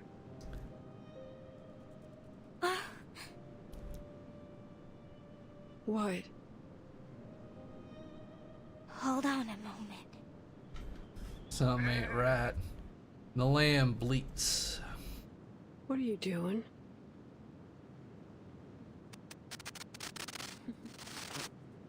There. Her eyes change color. They turn blue. She kneels down and gently strokes the lamb's neck. The lamb's bow in its head, its fingertips are still wet with amniotic fluid. Kayla smiles and tightens her grip around the lamb's neck. It lets out a piercing cry, sending a distant flock of birds into the air. Their cry becomes weaker, more strangled, and silent as the life is squeezed out of its body. Isn't it better to die a quick death than end up in the belly of a wolf? Why are your eyes You've got blue? no right to make that decision. No living thing is born to simply die. It could have stood up. It could have survived. The girl gets to her feet. We can go now.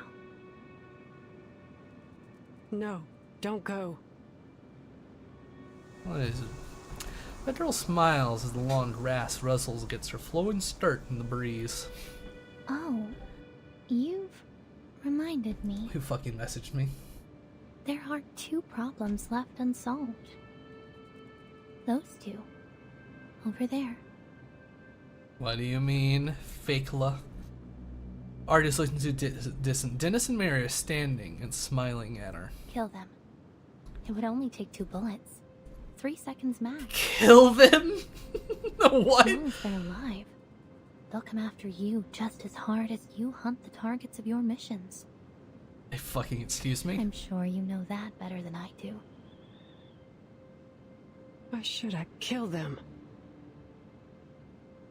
Do you need a reason? Just do as we've always done. I say, and you do. No need to think about it. Isn't that what you pride yourself on? It's fucking excuse me. A mindless tool that blindly follows orders. That's all a mercenary needs to be. Isn't that the so-called value of a mercenary that you always talk about? No, it ain't true. Oh, What's you with have the morals and hesitation ethics anyway? now, huh? It's not like you give a damn about other people's lives. Dropped on the The floor. only reason you can't bring yourself to kill them is because you enjoy how they always praise you and depend on you. You ain't Kayla. You damn right. Seriously? Are you saying I'm a fraud just because I don't meet your expectations of what I'm supposed to be? The girl gives an inexplicable smile. Fine. If you think I'm not Kayla, then why don't you kill me now? Just shoot me in the chest, and these people will treat you like a hero. They'll gather in the fields, holding torches, and chant your name. Argus abruptly raises her gun when her hands are shaking, the barrel trembling. Argus, Argus, she's spanless. Argus, Argus, she's... Bang. Argus, Argus. The deepest despairing external danger. If there were a deceitful spirit eternal hallucination, we only have our own two legs to stand on.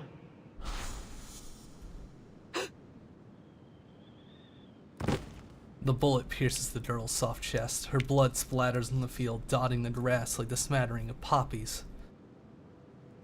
Clinging to the grass, its weight causing the blades to bend.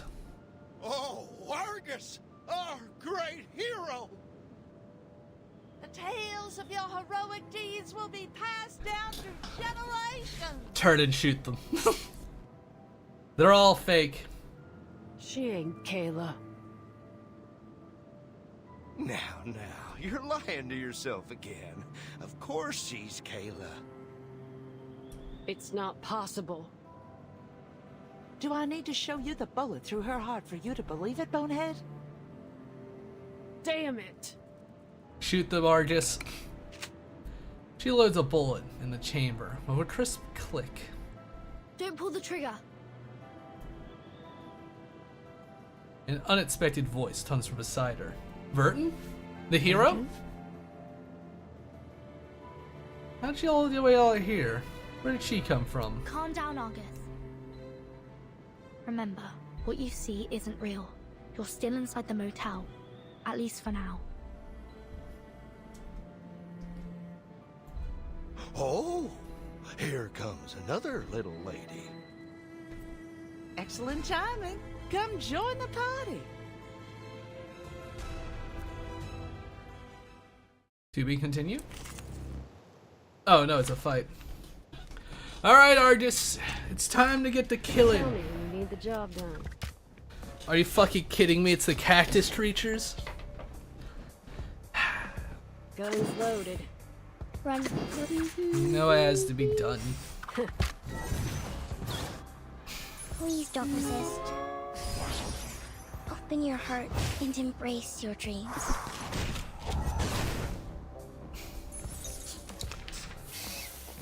Ooh. Oh, how rude. Trail's still warm.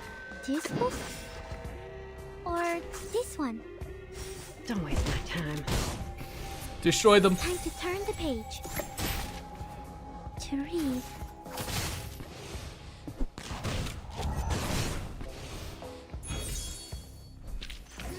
Such a fresh experience. I better record this in my journal.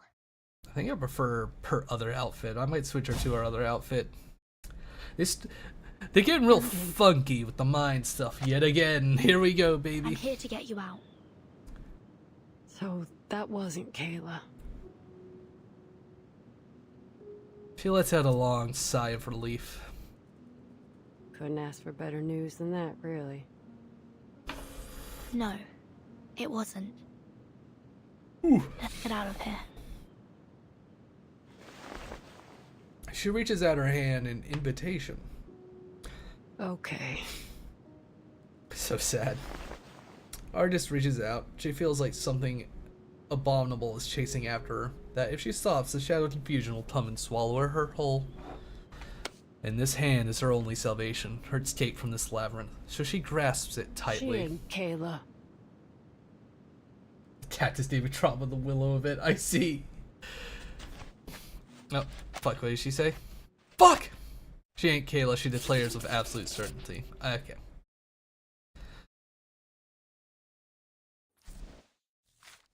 You got bullied by a cactus, perhaps?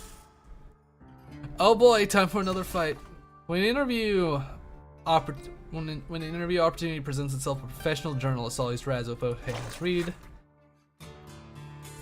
Tuesday, interview, huh? Well, I do declare that's like new around, especially being interviewed by a child like you. So what do you want to know? The whole perspective and contents of what I have to say. I don't know what the rest of it like. Fear's just a little hobby, like some people find doing fishing, like, and some even like knowing the laws actually fleece. No offense, none taken. Please go on. Appreciating fear takes finesse. You have to ease into it gently, like nudging a grass along the edge of a table, just being gentle. And you hear that nice crisp clink. So you see yourself as a fear facilitator, not a direct participant, correct? You're a smart child. How do I put this? It's more like the stared are staring themselves. This poor lands will do the hard work for you. See, their imagination is my greatest tool. People start to make choices for themselves and experiencing true fear based entirely on their imagination and of their own volition, and that's what's the most interesting part. Fucky wucky. Time for a fight, baby. Insight 3 level 20? I don't think I'm gonna be beating this on. Wait.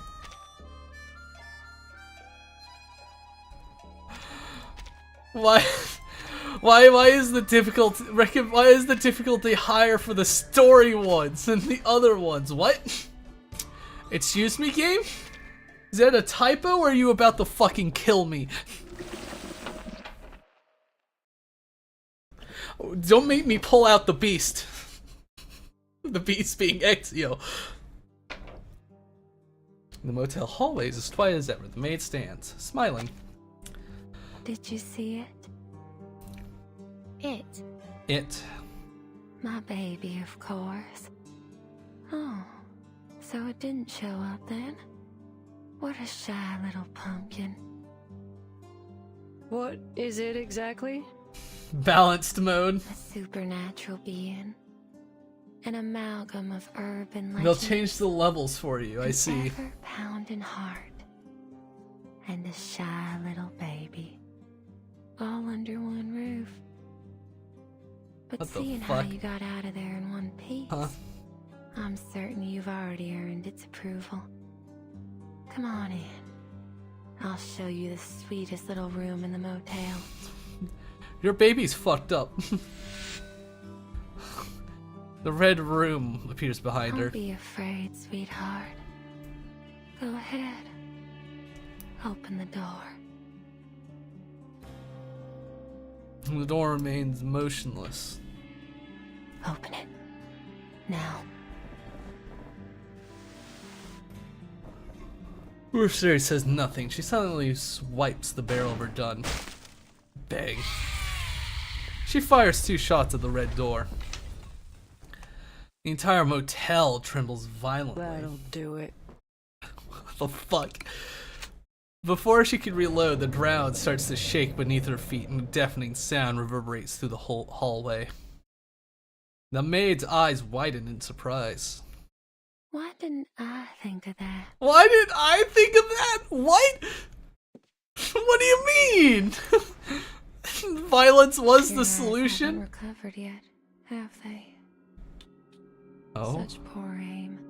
Let me lend you a hand. What? Listen to Mama. What is this fucking cutscene? I told you long ago about the consequences of disobedience. Oh, it's out of bullets. Well, it only has 2 shots. Could you help me reload? What the fuck? Oh, my sweet child. Can you see it? This is the beauty of fear. Watch out! Please, come in, my dear guest. What in the fuck? You'll find what you seek inside. Fucking shoots Barbara through the fucking door. Why didn't I think of that? Why didn't I just think about shooting the fucking baby? Balance mode. A temporary balancing of encounters. This battle will enter balance mode. Unbalanced characters will have their level, psyche, and character resonance raised. Well, my side clue oh, I see. Intriguing. Balance mode, your character's psyche levels will be adjusted. Characters below the balance level will be raised the balance level, but do not exceed that level. Territory residence has not yet will be raised to set level for balance mode, but cannot exceed it. Territory level IQ and territory resident level evil higher will not be adjusted. Okay. That frightens me. It means that this fight's about to be really fucked up. But we get to see the power of Martyrio. The evil fucked up baby. Just tell me when you need the job done. This boss is cool. This boss looks fucked up. Phase 1 periodically inflict dread on enemies. Phase 2 periodically cause all territories to lose HP, including self. The ultimate traits are array, which inflicts more dread on enemies and inflicts disarm on enemies. I got Barbara. Barbara's ready. She's in her. What the hell is this thing? What the fuck is this? Burton, please follow my instructions. Miss Burton, I need you to kill my baby. First, I need to calm my sweet baby. All the monkeys in the cages chose the mother covered in cloth. All children need to form attachments. It's a vital part of how they learn about the world. I need to get Barbara in the sicko mode. Go ahead and make contact using whatever method you see fit. Don't worry. I'll keep the situation under control. This is the only way it'll obey. Ugh, you want me to touch it? How about I let my bullets do the job? What the fuck? Agony is indeed a form of attachment. You'll make a good mother, Miss Argus. Agony is a form of attachment. You'll make a good mother. She is fucking shocked. She just fucking heard that. Argus is like, what in the fuck? You make me sick. You make me sick.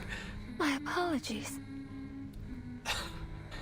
Guns loaded. Okay, we blast this thing with our turn of debuffs.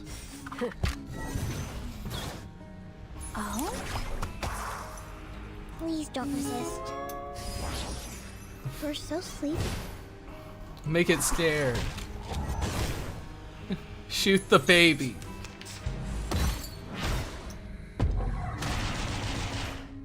Okay. You know, the shield helped.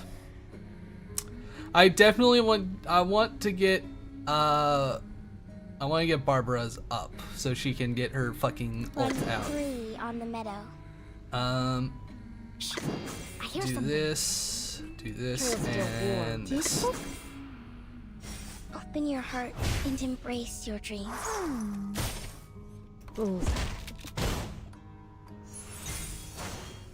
Meltdown. It's having a meltdown. The baby's upset.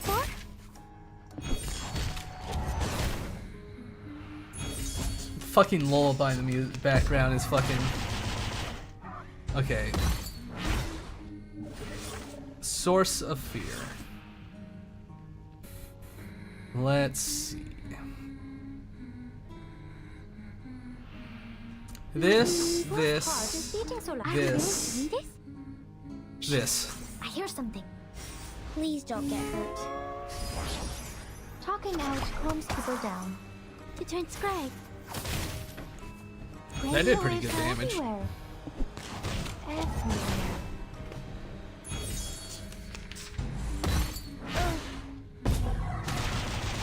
Ow. Okay,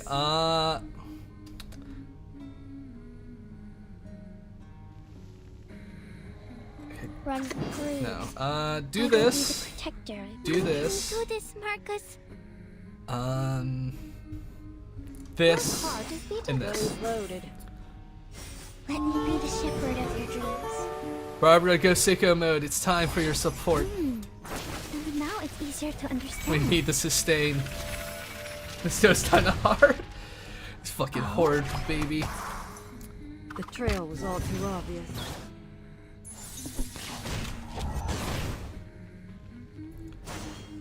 Shoot that baby, Argus.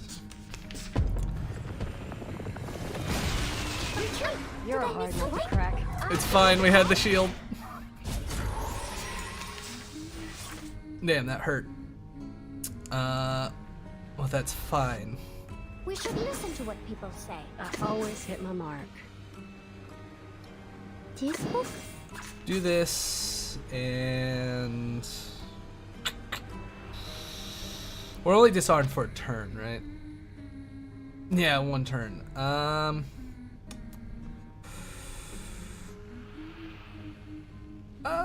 This one. Secrets always hide in careless work. Listen carefully. You can run, but you can't hide. Get it with the shotgun, or just kill it out in the woods. Alright, that's first phase. Time to turn the page. Roar. The baby's mad. Crying in pain. My Walkman. Go wrap my baby in your warm embrace and put it out of its agony. You want me to give you... What is this? All characters recover to dispel unbearable pain. Is unbearable pain over here? Okay, I assume we need to do that.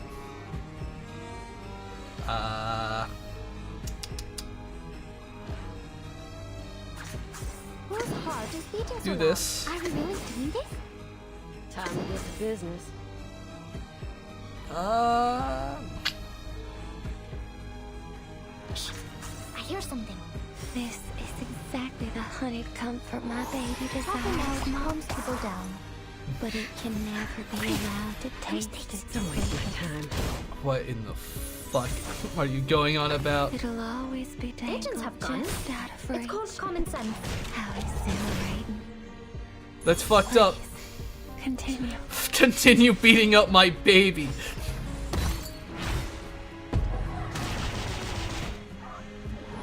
Debuff guards to before attacks. Let's see. Do this. Whose This. heart is beating so loud? I always This. hit my mark. And Time this. to get to business. Weak hide is fine. Talking out calms people down. You can run, but you can't hide.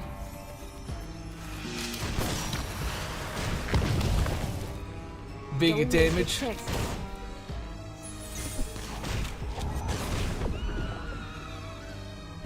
Hell yeah. Art is I can fucking inflict went wild. intoxicating pain upon it, which is precisely why I became its mother. What? Did you just fucking say that? I can make it suffer horrifically. That's why I'm its mother. If you hadn't explained this earlier, I might have mistaken this for some kind of monster training show. Look, it's calmed down. My sweet, obedient baby. Fucking what?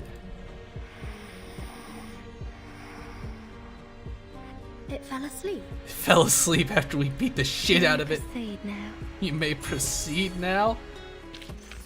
Gracie, Surprise mode. was I helpful, timekeeper? Yes, you were, Marcus. Pat, pat.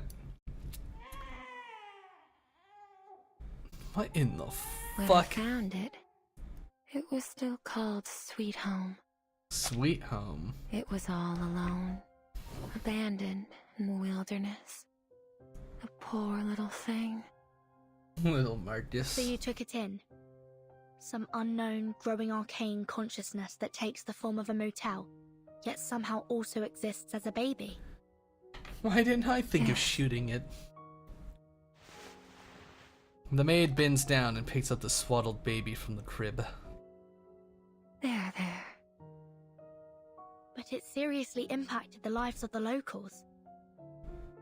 Oh, Miss Verton. They chose to come here of their own volition. I never forced them to stay.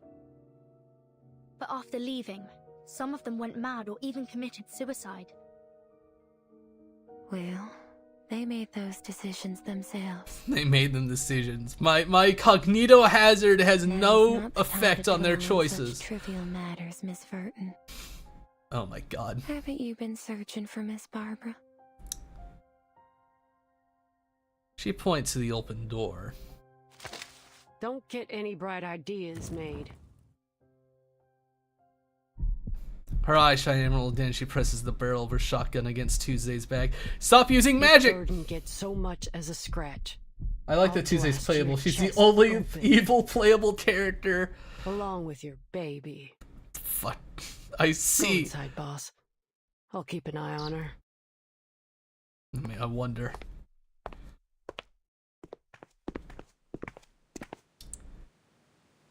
I mean, yeah, the red curtains cover every inch of the room, like flesh clinging to a body. An ivory bed stands in the center. Here you are, Miss Burton. There you are. Thank goodness. I'm so glad. I was beginning to think I'd never regain contact with the outside world. I just realized what her voice makes me think of. It's that fucking video where the girl's just like, "Hey guys, it's almost Christmas. I'm so excited about this. It's Christmas. It's almost Christmas, guys." Miss Argus, you can put your gun down now. I almost have the full team. She speaks, trembling slightly. She savors every moment of her heightened heart rate. I've shown my utmost sincerity, have I not? Oh my god! Shut your trap. Let's get out of here, Miss I'm Argus. so excited about this information. I don't think it's almost the wisest place Christmas. to have this conversation while we're still inside a living thing. Bloody- Argus, I need you to keep Tuesday in check until we make it out of here. You ain't gotta tell me twice.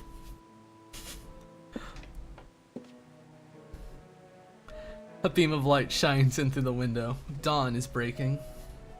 I've gazed at this scenery countless times, but never have I felt as enthralled as today. This fucking But, music. Miss Burton, don't you think you've forgotten something? Forgotten what? Lilia? Guest who came with you. Shortly after her arrival, she hurried off to that armament Oh, factory. fuck, the horror music is She's back. such an impatient child. Luckily, she made her way back here. Her Yeah. name's Lilia, right? Where is she? What'd you do to Lilia? The maid laughs softly. Relax, she's fine. She's sleeping soundly as we speak, with or without nightmares. Follow me. I'm sure she's eager to see you. We're about to see something fucked up.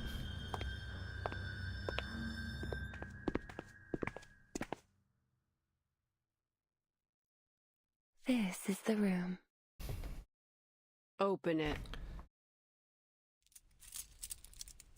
The maid finds the key under keyring, puts it in the lock, and turns it.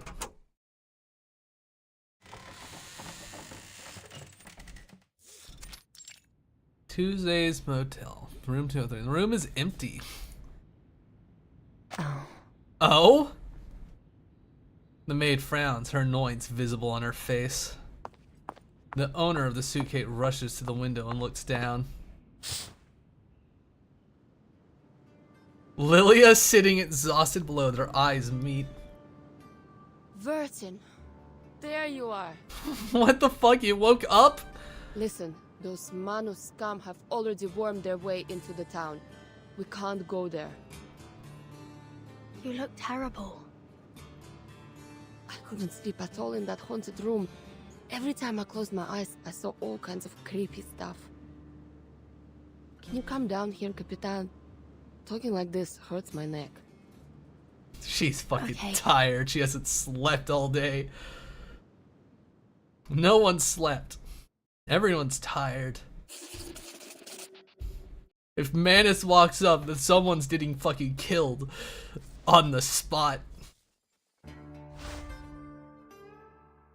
Alright, well, I'll finish the story and then I'll go do the Sleepless Night stuff. And then try to hard mode stuff. Dawn in the wind. The soil is moist and fertile in the south, where the songs of the wind reach far. Come on. Don't you hide from me. 2 more parts? You said it was 20, so we're almost at the end. What's going on? Outside the motel, the rising dawn paints the earth a deep orange. Lilia looks confused as they approach.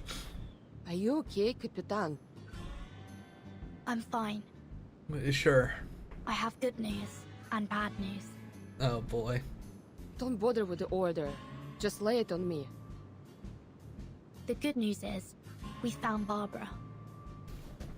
The bad news is 19 or we've got a 20. new problem. We got a new problem. This motel is the manifestation of a living consciousness that constantly generates urban legends and spreads fear. It might turn into a supernatural arcanist in the future. It might turn into an arcanist! We can't let it grow here unchecked. We need the help of the Foundation to keep it under control. It might become sentient. It's just a Boss, baby. My job here is done. I'm heading into town for Kayla. Delia, you didn't mention you saw her? She looks far. She looks off into the distance. Oh, and I promised a young fella that I'd help him find his mother. I've got to go now. How do I pay your fee? Fee? Fee? She laughs heartily. We're friends, Verdon. I don't need no payment. We're friends now. The trauma? Trauma bonding. She says her goodbyes. It sets off on the road ahead. You know, if you say friend the Verton, you're getting stuck in the suitcase. Sorry. All right, Capitan. Any progress on finding Erd? Erd. The little sheep's ears twitch. That's why you came looking for me, right? I'll ask the wind for you. It's the least I can do. She closes her eyes. Did she doze off? She's stowing in the Eepee. The gentle breeze caresses her ears, like an invisible thread being woven between them. I'm listening. Oh, I heard it. The answer. She opens her eyes. Distant wind told me that Miss Erd's latest submission came from the Sao Paulo Veterans Residence. The article she submitted was an excellent piece, but Atu doesn't know anything beyond that. Okay. Our magic I magazine. suppose we'll all have restful sleep and sweet dreams tonight. I've collected the material I needed for the upcoming feature interview. I bet the readers will enjoy it. I'll be sure to include your name on the byline, Miss Tuesday. The byline. Me? I don't think I contributed anything. Quite the contrary. You played a significant role. If it weren't for you, I wouldn't have realized my inner fear of losing communication with the world. First-hand experiences like this are invaluable to an editor. Thank you for traumatizing me. It really cleared my head. With the way you put it, I almost regret letting you go. I wanted to make you suffer more, she replies. I won't be returning. Takes place after 7 but before 8. Okay. She closes her little red notebook. If all goes well, you'll be able to read about it in the next issue of Atu. I'll take my leave now.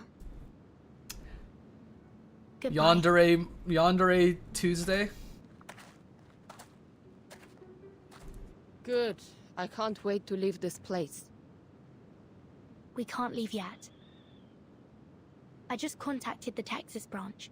Their staff is on their way here. They have to investigate this supernatural being as soon as possible. And they'll be here soon, I presume.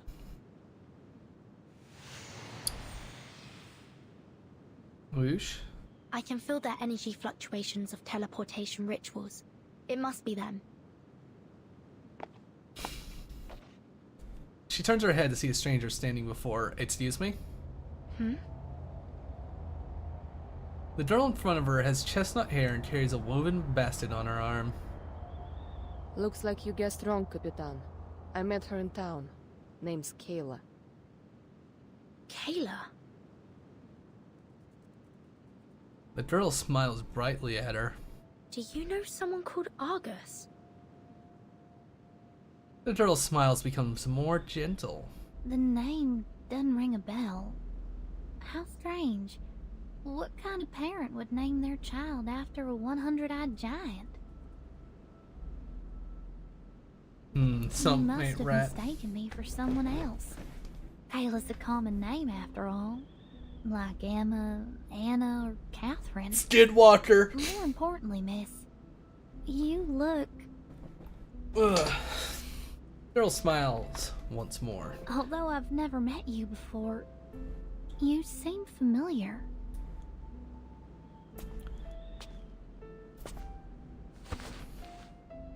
She reaches into the basket and pulls out a crumpled flower. A moth? A pale moth lands on the petal, gently fluttering its wings, its tail shimmering in the morning light. I hope you have a wonderful day. Parasite. The girl tucks the flower under her arm. Are you a guest at this motel? The girl nods. What happened here? The St. Pavlov Foundation has taken over. I suggest you find alternative accommodation, given the dangerous incidents that have occurred here. What should I do? All my things are still inside. The Foundation staff will take care of it for you later. You can trust them. Can't I just go and get my things now? I would advise you to wait until the Foundation staff arrive. Oh, I can look after myself. No need to worry about me, miss. The girl winks and pushes open the motel door, promptly disappearing from their view. That girl. Lilia breaks her long silence. What about her? Never mind.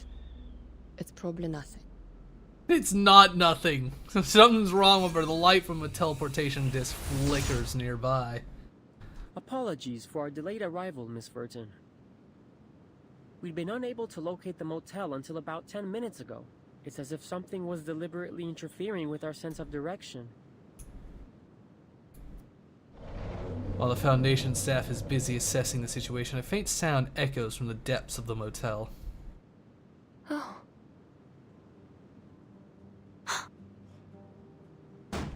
The door suddenly swings open and a pale, trash-covered corpse is thrown out of it. Once again, it insisted on eating garbage off the floor. Is every child this stubborn?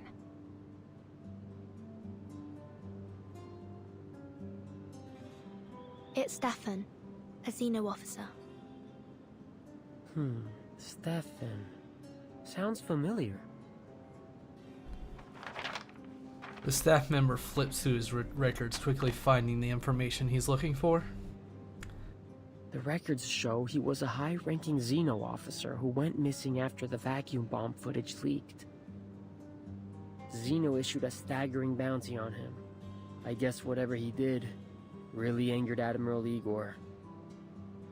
Who would have thought he'd be hiding in this little motel in the middle of nowhere? Obviously, luck wasn't on his side. All right, Miss Burton. We'll take over from here.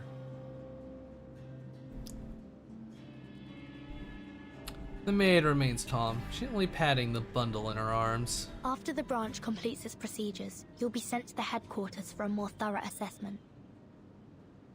Will you return my baby to me? It's too early to discuss that. Let's go, Lilia. Wow, you guys really are gonna just leave. We must report back to Madame Z about Erd. You guys are really just gonna leave Argus hanging there, huh? How fucking nice.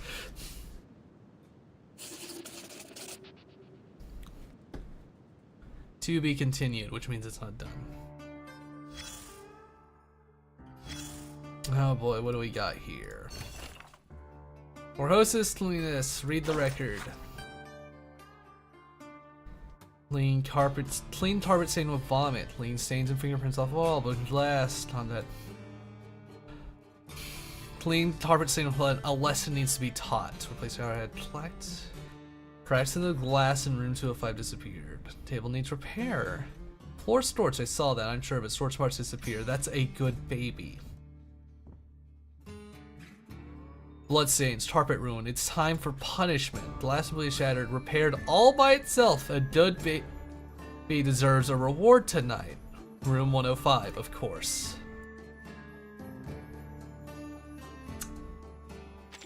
Argus needs a mission. Argus has a mission, I see. A song drifts through countless night streams. Listen to the song. Oh, it's a lullaby. Okay. Lame. Poor child. Thinking a pitiful cry would lead to a warm embrace. Kimberly! Is that you, Kimberly? Demon? Seaman demon?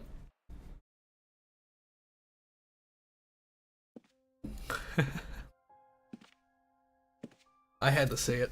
Oh dear. It seems a lot transpired while I was away.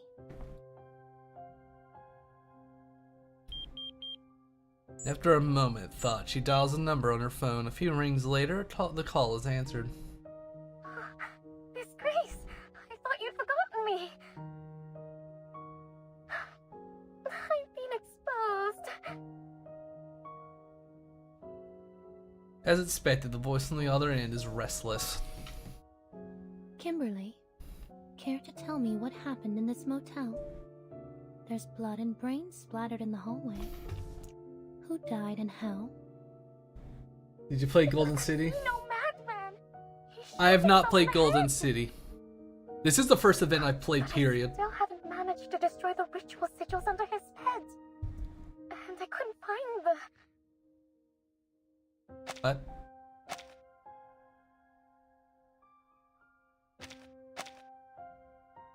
I've only played like the main story Now that our base of so far, operations and only has up to been chapter exposed, 6. We'll have to take away everything related to the ritual and leave. The Foundation's rats will thoroughly search this place soon. Ugh, the last thing I need right now is to deal with them. Go to the Golden City after chapter 7, but okay. And, could you tell me more about this Veritin? Veritin? There's a hint of anxiety in her voice. I might have had a slip of the tongue when she confronted me earlier. How good is her memory? How good is her memory? Not Kimberly. People rarely pay attention to things that don't directly involve them. She smiles faintly. But I do look forward to seeing her again.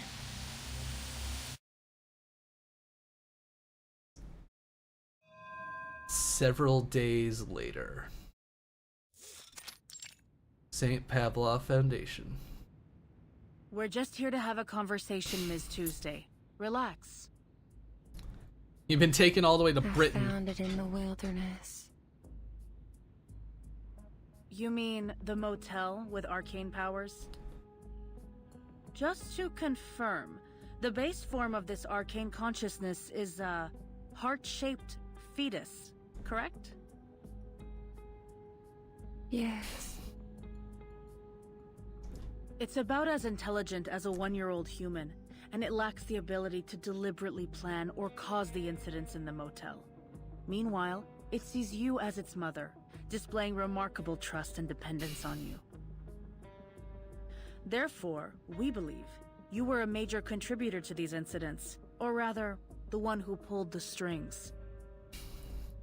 You may not have acted with evil intent, but your actions have caused many residents in Chisos to suffer mental breakdowns. They were seeking some form of relief from their mental anguish, which provided the perfect opportunity for the Manus to entrench themselves so deeply in this town. Isn't that so? And now the town needs to be Tuesday? purged. Well, I've never been to that town. And even if it is, as you say, they made their choices, didn't they? I see. She scribbles down the information on her clipboard. The Timekeeper just reported another crucial piece of information to the Foundation. Were there any activities going on in the motel undertaken by the self-proclaimed followers of the Order of Enlightenment? Oh, there indeed were. They left not long ago.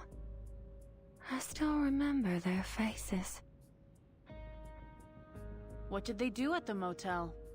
Throw hands? They scribbled on the floor and made strange noises. Oh, I remember now. Whatever it was they were trying to do, it was a total failure. One poor girl became trapped inside their mirror. What? She never stopped trying to escape. The mirror would make banging noises all night long. You don't need to play Golden City for the rest of the story, but I recommend playing. We didn't find anyone trapped in a mirror during our search. I recommend playing Last Evenings on Earth right before Chapter 9. Alright. Might just look up. I should just look. Ah, fuck it. I'm just gonna look up like the fucking event play guide. Play order. Event order.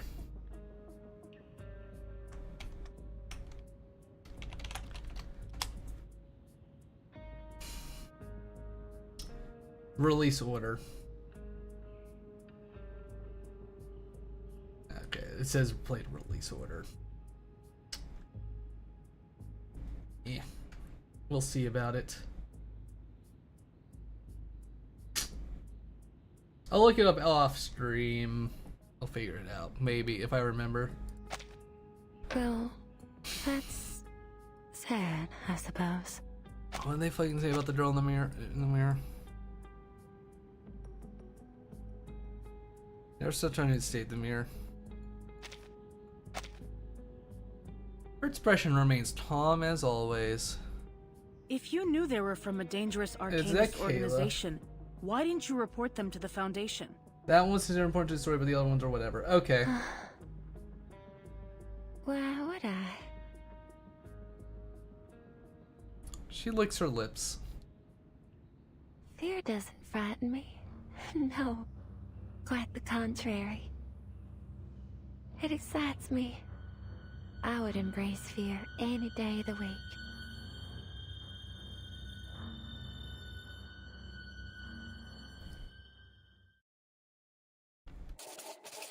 The end. Fucked up woman. Highway Legends. Okay, so that's just hard mode. What's this? I found it's time for routine cleanup. Sell and hate. She's in hotel. Her from hotel. A little self-awareness.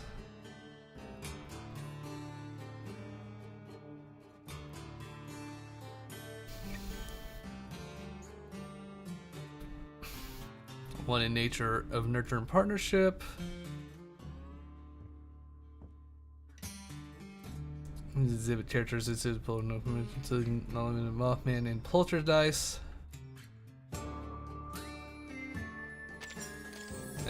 Oh, what the fuck? Urban legends around here. Every day a certain number will refresh. Gathering here will help piece together stories. Oh.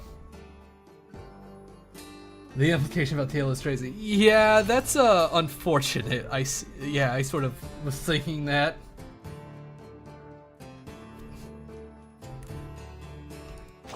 Alright, let's head up. Oh. Oh, whatever. Urban legend. Okay.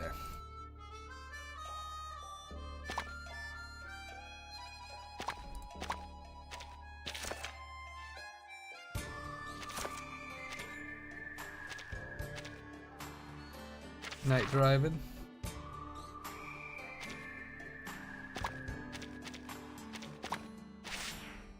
I was gonna say, like, Spook, there's no way she can answer her phone. Clearly, she'd speed up. Driver's tailing her closely, just feared woman floor trying to shake it off her car. Chase. Made her crazier. Speed up. So the woman sped up. Finally arrived home. Stayed shape. Hiding in the back seat, ready to attack. Nifty. Ah, I see. So it wants me to just do it in different orders. Telephone. Work. Soon, it's on the way. Clearly, she'll pull over. After finishing the toll, the woman don't ready to drive away, and that's when she noticed that the tar from a rearview mirror had now stopped beside her. She decided not to. Said, just watch. This is the police. It's too boring, I see. And that doesn't count. No, it does count.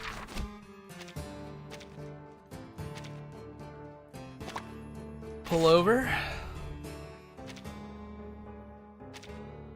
Realized there was no driver in the other vehicle at all. Classic urban legend. I see.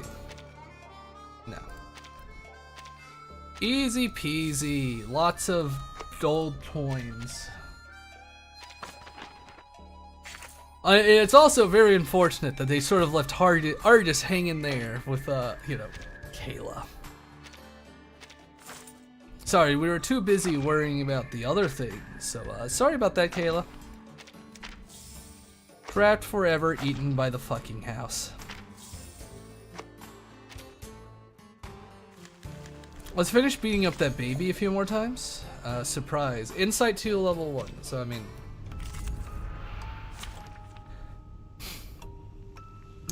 we gotta fight it without the mega buff, which will be fine.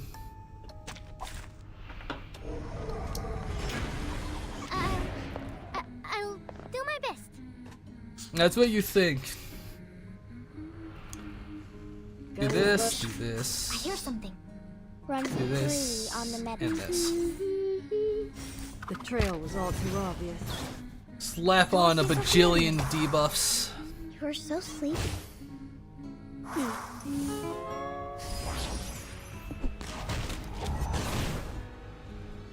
I could probably set the game to autoplay if I wanted for this. I don't exactly have the most complicated team structure. This book? Run. Football's heart is beating so Trail's still warm. Or this one. Please don't get hurt. Oh? Don't waste my time. Just doing that for Moxie. Metaphor?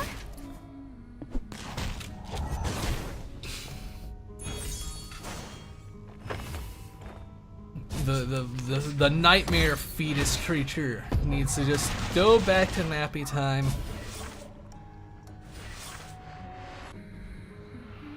Let's see. Guns loaded. Run 3 on the meadow.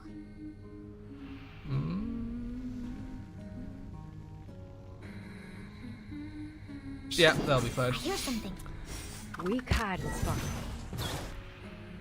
Open your heart and embrace your dream. Our poor Kayla. Now it's an interesting story, but I do have some missing pieces that I will need to learn.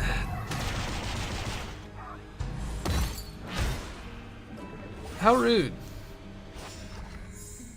This. This. Always hit my mark. This, then this. Guns loaded. We're about to mega beat up this fucking baby. You can run, but you can't hide. Yeah, this is just... yeah, we'll clean up, maybe try some of the hard mode stuff, just to see how it is. No mistakes. I was more interested in story. Don't miss the Texas.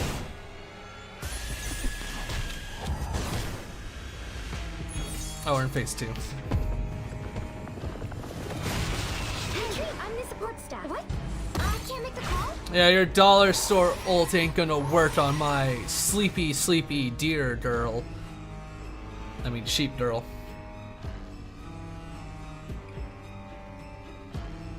This one, this one, this one.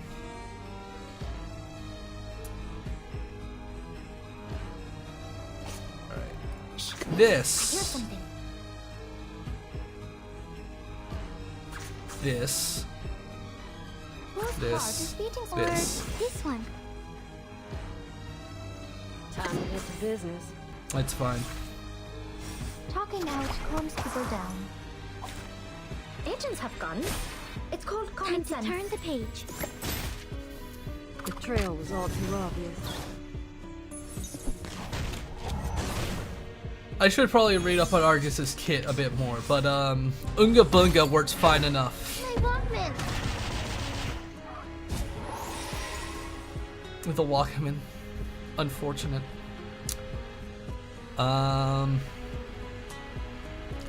This, and this. Blast the beast with every ult imaginable. Never mind. Overkill. Don't act surprised. It's just another day on the job.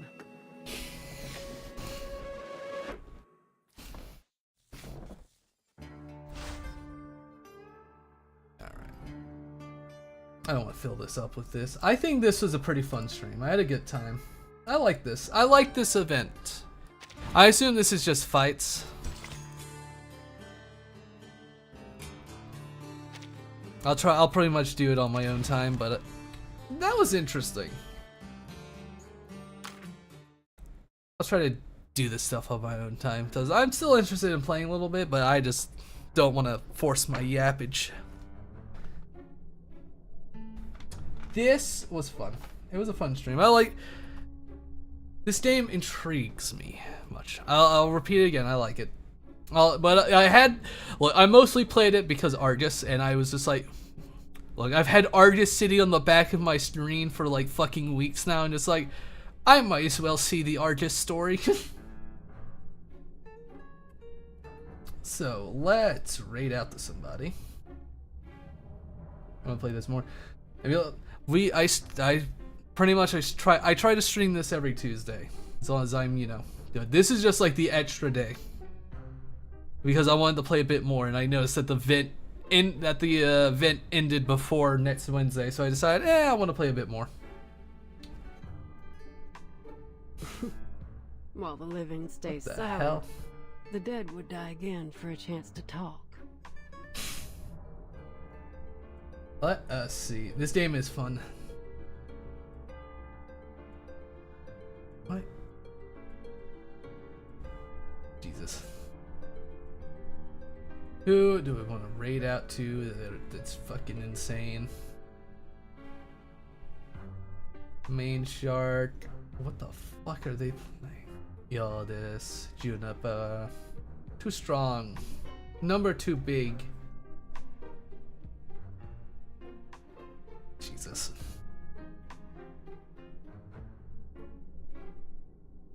Who do I want to see, like, me yell at them?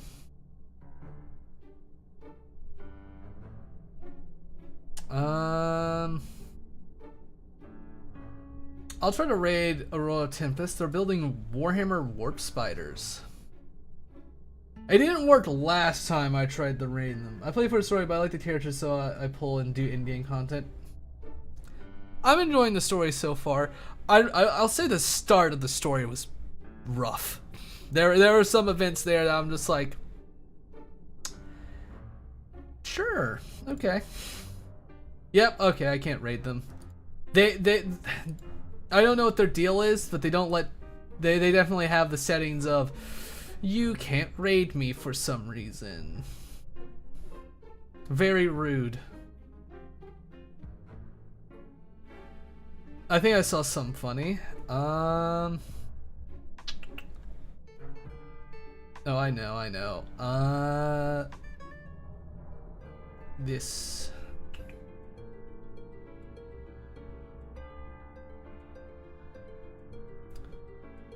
What in the fuck is this name?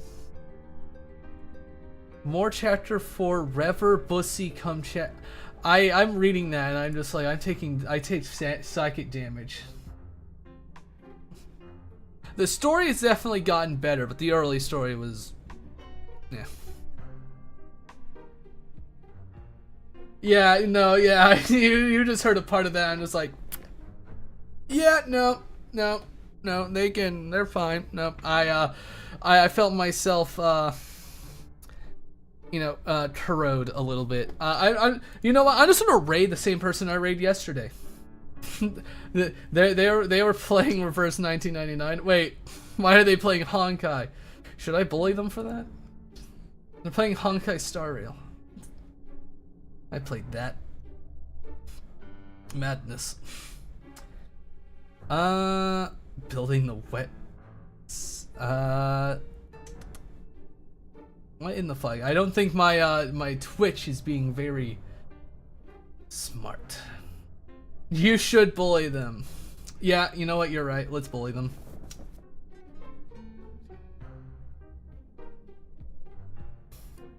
I rated them yesterday, and it's just like, what are you doing? Why is your stream Saberverse 1999? Let's raid them. We'll bully them. Alright, well, I hope everyone had a good time. I like this. Route 77. Interesting little mystery story. Fucked up evil lady. I'm sure one of you would let Tuesday abuse you. But have a good night and, you know, have a good time right now. Have fun.